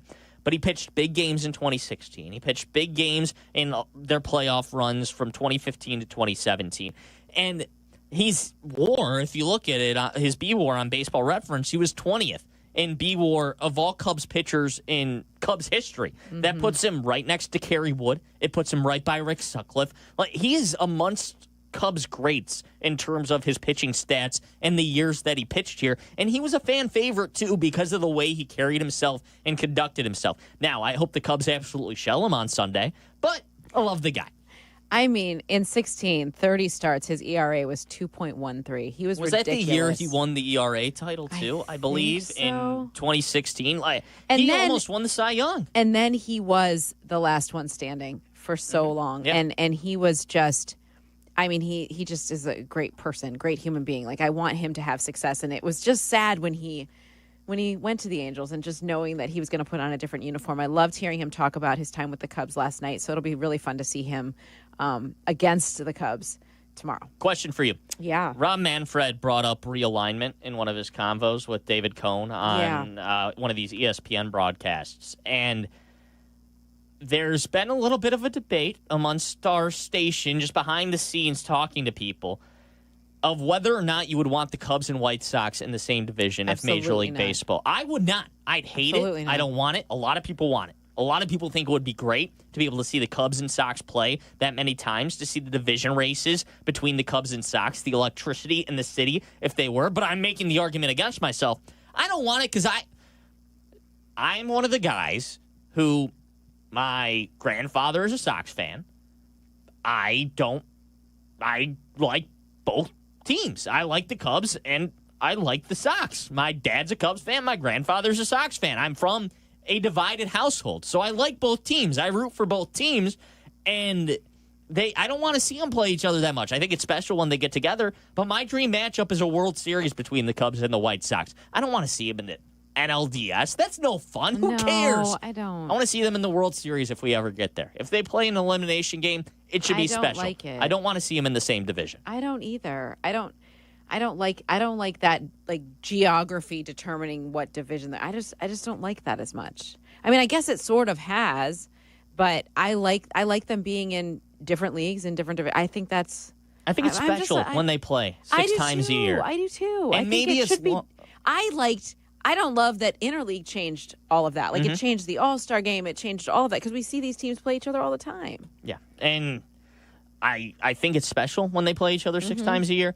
And if they're in a division race together, great. That could be cool. It could be fun. Could breed some competition. If they're in 2 separate division races and they're both in the playoffs, the city's electric.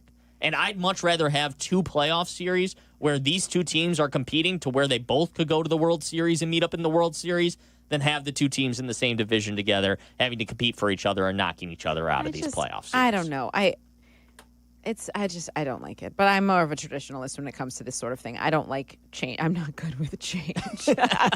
Makes me sound so old. I'm not good with major changes like that, though. I don't like that conference.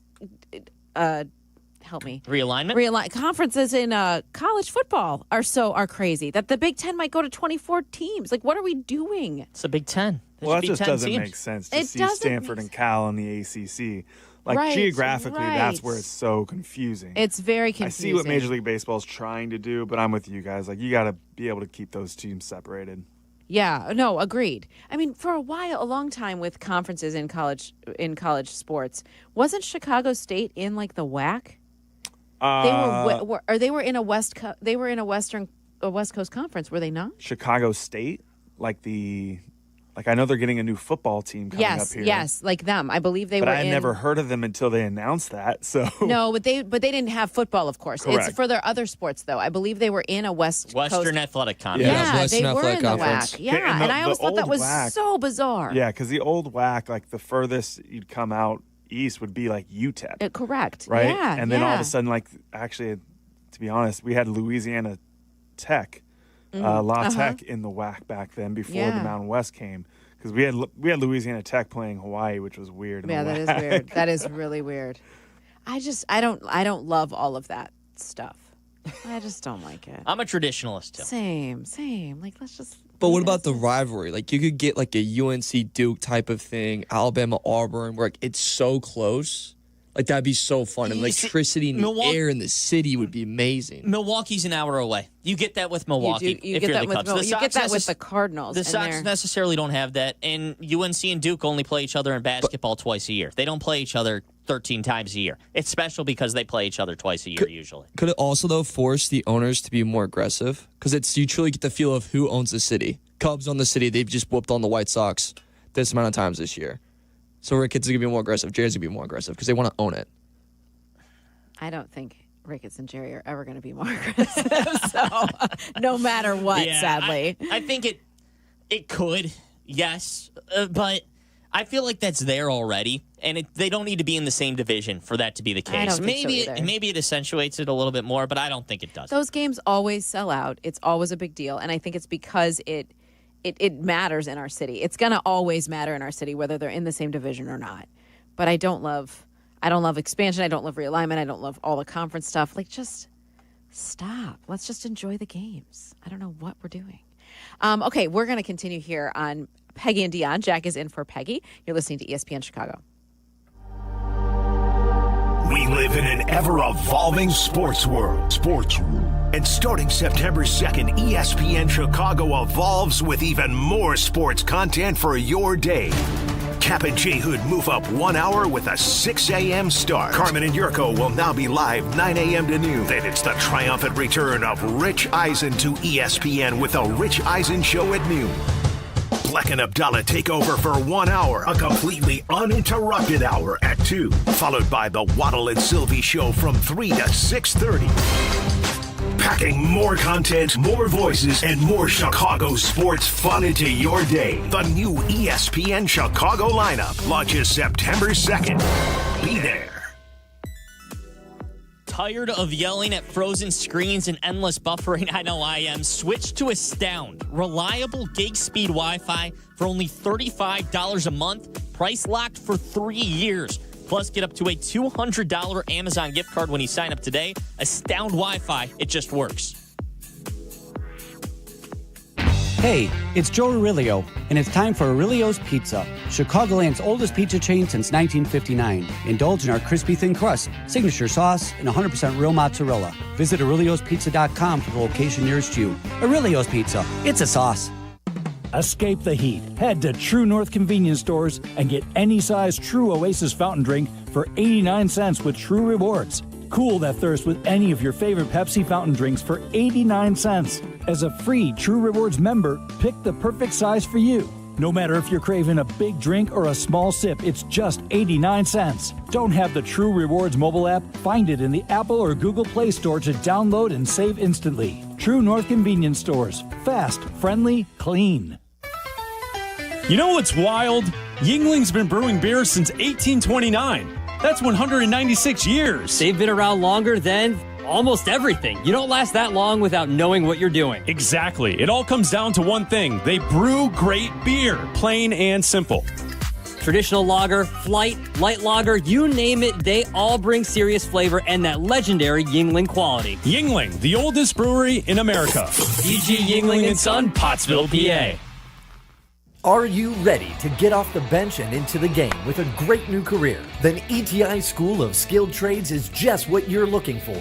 As the Chicago area's premier welding and HVAC school, we've helped thousands of people just like you get started in great new careers. Step up to the plate and swing for the fences with a brighter future. Learn more at eticampus.edu or by calling 888-830-7678. ETI, it's your future. Own it. Has the excitement of betting turned into worry? Feeling overwhelmed every time you roll the dice? Problem gambling doesn't just affect your wallet. It can impact your health, relationships, and peace of mind. But there's hope. Gateway Foundation is here to help you take back control of your life with personalized treatment options. You don't have to face this alone. Call Gateway Foundation today at 844-444-5780. That's 844-444-5780. Save big on everything for your next project when you shop at Menards. Dutch Boys Durafighter is a premium interior paint and primer in one with a tough, lasting formula. It provides great scrub resistance and durability with remarkable hide and a smooth finish. Save big on Dutch Boys Durafighter paint at Menards and start your next project today. Plus, check out our weekly flyer on Menards.com for more great deals happening this week. Save big money at Menards. Adam Schefter here for Vivid Seats, your ultimate destination for all your sports and concert needs this summer. With a game-changing rewards program and an unbeatable selection of tickets, they make it easy for every fan to watch their favorite teams and players in action. Catch every home run and thrilling comeback in person from your favorite seat. Plus, every ticket is backed by a 100% buyer guarantee, giving you peace of mind with every purchase. Visit VividSeats.com or download the app today. Vivid Seats, the official ticketing partner of ESPN. Individuals and businesses with tax problems, listen carefully. If you owe over $10,000 in back taxes or have unfiled tax returns, U.S. Tax Shield can help you take back control. The IRS can seize your bank accounts, garnish your paycheck, close your business, and file criminal charges. Our team of tax attorneys can stop collections and get you protected. U.S. Tax Shield offers a price protection guaranteed quote to get you protected today. U.S. Tax Shield is A+ rated with the BBB, so call 800-494-6139. U.S. Tax Shield, 800-494-6139. Chicago's home for sports is on Twitch. Follow ESPN 1000 Chicago today. Welcome back to Peggy and Dion on ESPN 1000.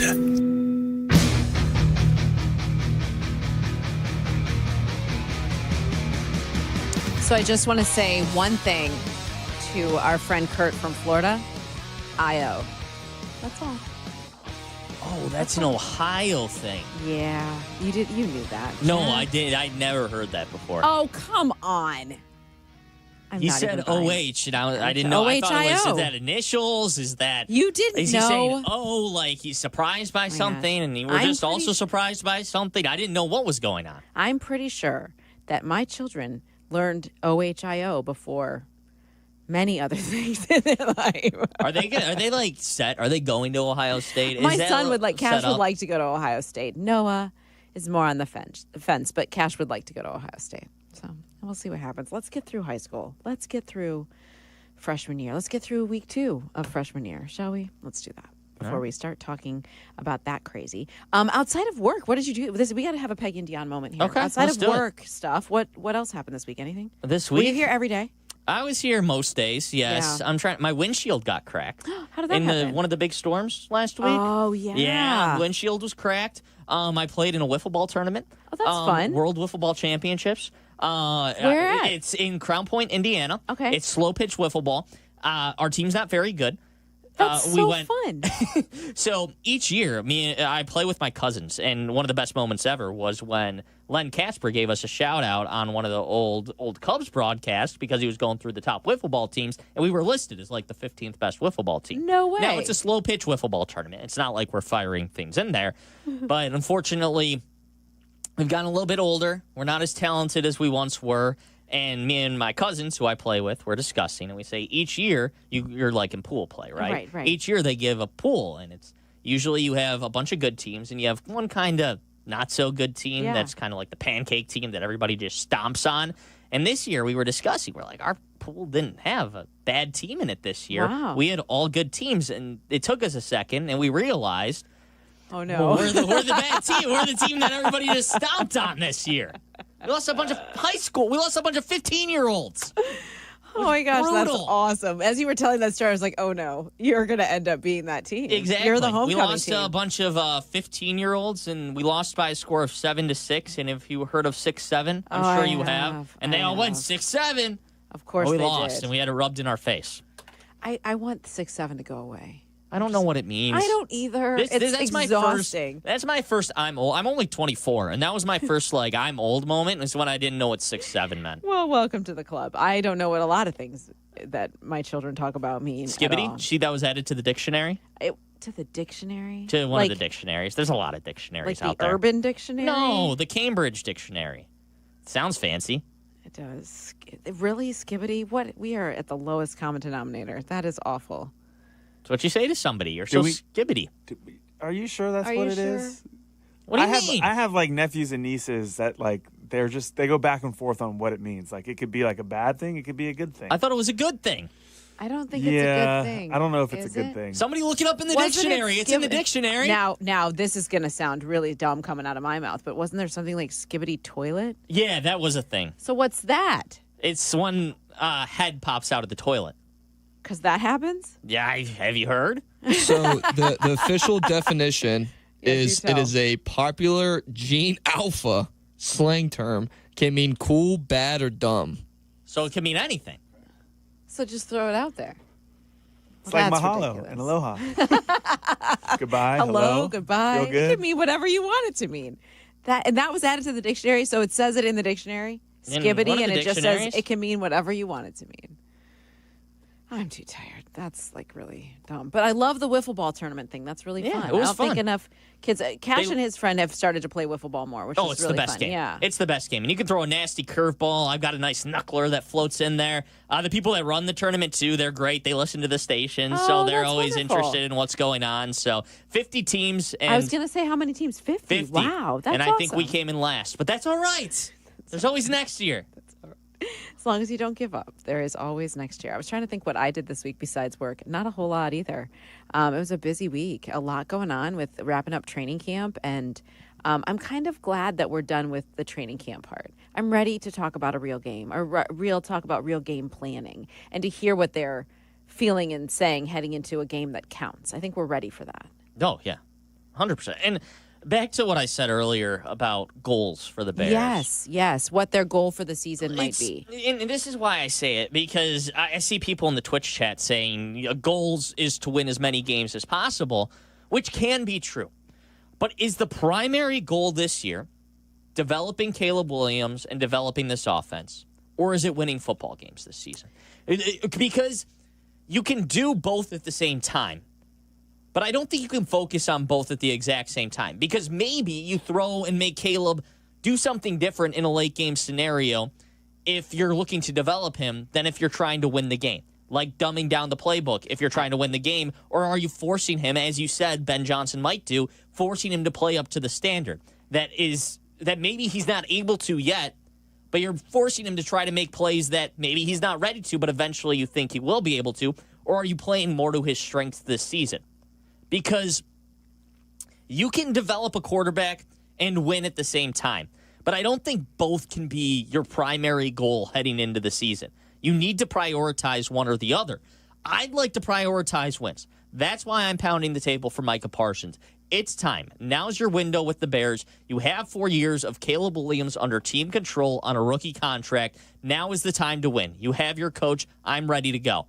But I don't know if that's where we're at with this team yet. Okay, it's hard to even kind of say it's about winning as many games as possible. Yes, I would think that is ultimately the goal. I don't think that the Bears, after 15 total victories in the last 3 seasons, over the last 3 seasons, are in a position, though, they've done so much roster improvement. I feel like the goal of this season is to figure out if Caleb Williams is the guy. That's the goal. And that's what they have to figure out, because I don't think they can go through another mediocre, win 5-6 games in the name of quarterback development. I just don't think that they're in that position anymore. I don't think they want to be in that position anymore. They want to win, but they also have to figure out if this is the guy. And I think they'll know by mid-October. They'll know if Ben Johnson and Caleb Williams is the right combination to help them win more games and compete in a very, very tough division. What happens if Caleb Williams isn't the guy? I don't know. I'm not saying he's not. I think he is. But what happens if he's not? Well, I don't know. And I don't know how. I don't know. Tyson Bagent. I mean, I don't know. That's what happens right now in the immediate. What that means moving forward, I'm not sure. I want to break down what you're saying here, Dion. Are you saying you think there's a chance by midseason, I don't want to put words in your mouth, but I'm just going to ask the question, that Tyson Bagent is the starting quarterback for the Bears? If they think that, if they believe that Caleb cannot do or be what they need him to be to win consistently, they will make the change. Yeah, they will. Absolutely. You don't think they're attached to him, even because he was their first overall pick and because Ryan Poles made him their pick? You don't think they're so attached to him? I do, that I think they're going to start Caleb no matter what, even if it shows that he's not the guy. I feel like, I mean, they have to, this season is about, and the start of this season is about seeing if Caleb is the guy. I think that's ultimately it. And with a coach that they wholeheartedly believe in and can bring out the best in him. That's what they're figuring out. Now, would they? I think they would make a change. I really do. Now, for the rest of the season, I don't know. For a game, maybe. I don't know. I don't have a crystal ball. I just know that they aren't going to, I don't think they're going to waste time if they feel like he's not the guy. But I'm not saying he's not. I want him to be. I think he's shown that he can be. He just has to do it more consistently. All right.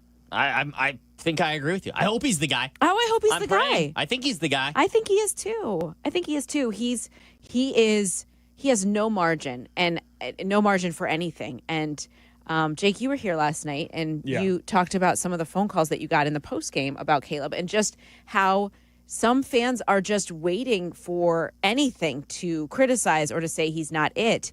And I would love to flip that. I mean, yes, I am always like, my cup is always full and overflowing, but I just think, can't we be a little bit more optimistic? Yeah, everybody, I'm interested to see when this switches from the fan base. But last night, for example, someone was calling in and they just wanted to complain at the fact that his socks were down by his ankles. I mean, and they were like, he's full of himself. Why can't he be like everybody else on the team? Come on. And I wanted to tell the guy, and I just didn't because I didn't want to get in an argument over the phone.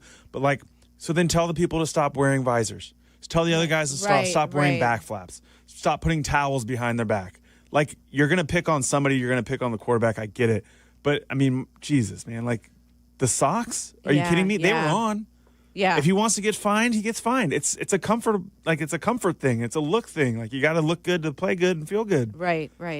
You know when? But that to me is so nitpicky. That doesn't matter. I don't care about any of that stuff. Win games. That's when it stops. Games. That's when it stops. That's when it stops. Winning changes everything. Yeah. And that's why I think there's more to this conversation, so maybe after the break. But I think there's, after that bye week, I think it's going to be fun to see where everybody's opinion is on Caleb. Yeah, I agree with you. After we all come stumbling back from Vegas, let's take take the pulse then and see what it is.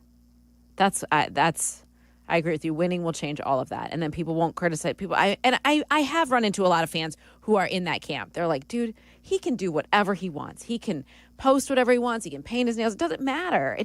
I want him to win football games for the Chicago Bears because that's what I'm a fan of. Let's do it. Let's win. Just win. Just win. Winning cures all. That's all you need to Winning do. Does I think we got to take a break. I think we do too. I just blew through that. Sorry. Okay, you're listening to Peggy and Dion on ESPN 1000.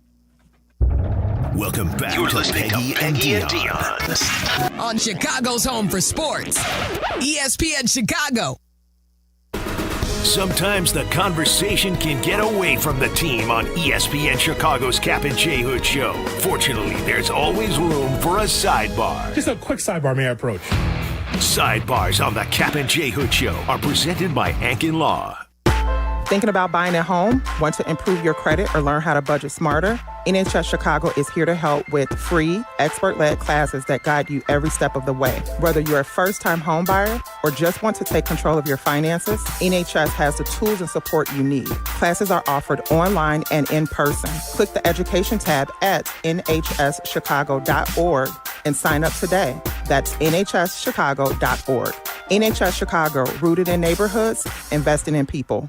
Hey friends, I'm Tom Waddle and I drive a Hawk. Find your next car at hawkauto.com. Choose from 12 Hawk Auto locations at Forest Park, St. Charles, Plainfield, Joliet, Carroll Stream, and now LaSalle, Peru. Shop thousands of vehicles from 13 big brands. Save with 0% financing or make no payments for 90 days. Plus save even more with our complimentary maintenance plan. Find your next car at hawkauto.com and drive what I drive. Drive a Hawk. HawkAuto.com.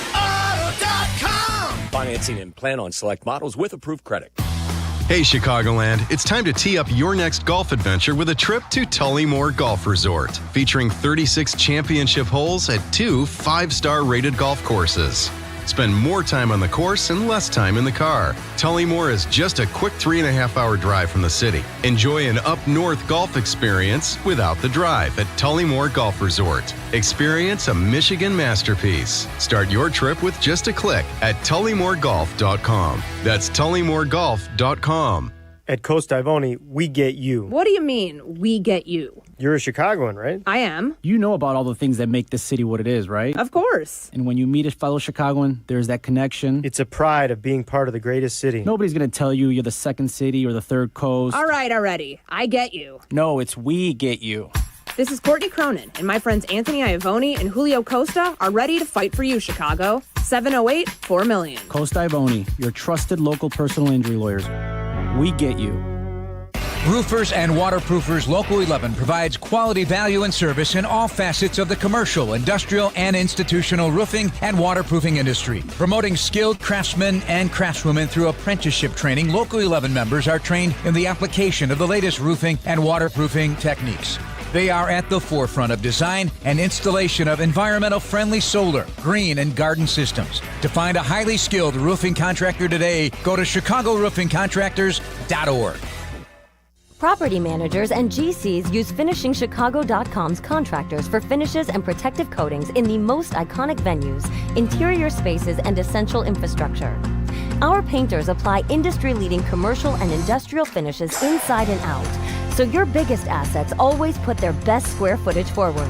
FinishingChicago.com has your free list of painting, wall covering, glass systems, drywall finishing, and signage contractors. For a great finish, start with FinishingChicago.com. What does life after service look like? Kicking back? Taking it easy? We believe it looks a little different. It looks like leading for all veterans, helping shape policies to make certain they get the benefits they've earned, and ensuring every veteran's voice is heard. It looks like advancing to meet today's veterans where they are, lifting them up and strengthening the bond that unites us. It looks like serving when disaster strikes, with boots on the ground helping our communities recover and rebuild. From the capital to our hometowns, we don't just show up when it's easy, we show up when it matters. Because a veteran's mission never truly ends, and neither does ours. The VFW, still leading, still advancing, still serving. Get involved at stillserving.org. Follow Chicago's Home for Sports on Instagram at ESPN_Chicago. Okay, we're all listening. Now back to Peggy and Dion. This is ESPN 1000.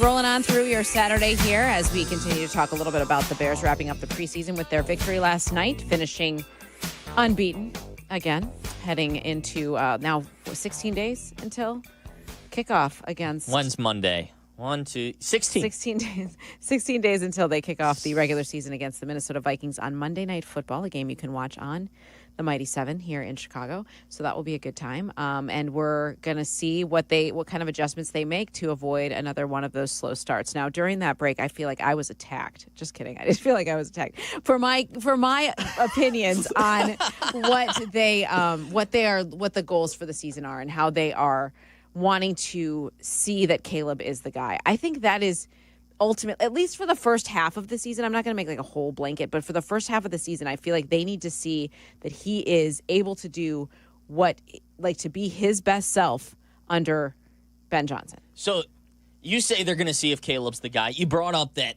you don't think they'll be afraid to pull him halfway through the season if they need to. I would love it not to get to that. I guess I have some PTSD from all the way back with Mitch Trubisky, right? Like number 2 pick. We believe in Mitch, and then they didn't believe in Mitch, right? And then they benched him for a couple games. Then they brought him back out. Like I have that. And that happens. We see it with Major League Baseball players all the time. We saw it with Matt Shaw this year. Yes, correct. Sometimes you need a reset. I hope Caleb doesn't get to that point. You're You're saying you shouldn't be afraid to get to that point. I hope this is his reset. I hope this is his reset. But you're saying that because the Bears have a very capable backup in Tyson Bagent, right?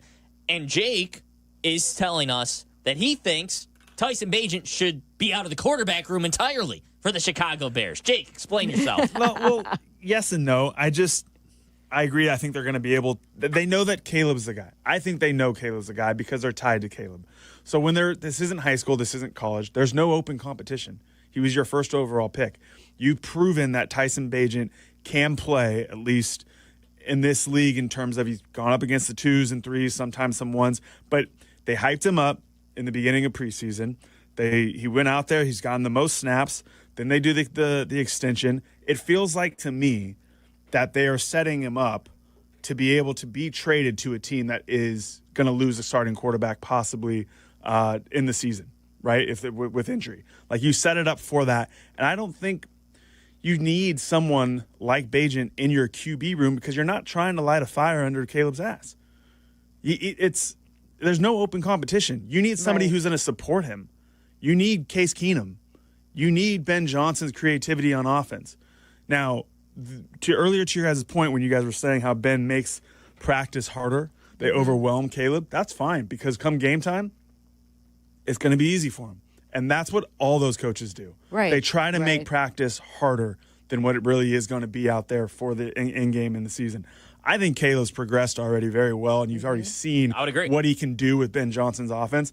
The fumbled snap, yeah, it's a timing thing. It's on a fly sweep. It happens all the time. But, I can't stand the fan base so far just trying to create this narrative that it needs to be Tyson Bagent if Caleb Williams fails. I think it's good that if Bagent's still on your team, yes, you have somebody who can go out there. But then you can argue that that's the reason why Case Keenum is here. And the fact that he has all that experience. He's played in the playoffs. He has played in more games than what Bagent has. Bagent's played in 4 games? 4 games last year, and everything else has been preseason. So to me, I just don't, because it's not an open competition, it's a better feather in your cap if you can flip him. You found him, you developed him, then you flip him. And that may be what they will eventually do. I agree with you that a guy like Case Keenum is so invaluable to Caleb to have that veteran voice that he did not have last year. I mean, last year when the season started, Tyson Bagent was the longest tenured quarterback in the room. That is not okay for a rookie quarterback coming in. And I will agree with you on the progress that Caleb has made, because last night we were talking and Tom Waddle said the one thing that he noticed the most was how much calmer his feet are. He's not so jumpy. And that I think you saw that last night. Yeah. And I think that's a direct coaching from Ben Johnson, JT Barrett, the guys that are around him. I think that's something he's worked on, and you tangibly see that growth. I would agree with you. And I think Caleb Williams is the guy. I'm hoping he's the guy. You say what happens if there's a team without a starting quarterback that goes down. Tyson, what if that's the Bears? What if Caleb Williams, Tyson Bagent is so valuable as a backup quarterback, and now you're tied to him with the contract too. If they were going to trade him, Jake, I don't think they signed him to that contract. But that's a team-friendly deal for someone else. That's where somebody else can go ahead and say, hey, I'm not... Because think of how much people are getting paid as backup quarterbacks. Fair. He's going to be the cheapest one. And maybe he's not going there to be the starter at Indianapolis, but you know what you have in Anthony Richardson. And if they're going to go ahead and say, oh, Daniel Jones, you haven't done anything for me lately, we're going to go ahead and see what this guy can do. Or maybe it's, who is it, the Saints? There's some teams out there that might be losing somebody coming up before week 6, before week 8, the deadline, that will take a flyer on him because they're only paying him $4 million. I'm in the boat that you can't ever have too many good quarterbacks in your room. And I would rather have him, if you believe he is good and you think he's starter level, which it sounds like Ben Johnson thinks he is worth more than whatever you're going to get for him on the trade market. You would need to get a second-round pick at the minimum for Tyson Bagent if you expect him to be a starting quarterback. I don't expect Bagent to be a starting quarterback in the future. I think he's going to be somebody who may be in this league for a long time, and he's going to rotate around as backups. Think of who was it, Fitzpatrick? Yeah. Fitzpatrick, guess who Fitzpatrick was? He's the guy they didn't want to name as an actual starter. They didn't want him to be the face of a franchise. He was the guy that could just get the job done. And they were always waiting to find someone else to replace him. Chase Dano was the poster boy for being a backup quarterback that could step in and start here and start there and make millions and millions of dollars and have longevity in the league. He was in the league from 2010 to 2022. 13 years. 13 years, and he started 5 games. Like, Jack, I agree with you. You can never have too many good quarterbacks in your room. I understand that. But we know, just especially with Caleb, what he went through last year, and now with this fan base, I think he can handle the fan base. That's fine. But there is not an open competition. So, this front office is tied to so there's no open competition. So I understand what you're saying, Jake, but then he shouldn't feel the pressure of Tyson Bagent coming up under him. He doesn't. He doesn't. And he shouldn't. So I don't see – I understand, like, you can get something back for Tyson Bagent, but I would rather have a guy on my roster who understands Ben Johnson's offense, who's had a full offseason with it. And Case Keenum's fine. He's not your backup quarterback next year. He's on his way out. This is his swan song. He's going to stick around. Hopefully he makes the team. I'd assume he's going to make the roster at this point that they keep 3 quarterbacks. But he's not healthy at the current moment. Exactly. Yeah. I am not giving up a guy who I know is a capable backup who can step in and win football games if you need him to.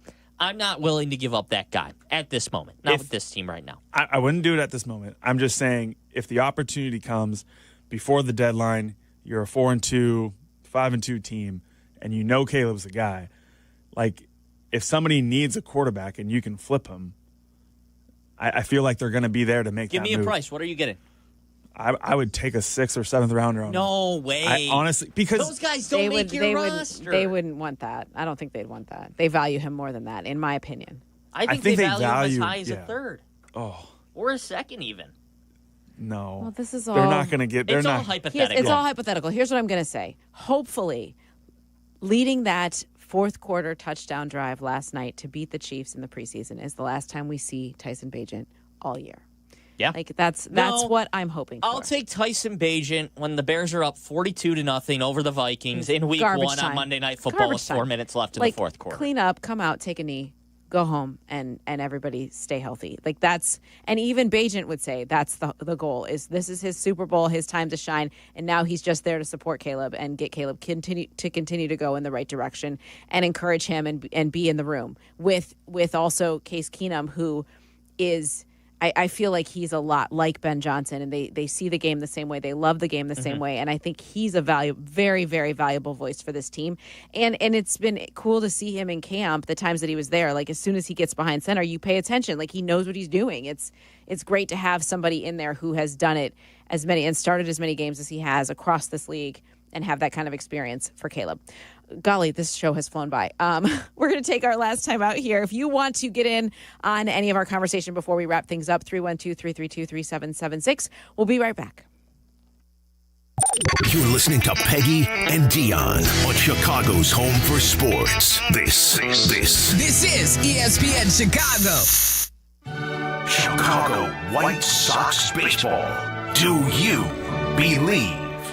Len Casper and Darren Jackson bring you the call of White Sox and Twins. Live extended coverage begins at 3:30 with Jeff Meller and White Sox Weekly on ESPN Chicago, the home of the White Sox. Now backed by the power of the Pope.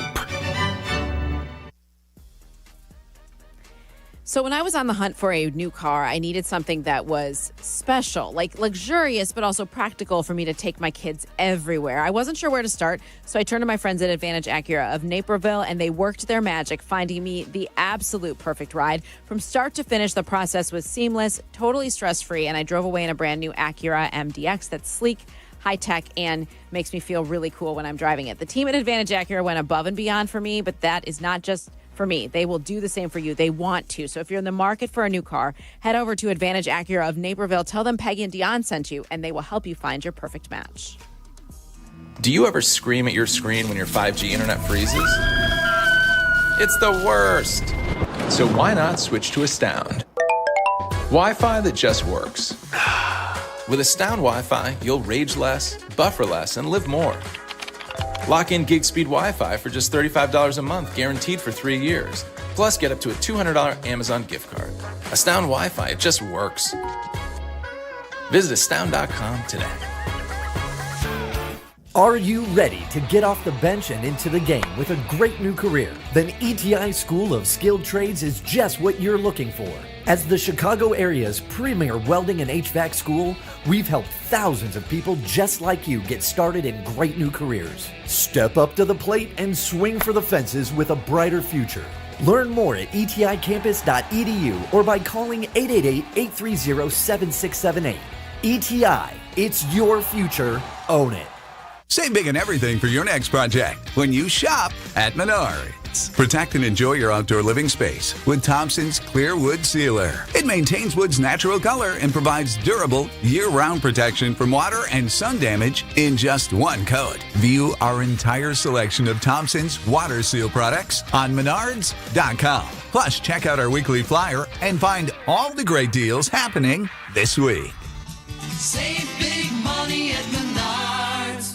Are you ready to make a difference for the environment while helping the visually impaired at the same time? Then donate your vehicle to Heritage for the Blind today by calling 1-800-983-6530. Every donated vehicle will either be properly recycled in an eco-friendly manner or given a new life through reuse. Donating your vehicle is easy. Simply call 1-800-983-6530 and Heritage for the Blind will do the rest. They'll even arrange for your vehicle to be picked up at no cost to you. And for a limited time, when you donate your car, you'll receive a $200 restaurant voucher and a 2-night, 3-day hotel stay at one of 50 locations. Call 1-800-983-6530 right now to schedule your vehicle donation and make a positive impact on the environment while helping others. Heritage for the Blind, where every car donation counts and every person makes a difference. Call 1-800-983-6530 now. This advertisement is paid for by Heritage for the Blind. Follow Chicago's Home for Sports on Twitter at ESPN 1000. This is Peggy and Dion. On Chicago's Home for Sports, ESPN Chicago.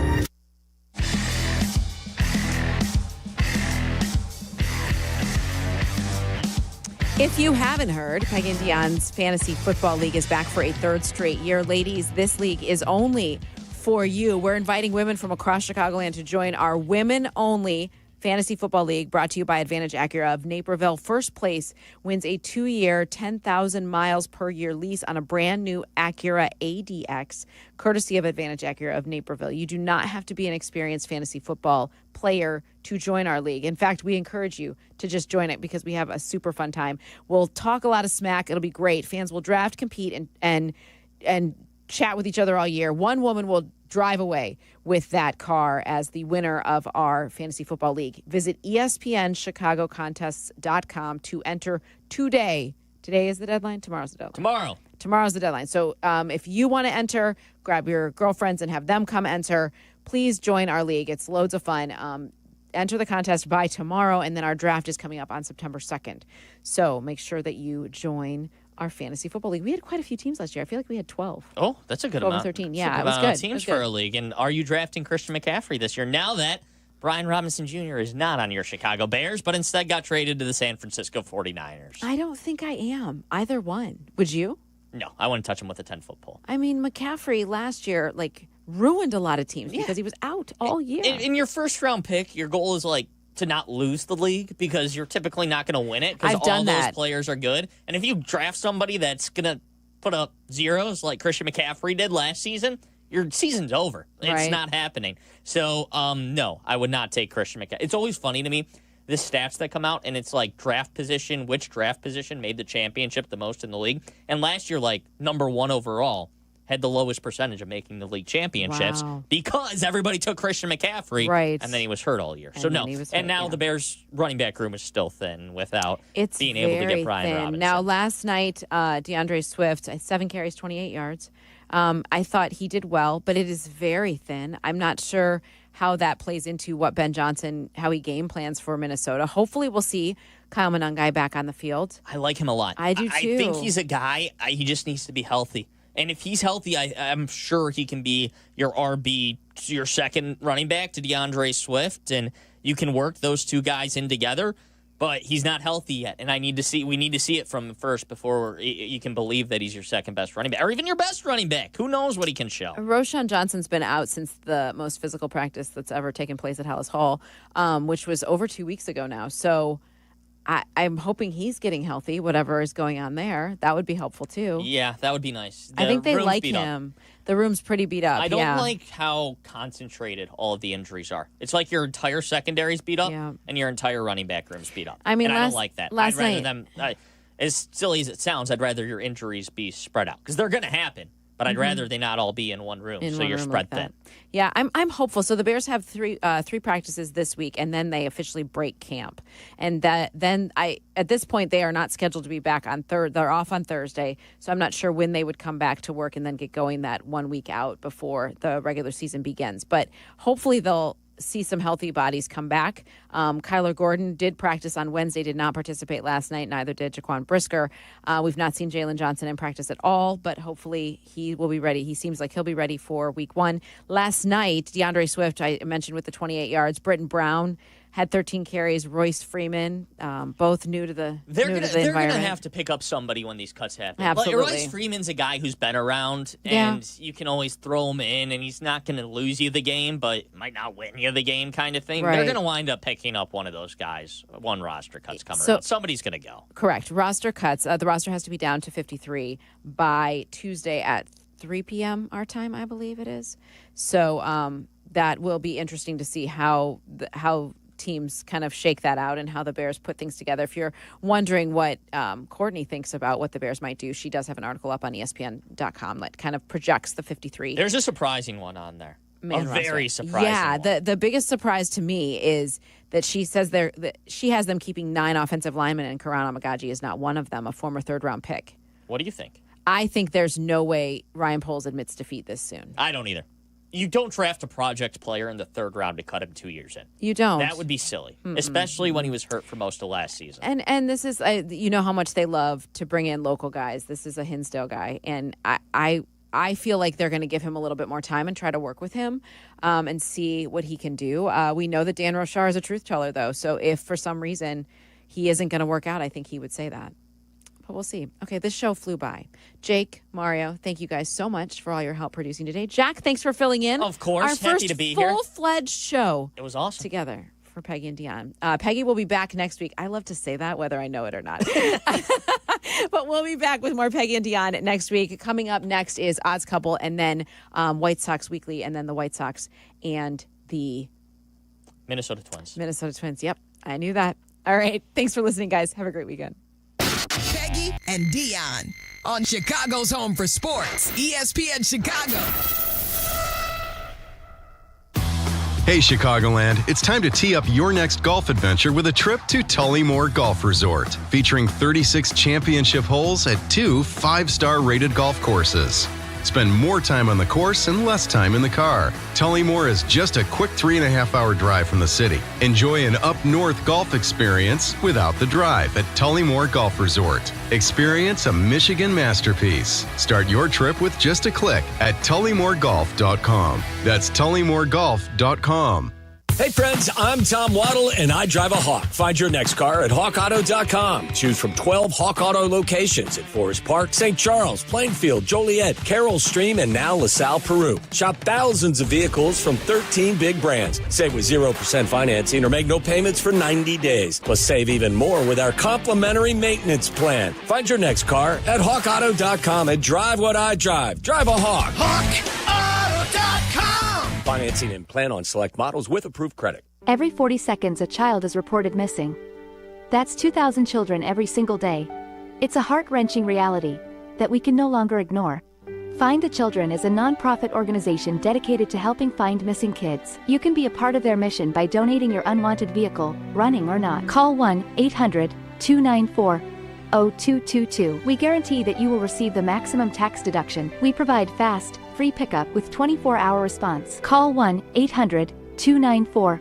Find the Children provides crucial resources to help find missing children and educational materials to teach kids how to recognize and avoid predators. Our recovery programs have a proven track record of reuniting kids with their families. It's time to act. Donate your unwanted or unused car. Help us build a world where every child is safe. Pick up the phone and call 1-800-294-0222. Together, we can bring these kids home safely.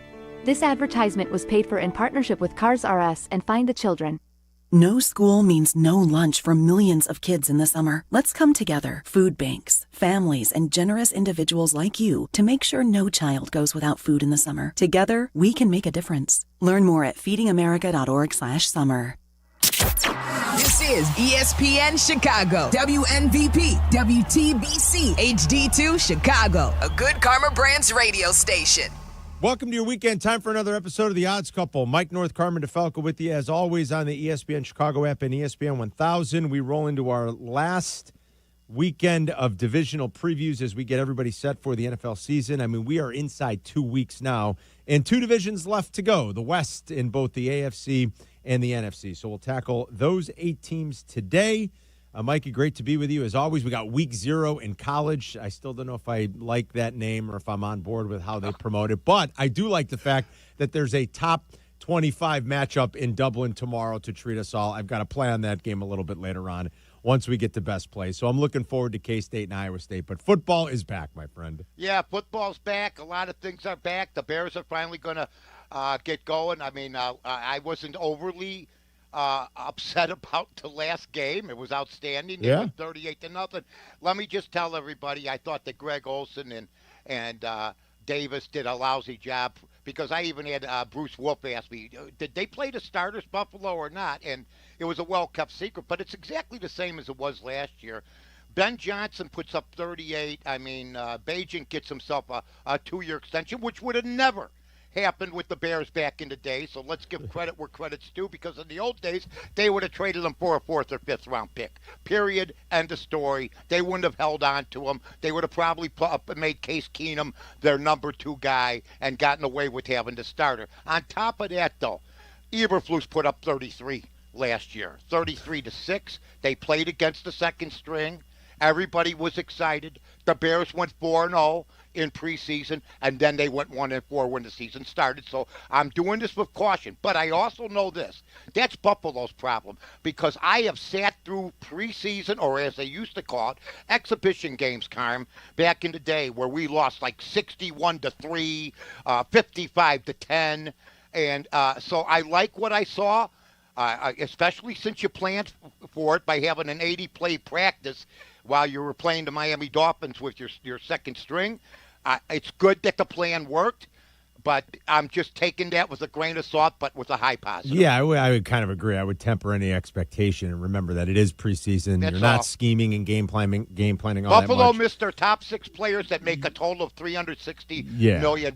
Yeah, I mean, it beats the alternative of oh my God, lousy absolutely. I was against happy second as hell. team. Yeah, and tonight will be a nice, I think, maybe a little bit of a clearer they're playing picture the starters, because right? they're playing their starters, so that'll be good. Absolutely. I don't think Kansas City. I think that the Bears in Kansas City don't want to get anybody hurt.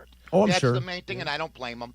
You know, I really don't. I mean, it's too close now to the season. So, yeah. I mean, you don't want Mahomes going down. No, if you're Kansas City, you certainly No, do that's not. the one guy. If they lose him, they're finished. That's it. It's a good place. It's a good place to start. I mean, I right? love it. We might as well get into some breakdown and some preview of the final 2 divisions that we have yet to talk about. So we'll talk about the AFC West and the NFC West, and it is a nice transition. I mean, we can start with the Chiefs, who are the favorite in that division once again at -115 to win the West. They're -380 for the playoffs. Their total sits at 11.5, one of the bigger totals in the NFL, of course. They won 15 games last year, which we'll talk about in a second. Over even money, under is -120 for the Chiefs at 11.5.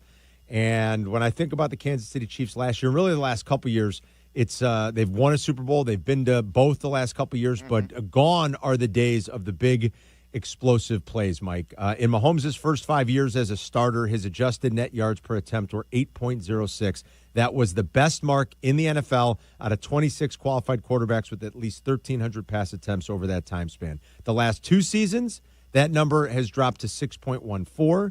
That is 19th best out of 31 quarterbacks with at least 250 pass attempts. So the big play, explosive Kansas City offense is just nowhere to be seen these last couple of years, and I wonder if they can get back to that. Some of that is personnel related. They didn't have Hollywood Brown all last year. They missed Rashee Rice most of the year. He's going to have to serve a suspension at some point, but I just wonder when the big play threat of the Kansas City Chiefs offense is going to come back into play. Well, I think the first thing you got to do is quit letting Mahomes run down the sideline, fake like he's going to go out of bounds and keep running. Somebody early's got to plan him, let him know that he can't get away with that. But I'm not. He made a habit of that last year. Absolutely. Yeah. I mean, and they're afraid to hit him. I mean, come on. You're in bounds. You're playing one, but somebody's going to have to lay him out, even maybe with a late hit, and say, you know what, we're not taking this nonsense anymore. But I'm going to tell you, we'll talk about the Cubs probably in the third segment. Analytics is what gets teams in trouble when you use them too much, because what you said is true. But I remember the Kansas City Chiefs a couple of years ago having the worst receiving core maybe in football, dropping passes left and right. They've managed to figure it out only because they have the best quarterback in football. I think you're right. He knows how to win. Yeah. Analytics be thrown out the window. I mean, it's the bottom line. He just knows how to win. I mean, Justin Herbert's the better quarterback probably right now as far as the better arm, the way that he throws the football. But when it comes to winning, and when it comes to having that extra push, that extra ambition, that extra drive, I can't doubt the Kansas City Chiefs. Yeah, I mean, despite all the stuff we talked about with their offense and some of the declines, they still find their way to the AFC title game in the Super Bowl every season. They stand in a hole. It's amazing. They stand in a hole and they're 7'5". Yeah, I mean, like I'm serious. how they went 15-2 is kind of a miracle to me. They were just outside the top 10 in my power rankings when the season ended, but they still went 15-2. I think that's a testament, like you said, to the brilliance of Mahomes and to Andy Reid. I very much doubt they'll go 15-2 again this year. I think they might be a better team, though. I think they addressed some things that actually might make them better. They were ridiculously good in one-score games. So I think maybe some regression in terms of the win-loss record, but I think Kansas City is obviously still going to be one of the teams. I think Kelsey's got to come back and show people that, we had an old-type saying back in the day that he's whipped. Okay? Yeah. And that he's got his mind on other things. Yep. And I think that's what he's got to show people. And I think he's heard the whispers, but I don't think he doesn't act like he's concerned when he's doing the videos with Taylor or whatever. But I think he's got a lot to prove this year, because last year was a down year for him as far as what I expect of him, what football players I think that is well said. Travis Kelce averaged the fewest yards per catch in his career last year. He finished with his lowest success rate since he was young back in 2015. He's seen a steady decline in his yards after catch the last couple of years, 37% drop in Yak the last 2 years compared to where he was just in 2022. So I think you hit that on the head. Let's see if there's still a little bit extra left in the tank and if you can dig deep and find it this year in Kansas City. The second favorite in that division was one of the stories from last year, Mike, and we see one of the biggest jumps in win totals from one year to the next. The Broncos' total last year was 5.5. This year, it's 9.5. In the look-aheads, they're favored in 12 of their 17 games. Their total is 9.5. They are plus 250 to win the West. They finished last season with the number one defense in terms of EPA per play, number one in sacks, number two in yards per play against. They have the reigning defensive player of the year. They added Greenlaw and Hufanga from the 49ers. I don't have too many concerns about this defense other than the fact that their schedule is going to get tougher. They've got Burrow and Jaden Daniels and Jordan Love and Dak and C.J. Stroud on the schedule this year. But I think that defense is going to be great. Again, we'll just see if Bo Nix can continue to develop and if they can finally run the ball. I know they're high on R.J. Harvey after drafting him in the second round. For having such a good O-line, they were a terrible rushing team last year. Yeah, I've said this, Bo Nix and the five quarterbacks, if you said you could throw them in a hat and pick them out this year. Each quarterback would go to a different team. I'd be happy with whoever the Bears had. That's how good this class, I believe, is. Bo Nix is with the right coach. I've told Carmen and people numerous times how I was on the radio back in the day, and he was looking for a quarterback working as the assistant coach for Miami of Ohio, and he had just driven through Chicago, and he was into Indiana. And I talked about a kid from Park Ridge named John Shea that played for Maine West. He turned around and drove all the way back and talked to the kid. They ended up signing him because they were looking for a quarterback. And this kid absolutely snuck under the radar. So he's a go-getter. He's a great coach. I think what he does with Denver is going to solidify him as a great coach. Yeah. New Orleans already did that. But if you do it again, you know what I mean, and you have equal success, that judges you up the ladder as far as head coaches are concerned. Yeah, I think you're right, too. What he's done in short order there and what he continues to do with Knicks is pretty impressive. Yep, no doubt about I think it. that team's got a legit shot to maybe push the Chiefs a little bit. And this is a deep, talented division, obviously. There's great coaches top to bottom. You get to the Chargers, who also have a total of 9.5. Tough break with Rashawn Slater going down. I guess if any team can handle it, it's a team like the Chargers because Joe Wall can switch sides, but that's still not ideal. That's not what you want, one of the best left tackles going down in training camp and missing the entire season. Look, this comes down to, can Justin Herbert be great? I've professed a lot of admiration for him, but I can admit in the biggest moments when he's had to be great, he hasn't been all that great, whether that's in the playoffs or the fourth quarters of games. 2 fourth-quarter comebacks combined the last 2 years. He was quarterback 28 out of 34 last year in EPA plus completion percentage over expectation in the fourth quarter of games. Quite frankly, for a guy of his talent, that's just not good enough, Mike. Well, and you know what? You want to show a bias and favoritism. I mean, like I said, he takes less heat than Lamar Jackson. Which is kind of crazy. He takes less heat than Jalen Hurts, who's been to the Super Bowl now a couple times and won one. So that, to me, is ridiculous. There's other quarterbacks that do not take as much heat as they should, but this guy is on a proverbial honeymoon. He's playing with a great coach, Jimmy Harbaugh. You know how I feel about it. But like Doug Buffone once told me, something about playing out on the West Coast. Now, this was San Diego when Doug was wooed by them, and he said, I can't play football on the West Coast. I'm an NFL fan. That was back before even the merger. But something about the Chargers. And Jimmy is just a great coach, and if anybody could unlock it, it's him. But Justin Herbert, it's all about him. You got to step up. Yeah. And you know what? They've solidified the team. But I remember the Chargers. I mean, they named the defensive superstars that the Chargers have ever had, folks. Because Sean Merriman. That's it. It's a small group. I mean, or what's the other young man? Junior Seau. Junior Seau. Okay? Good call. Ron Mix. Yes. Okay. That's it. Now name the offensive stars. From Dan Fouts to John Hadel to Lance Allworth. You name them, they've had them. And that's been the major problem. But like you said, if the defense plays great, now it's up to the quarterback and the offense to put it up. I think you're right. And last but not least out there, the Raiders, who they got your guy Pete Carroll again. Top to bottom, the coaching in that division is great. I mean, Geno Smith and Pete Carroll are big upgrades. Chip Kelly's back in the NFL calling plays for Vegas. There's just upgrades across the board. Everybody's excited about Ashton Genty, rightfully so. He's the favorite to win Offensive Rookie of the Year. Problem with the Raiders is I still don't know that. I don't think there's a ton of talent on that team. I don't think there's a lot of talent on their defense outside of Crosby and a couple of guys. And they've got the worst rest disadvantage of any team in the NFL this year. The schedule will be tough. So, maybe over 6.5. Not sure. I don't have a particular feeling one way or another, but I think they're a real long shot. Well, if you remember, I brought him up last year early in the process as a guy that I would like to see the Bears get. This was if they didn't get Ben. Ben was being wooed by other people, including the Raiders. And I thought I heard you and Eric go, hold back laughter and stuff like that. And I said, you know what? They're probably right. And then 2 weeks later, after, the Raiders hire him. Yeah. He's a capable coach.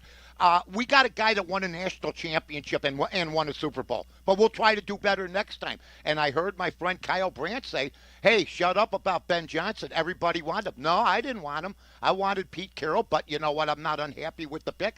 But I would say this. The Raiders are 7.5 over-under, and the Bears are 8.5 over-under. Okay? So I'm concocting the bet. For $1,000, everybody wants to take it. Raiders versus the Bears in wins and losses. And I don't know. I think the Raiders would end up losing because of the division. I think the Bears division is easier, and I love the Bears division, as you know, as competitive.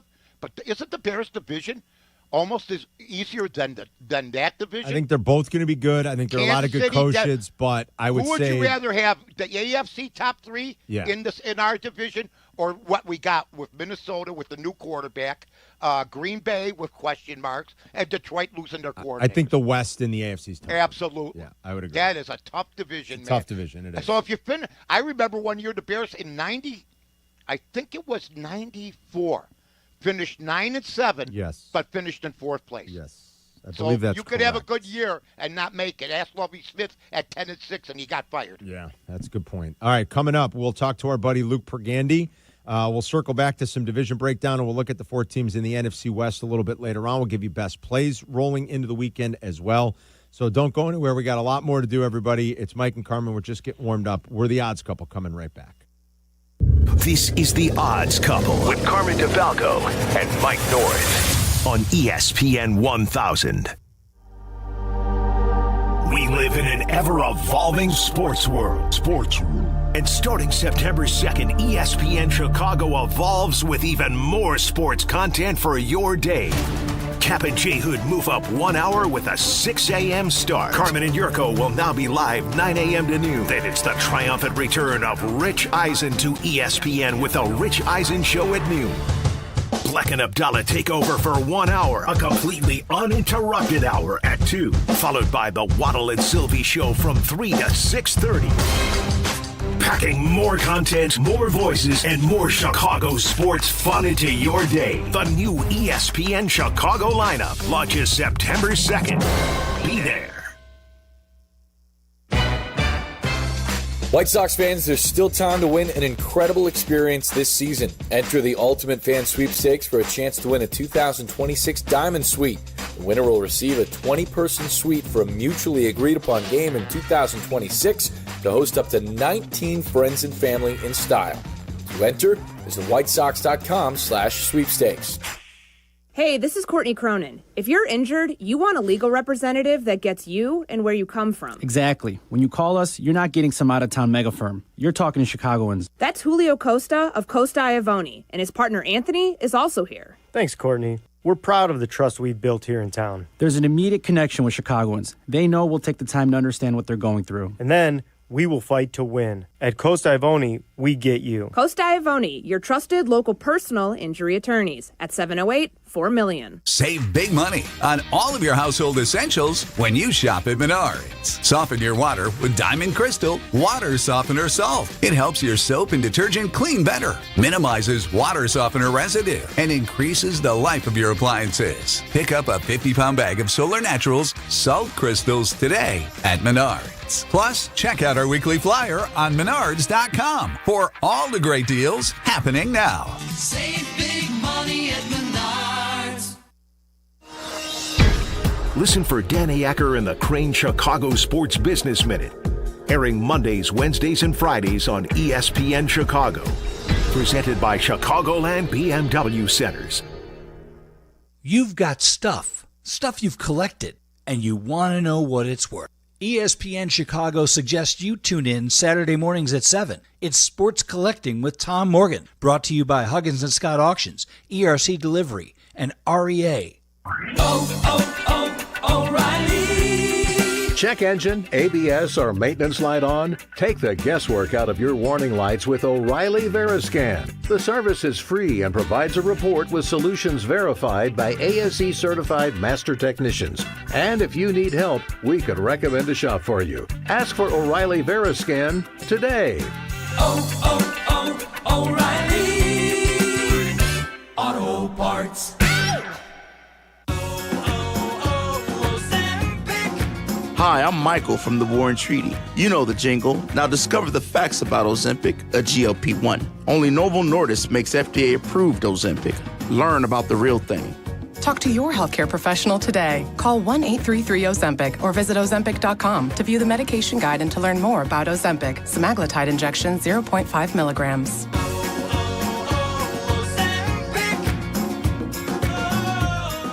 Adam Schefter here for Vivid Seats, your ultimate destination for all your sports and concert needs this summer. With a game-changing rewards program and an unbeatable selection of tickets, they make it easy for every fan to watch their favorite teams and players in action. Catch every home run and thrilling comeback in person from your favorite seat. Plus, every ticket is backed by a 100% buyer guarantee, giving you peace of mind with every purchase. Visit VividSeats.com or download the app today. Vivid Seats, the official ticketing partner of ESPN. With Robinhood, not only can you trade individual stocks and ETFs, you can also seamlessly buy and sell crypto at low costs. Trade all in one place. Get started now on Robinhood. Trading crypto involves significant risk. Crypto trading is offered through an account with Robinhood Crypto LLC. Robinhood Crypto is licensed to engage in virtual currency business activity by the New York State Department of Financial Services. Crypto held through Robinhood Crypto is not FDIC insured or SIPC protected. Investing involves risk, including loss of principal. Securities trading is offered through an account with Robinhood Financial LLC, member SIPC, a registered broker-dealer. This is The Odds Couple with Carmen DeFalco and Mike North on ESPN 1000. Welcome back inside this week's episode of The Odds Couple. Mike North and Carmen DeFalco every week with you on the ESPN Chicago app. Make sure you have it. You can catch up on demand anytime, anywhere. Our great show, all the great shows on the radio station if you missed anything, all the other original podcasts. New lineup starts Check the week of football. That's Jeff right. Agrest in the Sun-Times has it today, folks. That's right. New lineup will start the week that we're back from the Labor Day weekend here in a little more than 10 days. We will have Yerk and me going 9 to noon now. Captain Hoodie starting an hour earlier. We're great and grateful to have Rich Eisen back, part of the family. He'll be on noon to 2. So new lineup just in time for football. Let's get out to the Yingling guest hotline and say hi to one of our weekly guests. He joins us from Prop Swap and the Prop Swap app. It is the one and only Luke Pergandy. Oh, Prop Swap. Hi, Tom. Hi, Mike. What's up, buddy? What's up, You Luke? excited for football being back? This is like now it finally feels official. We got a top 25 matchup in Dublin this weekend. So football's back. And maybe in terms of college, which I feel like we haven't touched on a whole heck of a lot. Who's been sexy? What's hot? What are you guys seeing in terms of volume and the tickets that people are looking for, the teams that people are looking for rolling into this college football season with the playoffs? Yeah, I mean, it's weird that Texas is an underdog, but yet they're an underdog against Ohio State next weekend, but yet national championship odds, they're the favorite. So it's kind of That's what happens going on the road in week one to the shoe, I guess, right? Yeah, and I don't think that's crazy. Obviously, reigning Ohio State champion Jeremiah Smith looks like he's better than professional wide receivers already. The Ohio State standout. So I get it, but I guess that's just a prediction on how they'll do the rest of the way. Like the odds makers are basically saying they're going to drop this in Ohio and then come close to running the table, get into the playoff, and then eventually win since they're plus 550 as the favorite. So just kind of an interesting tidbit there on the Longhorns coming up with their massive game. It's 11 a.m. game next Saturday, really early for one of the best football games of the year, I would argue, Texas Ohio State. So, but yeah, we're excited. Obviously, like you mentioned, that Iowa State game kicking off on Saturday, ranked matchup, and then awesome slate next Saturday starting off. Yeah, Texas has been favored, like I told Carmen last week, every year of my life, it seems like. And they have 3 national championships to show for it, the last one in 2005 with Vince Young. Sarkisian, to me, has the most talent. I don't think he's the best coach that's going to be in the playoffs, if they make the playoffs. But I agree with you. They could run the table. Like Notre Dame, when they had that bad loss last year to Northern, they end up playing in the national championship, if I'm not mistaken. So I'm not worried about that. I want to ask you about Vanderbilt. I read, I thought they were going to get this nil thing under control. Has Vanderbilt got some sort of team? Because their quarterback is going to make $2 million this year. And I never thought in my lifetime I would say this sentence: Vanderbilt's quarterback's making $2 million. Welcome to NIL. Yeah, I mean, it was supposed to be. I just want to know, is Vanderbilt? They've been perennial losers most of the years. And I don't know where they at, Carmen, right now, because that's absolutely insane. What, in terms of odds, you mean? Or just, Yeah. I mean, like, Pavia's kind of, like, he was a star last year. Yeah, where are they, Luke, in terms of odds? 1,000 to 1, Mike. So, yeah, I mean, certainly with the prop swap special, take a stab at them. I mean, 1,000 to 1. Yeah. Can't get better than that. It's still Vanderbilt, let's face it. I mean, they might be spending a lot for Pavia, but it's still Vanderbilt Jay Cutler football. went there, and, I mean, they've had a couple quarterbacks, but come on. They beat Alabama last year. Yeah, they did. Good point. I'll never forget. I was watching that game, and it was like the second week of October. I'm like, what the heck is going on here? They knocked off a powerhouse. So no, I hear you, Mike. Why not take a stab at some of those teams in the 1,000 to 1 range? Absolutely. Just couple bucks on each of them. With of course I think we're at 12 teams still. Yes, we might go 12. to 16 next year, so 12 teams this year. Why not take a stab at a couple of those teams? And ASU. Agreed. Pains me to say, of course, my arch rival, but an ASU bet last year was the move. I mean, they pushed Texas in that semi game. They were very much alive in the postseason. So that would have been a great sleeper pick last year with ASU. In the race for the MVPs in baseball, as we have just a little more than a month left, it looks like it's going to be another winner for Shohei. Now, he did get a ball off the leg. I don't think it was anything too serious. He got bombed the other night. Yeah, and he got bombed. He's still minus 6,000, you guys. Well, because they might as well just give it to him every year. I mean, I had an interview with Dave Steeb on the Bar Room last Yeah, I saw it. And Dave Steeb said it used to be about wins and losses. I get it. And the MVP, Cy Young should go to a starting pitcher, but the MVP should go to an everyday player that plays the field too. So, I mean, Shohei is probably, if you wanted to, you could bet him every year on prop swap, but you wouldn't make the You're not getting good odds, that's for sure. That's for damn sure. Schwarber's been a great story, and he's been incredible. He's 10-1. Everybody else is 100-1 or greater. Manny, Schwarber's got Tucker. 109 RBIs already, Yes. Tom, so how about him as MVP? Oh, I know. I think you make a case, but it's just the odds reflect that it's going to be a runaway for Shohei. The AL is what's interesting. I can't believe just how much this is shortened. And Judge missing a few weeks when he was on the IL helped. I mean, Cal's been incredible, don't get me wrong, but Judge still basically leads the American League in just about every relevant offensive category and WAR as well. But this thing has really gotten close, Luke. Like, it's going to come down to the wire, it looks like, between Judge and Cal Raleigh. Yeah. No, we're selling tickets on both of them. Judge, obviously, much more popular preseason, but Raleigh, just because his odds are so low that people are coming out of the woodwork with Raleigh bets. He's 2-1 on FanDuel right now to win the. What's he, a 250 hitter? Yeah, probably a little bit more than that, but not much for sure. Yeah, but he's also got what? Yeah. He's got 46 home runs, 40 whatever the hell he is. But if you wanted to trade Raleigh for Judge, nope. I would take Aaron Judge in a heartbeat. So that's my point. I think with Ohtani too, guys. Ohtani, no matter what if he struggles or whatever, they're one of the two. They're the two best players in the game, aren't they? Yes. Come on. Yeah, I can't believe that they would take Raleigh over Judge. I can't. I don't know. Yeah, I mean, the argument for Raleigh, I would imagine, is the Mariners have kind of outperformed and are right in the thick of it here in the AL. So, what do we attribute that success to? People are like, he might make more of a difference for the Mariners than Judge makes for the Yankees. But to Carm's point, I mean, Judge is basically leading the AL in every offensive category. Everything.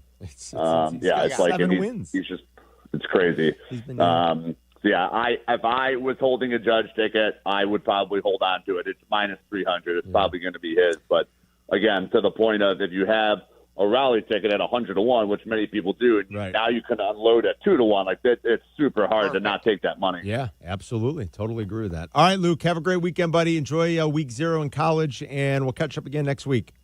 Okay, can't wait, guys. Bye, Carm. Bye, Mike. There he is, Luke Pergandy on the Yingling Guest Hotline. We'll get after the 4 teams in the NFC West. That's the last division we have to preview to get you set for the start of the 2025 NFL season. And a little on the Cubs. You're absolutely right.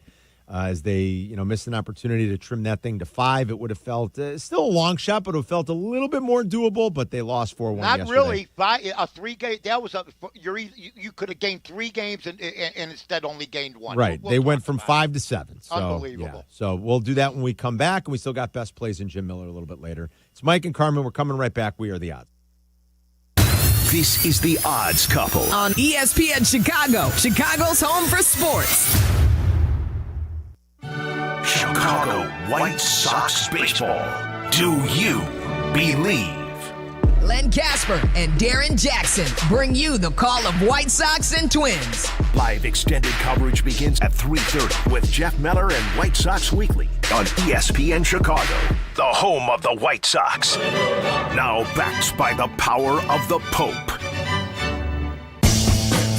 Back to school is just around the corner, and if summer has wreaked havoc on your kid's hair, you might be dreading the process of getting it cleaned up. Luckily, Great Clips is here to help. From overgrown mops to tangled tresses, convenient online check-in makes it easy to get in for a fresh haircut faster. They'll even send you a ready next text when you're next for a cut. Your kid's hair will look great for those first day pictures, and Great Clips' everyday low prices will make you smile. The skilled salon stylists at Great Clips will even save your kid's haircut details in clip notes, so the next time you come in, it's even easier than the first, and you've got one less thing on your mind. So if summer fun has done a number on your kid's hair, you know what to do. Get into Great Clips to say goodbye to summer shaggy and hello to school year sharp. Download the Great Clips app today. Back to school haircuts at Great Clips. It's going to be great.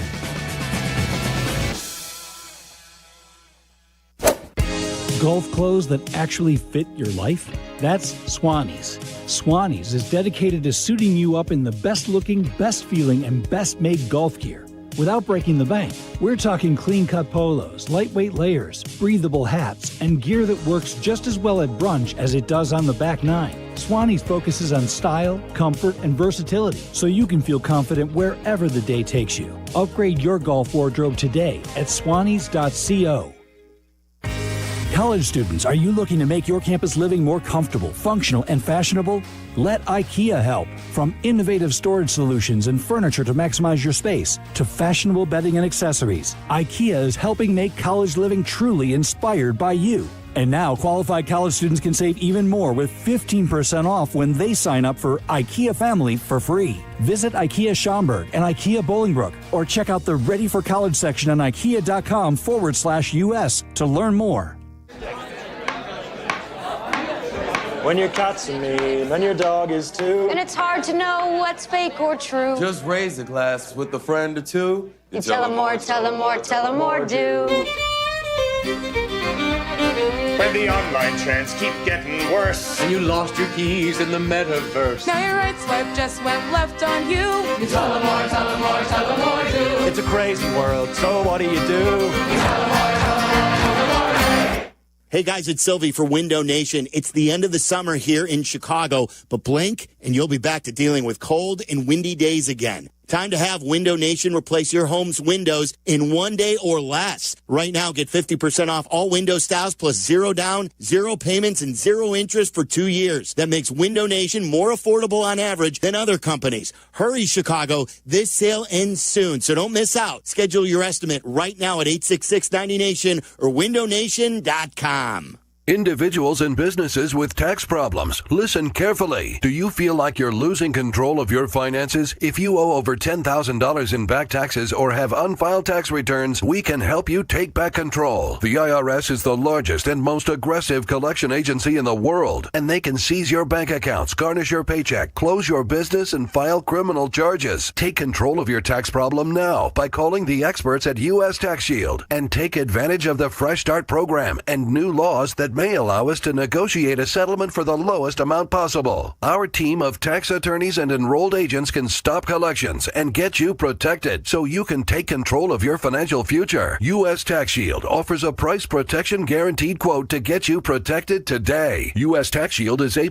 rated with the Better Business Bureau, so call now. 800-687-5192. That's 800-687-5192. U.S. Tax Shield. 800-687-5192. You're listening to The Odds Couple with Carmen DeFalco and Mike North on ESPN 1000, Chicago's home for sports. Welcome back inside this week's episode of The Odds Couple. Mike North and Carmen DeFalco. Follow us on X. Mike's at North to North. I'm at Carmen DeFalco. We got best plays in a little bit, so don't go anywhere. We still got to get after the Niners, Rams, Cardinals, and Seahawks, our final division to break down. Cubs start a West Coast swing. Brewers leave town with a 7-game lead in the Central. Milwaukee is out to minus 1,400 to win the division. The Cubs are plus 850. Could have had them at 5-1 before the game yesterday. That would have went down had the Cubs scored some more runs and actually won the game, because 5 does feel different than 7. Even at 5, it was going to be a long shot. But I think you can close the book on it. Look, the Cubs are going to go to the playoffs, and as Mike was saying earlier, anything can happen when you get to October. I just don't know where this Cubs offense is going, where the power went, when it's going to come back. I mean, this is a prolonged slump now for a lot of guys. It's lasted forever. Kyle Tucker has 4 extra base hits since July 1st. That seems impossible. PCA hasn't hit a home run since July 23rd. Shea has 2 home runs in his last 128 at-bats, Mike. That's 37 games. Since the All-Star break, the Cubs are 27th in baseball in weighted runs created plus. They're 26th in isolated power. They're 28th in slugging. They're 24th in home runs. It's just gone completely ice cold. The one guy that has slugged was Matt Shaw. You took him out of the lineup yesterday. Go figure. Yeah, well, I did a video, and it's trending real well on the Bar Room and on my Twitter, North to North, and on AM 1000. And let me tell you something. I came home from golf. I played around with my buddies at Rob Roy. Then we went out to get something to eat. I come home. You know, I couldn't believe we're at the restaurant. We're watching the game, and I saw Tucker batting. You don't break up a streak. It's not about Tucker. It's about he played the 2 games that they lost. because you took the bad out. I mentioned the kid's name is Cassie. Casey, yeah. Yeah. Well, next time spell it Casey, okay? because where I come from, and besides that, you know what? Maybe Consul was he's calling Canadian. That's why. Well, yeah. Well, you know what? That's another thing. They're one of our 51st states. I get it, and it's all that. It's wonderful. But let me ask you something. If maybe what's his name? The manager was saying Cassie, and he didn't know that he was calling for Casey, so he sat him for 3 games against Pittsburgh, and then on top of that, he sits him yesterday, and you cannot break up. Like I said, you don't play poker with 3 straight hands and say, let's go play bridge. You don't do it. You stay with the hot hand. And that's what he didn't do. He looked at analytics. Here, if I was manager of this team, I'd be blessed because I would know what to do with the team. Analytics, I think I'd have to use for my pitchers because I'd ruin their arms by going 7, 8, 9 innings. Okay, so I understand. But by gut instinct and by wherewithal, you got to know what 8 to start. And you don't sit your third baseman. You do not do that. He's the 4th best hitter in the National League since the All-Star break, okay? Yeah. You don't play Tucker, who, by the way, I told everybody, get off the jam finger crap. Anybody that played 16-inch softball, okay, and I'm in the Hall of Fame, and I played it for 50 years, has broken fingers, has played with broken fingers. You play every day. There's nothing wrong with this kid. He was shy against the wall yesterday on a catch that Casey made the day before. So I just don't understand what they're looking at. I don't get what it was a horrible move. I don't know what David Ross did, but I'm seeing what's happening here. And I thought that Consul would play the young players more. I thought that would happen. He can't wait to run out Happ and Suzuki. Yeah. Why? If you want to play Tucker, then sit one of those guys because Happ, he should just, like I've said, become a contact hitter, be a Mark Grace type, hit your 20 home runs, and hike your average to 290. Suzuki's horrible. If you wanted to get Tucker back in the lineup, I agree with you. Come on. And if you wanted to get Castro in the lineup, Mike, Shea or Happ before Shaw They act like they picked up Rod now. Carew with that kid. I like him, but come on. Yeah. Well, and then I can even understand it if you say, look, Priester's got worse numbers against lefties. You want to get a lefty bat in there. He's a switch hitter, but he could bat lefty. Like, I get it, but you just nailed it. Like, why are you taking Shaw's bat out of the line? First of all, that's what doesn't make sense. And Tucker shouldn't have been playing because of the 3-game streak, not because and he's slumping on top of it and they lose when he plays. But he would have sat Ripken. He would have broken Ripken's streak this console. I'm telling you right now. And you know what? I'm going to read because I'm serious. Cal Ripken had a chance, but he didn't. You know what Cal Ripken hit against Dave Steve? I don't. 215. Yeah. And if they played Toronto and Ripken was on that team and Consul was his manager, he probably would have sat his ass. I'll give you another one. You ready for this, Carm? Yeah. Hank Aaron hit 215 against Bob Gibson. Guess what? He played every game against Bob Gibson. I would think so. Give you another one. You ready? I'm getting out of breath now. You ready for this? Yeah. Fisk hit 193 against Nolan Ryan. Guess who played every game against Nolan Ryan? Fisk. You got to play your players. And you know what? Tucker's not one of them right now. He was. But I've seen nobody fall from grace like this guy has. And yesterday, when I got so mad, Beebe wasn't home yet. I said, geez, come home within 5 minutes. I don't want to lose the edge because I'm feeling like it's 93 again because that's how pissed off I was at one of the worst conceived lineups and really an invitation for Milwaukee to win. I can tell you're hot about it. I love My it. God. We had to get that horrible? off our chest. There you go. You can't have a 2-game swing like that. Yeah, that was Play bad. your best. Yeah, it would have felt different, I think, at 5. No You're right doubt. about And that. you can, by the way, Carm, I know Shea and I have talked about this with the Detroit Tigers because they and other teams that gain ground really quick. 5 games is not a lot with 30-some games left. Yeah, at the very least, do you feel like maybe you turn up the screws on the other team? And the Cubs Cubs got an easier schedule the rest of the way than Milwaukee. That's true. Milwaukee's got a tougher schedule, so they'll probably both lose tonight because I don't think either one's playing good baseball right now. What I said this morning was if you make it 5, then at least September's exciting and there's intrigue behind the games you're playing. But losing yesterday, you can wake me up when the playoffs start because the division's over. And they may get hot like Arizona did and end up in the World Series. But we're going by now, Carm. We can't project right now. This team is playing, I think, with a lack of confidence, and I think the manager's got something to do with it. The offense definitely has a lack of confidence right now.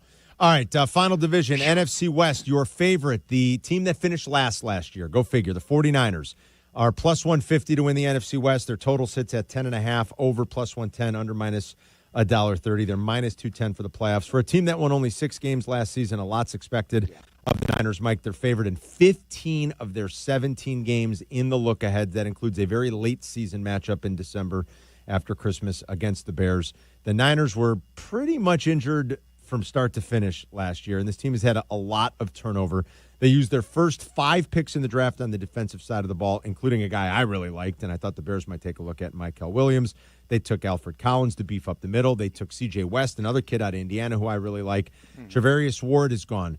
Talanoa Hufanga is gone. Dre Greenlaw is gone. We talked about those guys when we talked about the Broncos. Leonard Floyd, all gone. So we'll see how they kind of reset this defense. But a lot of their success, let's face it, is going to be predicated on Brock Purdy and Kyle Shanahan and the offense staying healthier. Yeah, I liked what Cosell from ESPN said to Colin Cowherd, who has no clue, to be honest with you. I mean, he said, Brock Purdy didn't do this, Brock Purdy didn't do that. Cosell had to come on and say, he's one of the best pocket passers in football, but you can't lose McCaffrey. You can't lose the people that they lost. I don't know. Was Deebo Samuel healthy? I don't know.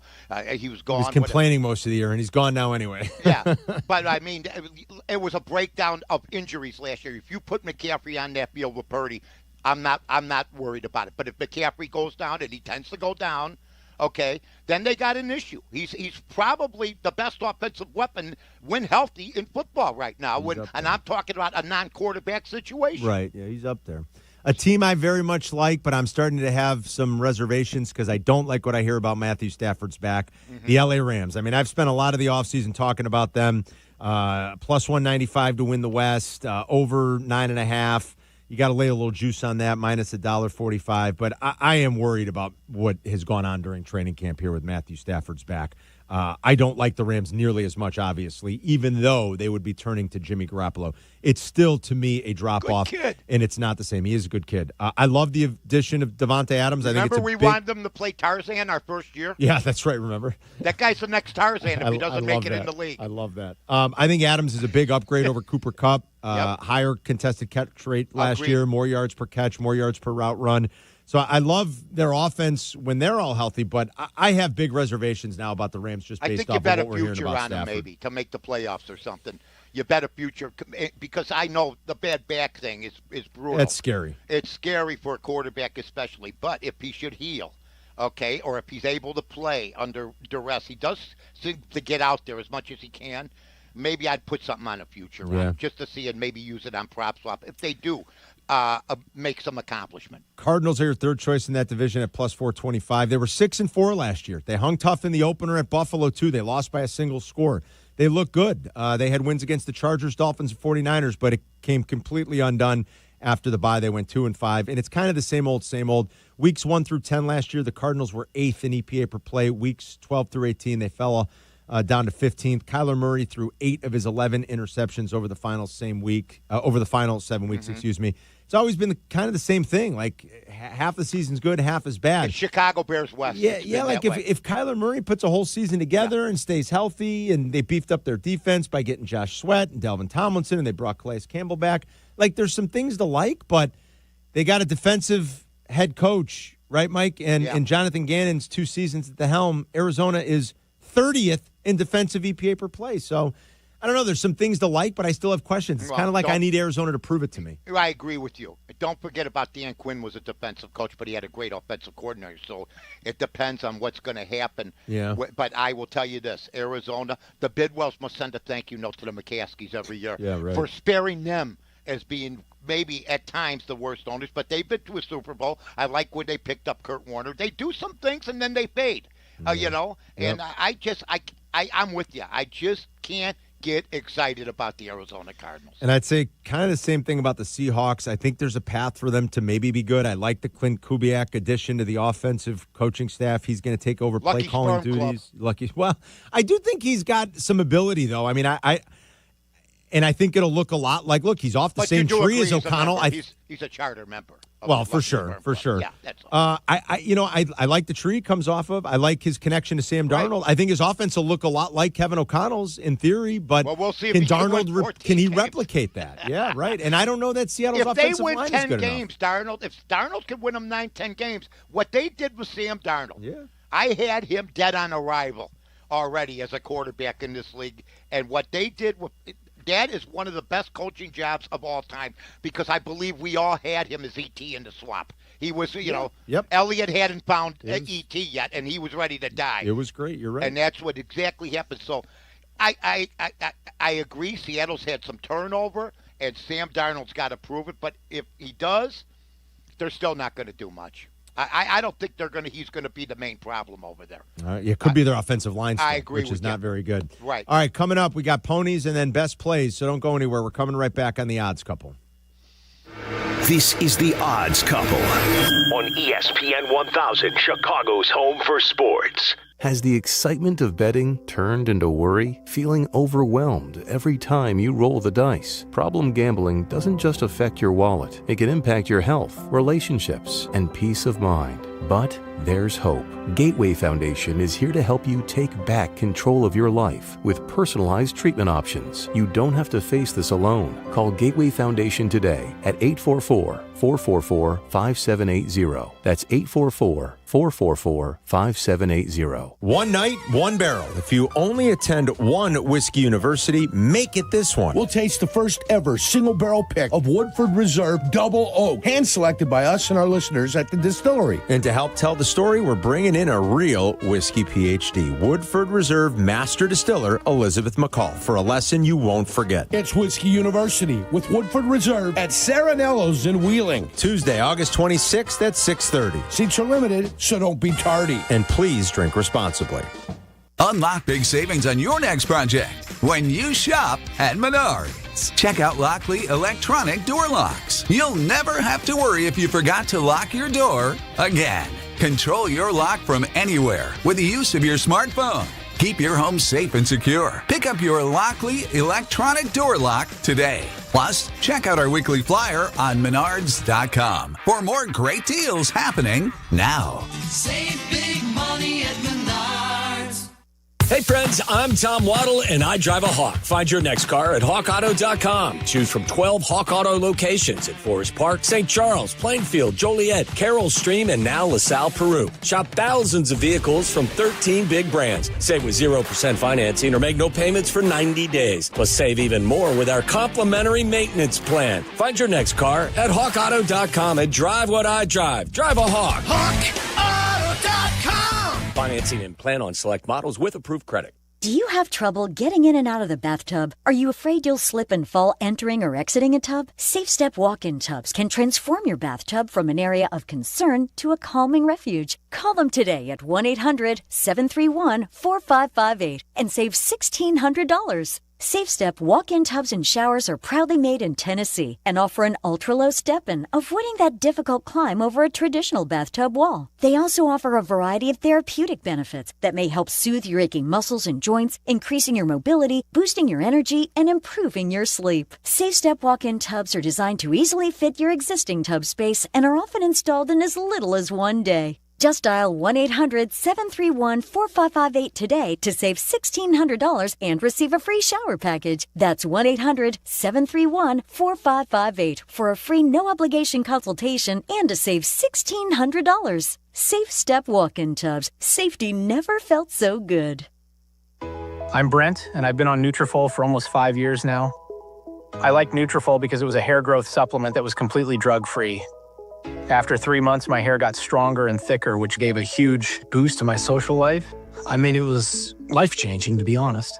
Get growing at Nutrafol.com/men. That's Nutrafol.com/MEN. These statements and products have not been evaluated by the FDA. These products are not intended to diagnose, treat, cure, or prevent any disease or condition. Real customers were compensated to share their stories.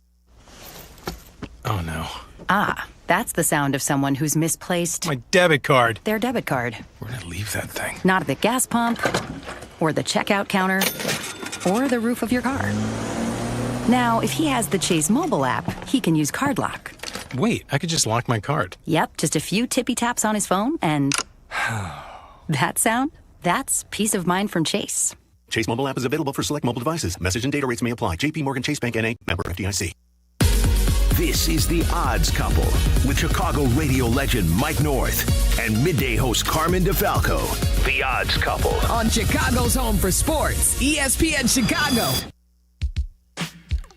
Entering the home stretch on this week's episode of The Odds Couple, time for some expert handicapping, and we go back out to the Yuengling guest hotline to bring in one of our favorite guests who has always given us winners.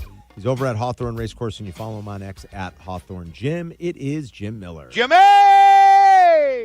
Boys, last week was the beauty of betting horses across the board. We had 3 prices last week. All of them ran second, and we ended up doubling our money for our wagers. So it turned out very good. It turned out to be a really nice week last week. So you guys have to be excited for this time of year because the book, I would think, starts to get packed on the weekends, right? And that's always good for everybody involved. But with college and pro football coming back, give us just a little bit of taste of what people can expect in terms of what's happening at the book and things like that, not just when the card's going on, when the racing's going on, but just when the sports book is open and what people can expect, Jimmy.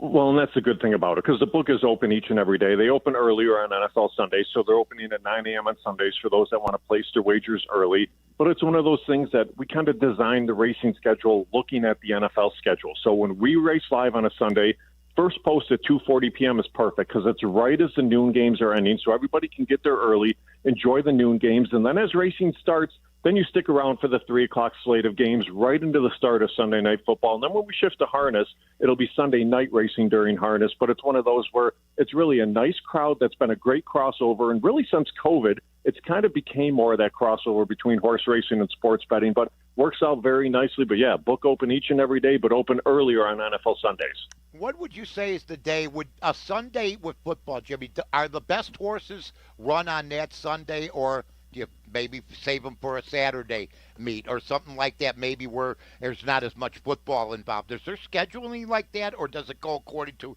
when the horses have rested enough and stuff like that? Well, for us at Hawthorne, we actually chose to shift a lot of our stake races over to these Sundays because Saturday was always that traditional day. That was always that day that you'd have big groups and that kind of come out. But we've seen so much competition on the racing end of things, and it's the reason we shifted that live racing over to Sundays because you're out on an island a little bit more. So it's one of those that when you have races going about every 20, 25 minutes, you can really enjoy that NFL action in between. And nowadays, especially with online wagering, you can sit right there in the book, place your wagers right there just at the touch of the hand with your phones too. And it's something that really has kind of created just a nice slate of scheduling and racing throughout the course of the day. We stagger around what happens with the football and with other racetracks, and it has worked out very well. All right, where are we wagering this weekend, buddy? Saratoga Saturday. They have 5 Grade 1 races that are taking place on Saturday, so it's a tremendous card. 3 horses, we're going to bet them all across the board. So start in race number 10, bet the 1 horse, Patch Adams, across the board. 3-1 in the morning line for that one. Then go to race 12, bet the 7 Mulligan across the board. That one's at 7-2. Race 13 is the Travers. Now, the Travers has the return of Derby and Belmont winner Sovereignty in here.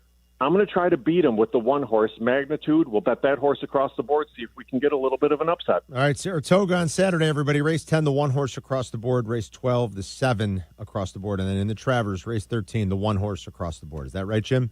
That's right, boys. Let's make some money. All right, have a good weekend, buddy. All right, guys. Good luck. Jimmy! Jim Miller with some plays. I wonder if you could, how long a horse's name could be, like Patch Adams. There is a limit. I think it's 16 letters. Yeah, I mean, the movie theme was nice, Patch Adams. If I did a movie thing and I had a horse and you didn't have a limit, I'd call it Pacino Got Screwed by the Academy. That's a pretty, maybe too long, but it's funny. I like it. All right, where are we wagering, Mikey? Where do you want to start, my friend? We'll start with you because I'm telling everybody this. Whatever pick I have from now on Fridays, it's become for baseball because I am right now, I'm just kicking some booty in baseball, 193 and 156. But Friday is my 11 o'clock Saturday as far as football is concerned, okay? Yeah. You'll so fade me. So I'm going to let Carmen go first. All right, we're going to start over in Dublin, top 25 matchup between Iowa State and K-State. Let's do it. Kansas State, lane 3, we're going to lay it. I know Matt Campbell's had a lot of success against K-State. They won last year. But let's remember the Cyclones lost their top 2 wide receivers from a year ago. Both had over 1,000 yards. They lost them to the NFL draft, Jaden Higgins and Jalen Noel were drafted in rounds 2 and 3. They actually lost 4 starters from that offense to the first 4 rounds of the draft. Avery Johnson threw 25 touchdown passes last season in his first full year as a starting quarterback in Manhattan. I think big things on the horizon for Johnson and that Cats offense. They were a full yard per play better in differential than the Cyclones last year, even though they lost the head-to-head matchup. I like K-State -3 to kick things off in Dublin this week. Yeah, I lived out in Manhattan for a year and a half. It was some of the greatest times of my life. K-State, a great, great school, but, when you think of K-State, you don't think of Ireland. Believe me, folks, I've been there. K-State's country. Okay, I ended up, I drank at a place called the Pink Door back then. We can only imagine. Yeah. Okay, now, I am going to get off the individual games for Friday because, it just isn't working out. And Carmen, by the way, Tatis let you down last week. I think you had the home it's run always thing. Risky to give out those props, but you would have won 350. So here's what I'm going to do. This is on FanDuel. I'm going to take Miami plus 125 to win the 3-game series. I like 2 out of 3 against the Toronto Blue Jays who are on fire. But I think Miami's on the come over the next year or two. They play good baseball. They play hustling baseball. They still have time to go, but I like that. And I think the odds are just right to make a little money. Yeah, I bet you Miami's got one of the 6 best records in baseball since July 1st. I just like the fact Toronto's kicking ass, and yet they're barely favored to win in my opinion, that division. I'll give one more just season-long I love NFL. when you do that. This is a bet I've made since we talked about the AFC West today. You do have to lay $1.20 or $1.25, but I like the Broncos over 9.5. I think the Broncos win 10 games, go back to the playoffs. So I like that defense. Sean Payton's raving about Bo Nix. Don't do it, Carm. Yeah, I think so. I think I think upgrading their running back room I think will help. They got one of the best offensive lines in football. If they stay healthy, I think the Broncos get to 10-7. So I do like Broncos over season total. Just threw that out there since we talked about it. That's a good one. Okay. So there you go. We're all done to me and him. Now it's time to go to a man who makes a pick and then disappears for a few weeks. Goes underground. That's what I do. He's like the French Resistance, if you've ever seen The Great Escape. They're the ones that get Jimmy Coburn out. It's nice because I don't have to hear about my losses. That's right. He's our buddy, our pal. Yeah, it's back. Shea's Betting Shed. Shea Norland. It is back because college football's back. So I have one play for week 0 and one future that I'll hand out. Yes. The week 0 play is going to be Fresno State getting 13 against Kansas. All right. Listen, both quarterbacks are going to throw interceptions. E.J. Warner for Fresno State, Kurt Warner's kid, led the league in interceptions when he was at Temple. He did it again last year when he was at Rice. Now he's at Fresno. Do it again. Jalen Daniels is also an interception machine. He's very turnover prone for Kansas. They don't have Devin Neal anymore. They lost a ton on their defense. They lost both their coordinators. Their offensive coordinator went to Wisconsin. They've got 2 guys calling plays. I always hate that. And on the defensive side, longtime guy that Lance Leipold has had forever as DC. That's on my business card, longtime guy. Well, retired at the end of last season, and they did a in-program elevation, so it's a first-time DC. I think there's growing pains with Kansas. They'll be good, not great, but I like Fresno to cover the number. All right. The future I want to hand out, Clemson 10-1 to win the national title. Oh, but I love Clemson in the ACC. I think that's a pretty easy path. But 10-1 to win the national title. I love Dabo, too. I'm sorry. I got him at 16-1 in May to win the Natty, and I still like the 10-1 number. Carm, fun fact: 16 returning starters, second most in college football, second only to a service academy. I love this team. And Dabo Sweeney wants to prove that. Can Dabo can he get back to being great? This is the most reminiscent roster to the Trevor Lawrence, Deshaun Watson years. They have the best quarterback in America. They do, I think. They have arguably the best receiver room in the country, which has not been true the last 4 years in Clemson. I love their offense. Defensively, you know what they're going to bring philosophically, so I'm all in. All right, I love it. it. This. I remember betting Clemson a lot before Dabo got there. It was a wall. You hit a wall. Oh, yeah. They were horrible. Yeah. So, I believe what a story that would be this year. Oh, yeah. After the way the last few years have gone bad. and Dabo's resistance to the transfer portal. All right, great stuff, boys. Shea, thank you for chipping in today. Thanks to Eric Ostrowski. Thanks to Jim Miller and, of course, Luke Pergandy. And thank you for listening, everybody. Have a wonderful weekend. Enjoy the beautiful weather. Mikey, we'll talk to everybody next week. So long. This is the The Odds Couple. With Carmen DeFalco and Mike North. On ESPN Chicago, Chicago's home for sports. Property managers and GCs use FinishingChicago.com's contractors for finishes and protective coatings in the most iconic venues, interior spaces, and essential infrastructure. Our painters apply industry-leading commercial and industrial finishes inside and out, so your biggest assets always put their best square footage forward. FinishingChicago.com has your free list of painting, wall covering, glass systems, drywall finishing, and signage contractors. For a great finish, start with FinishingChicago.com. Our local hospitals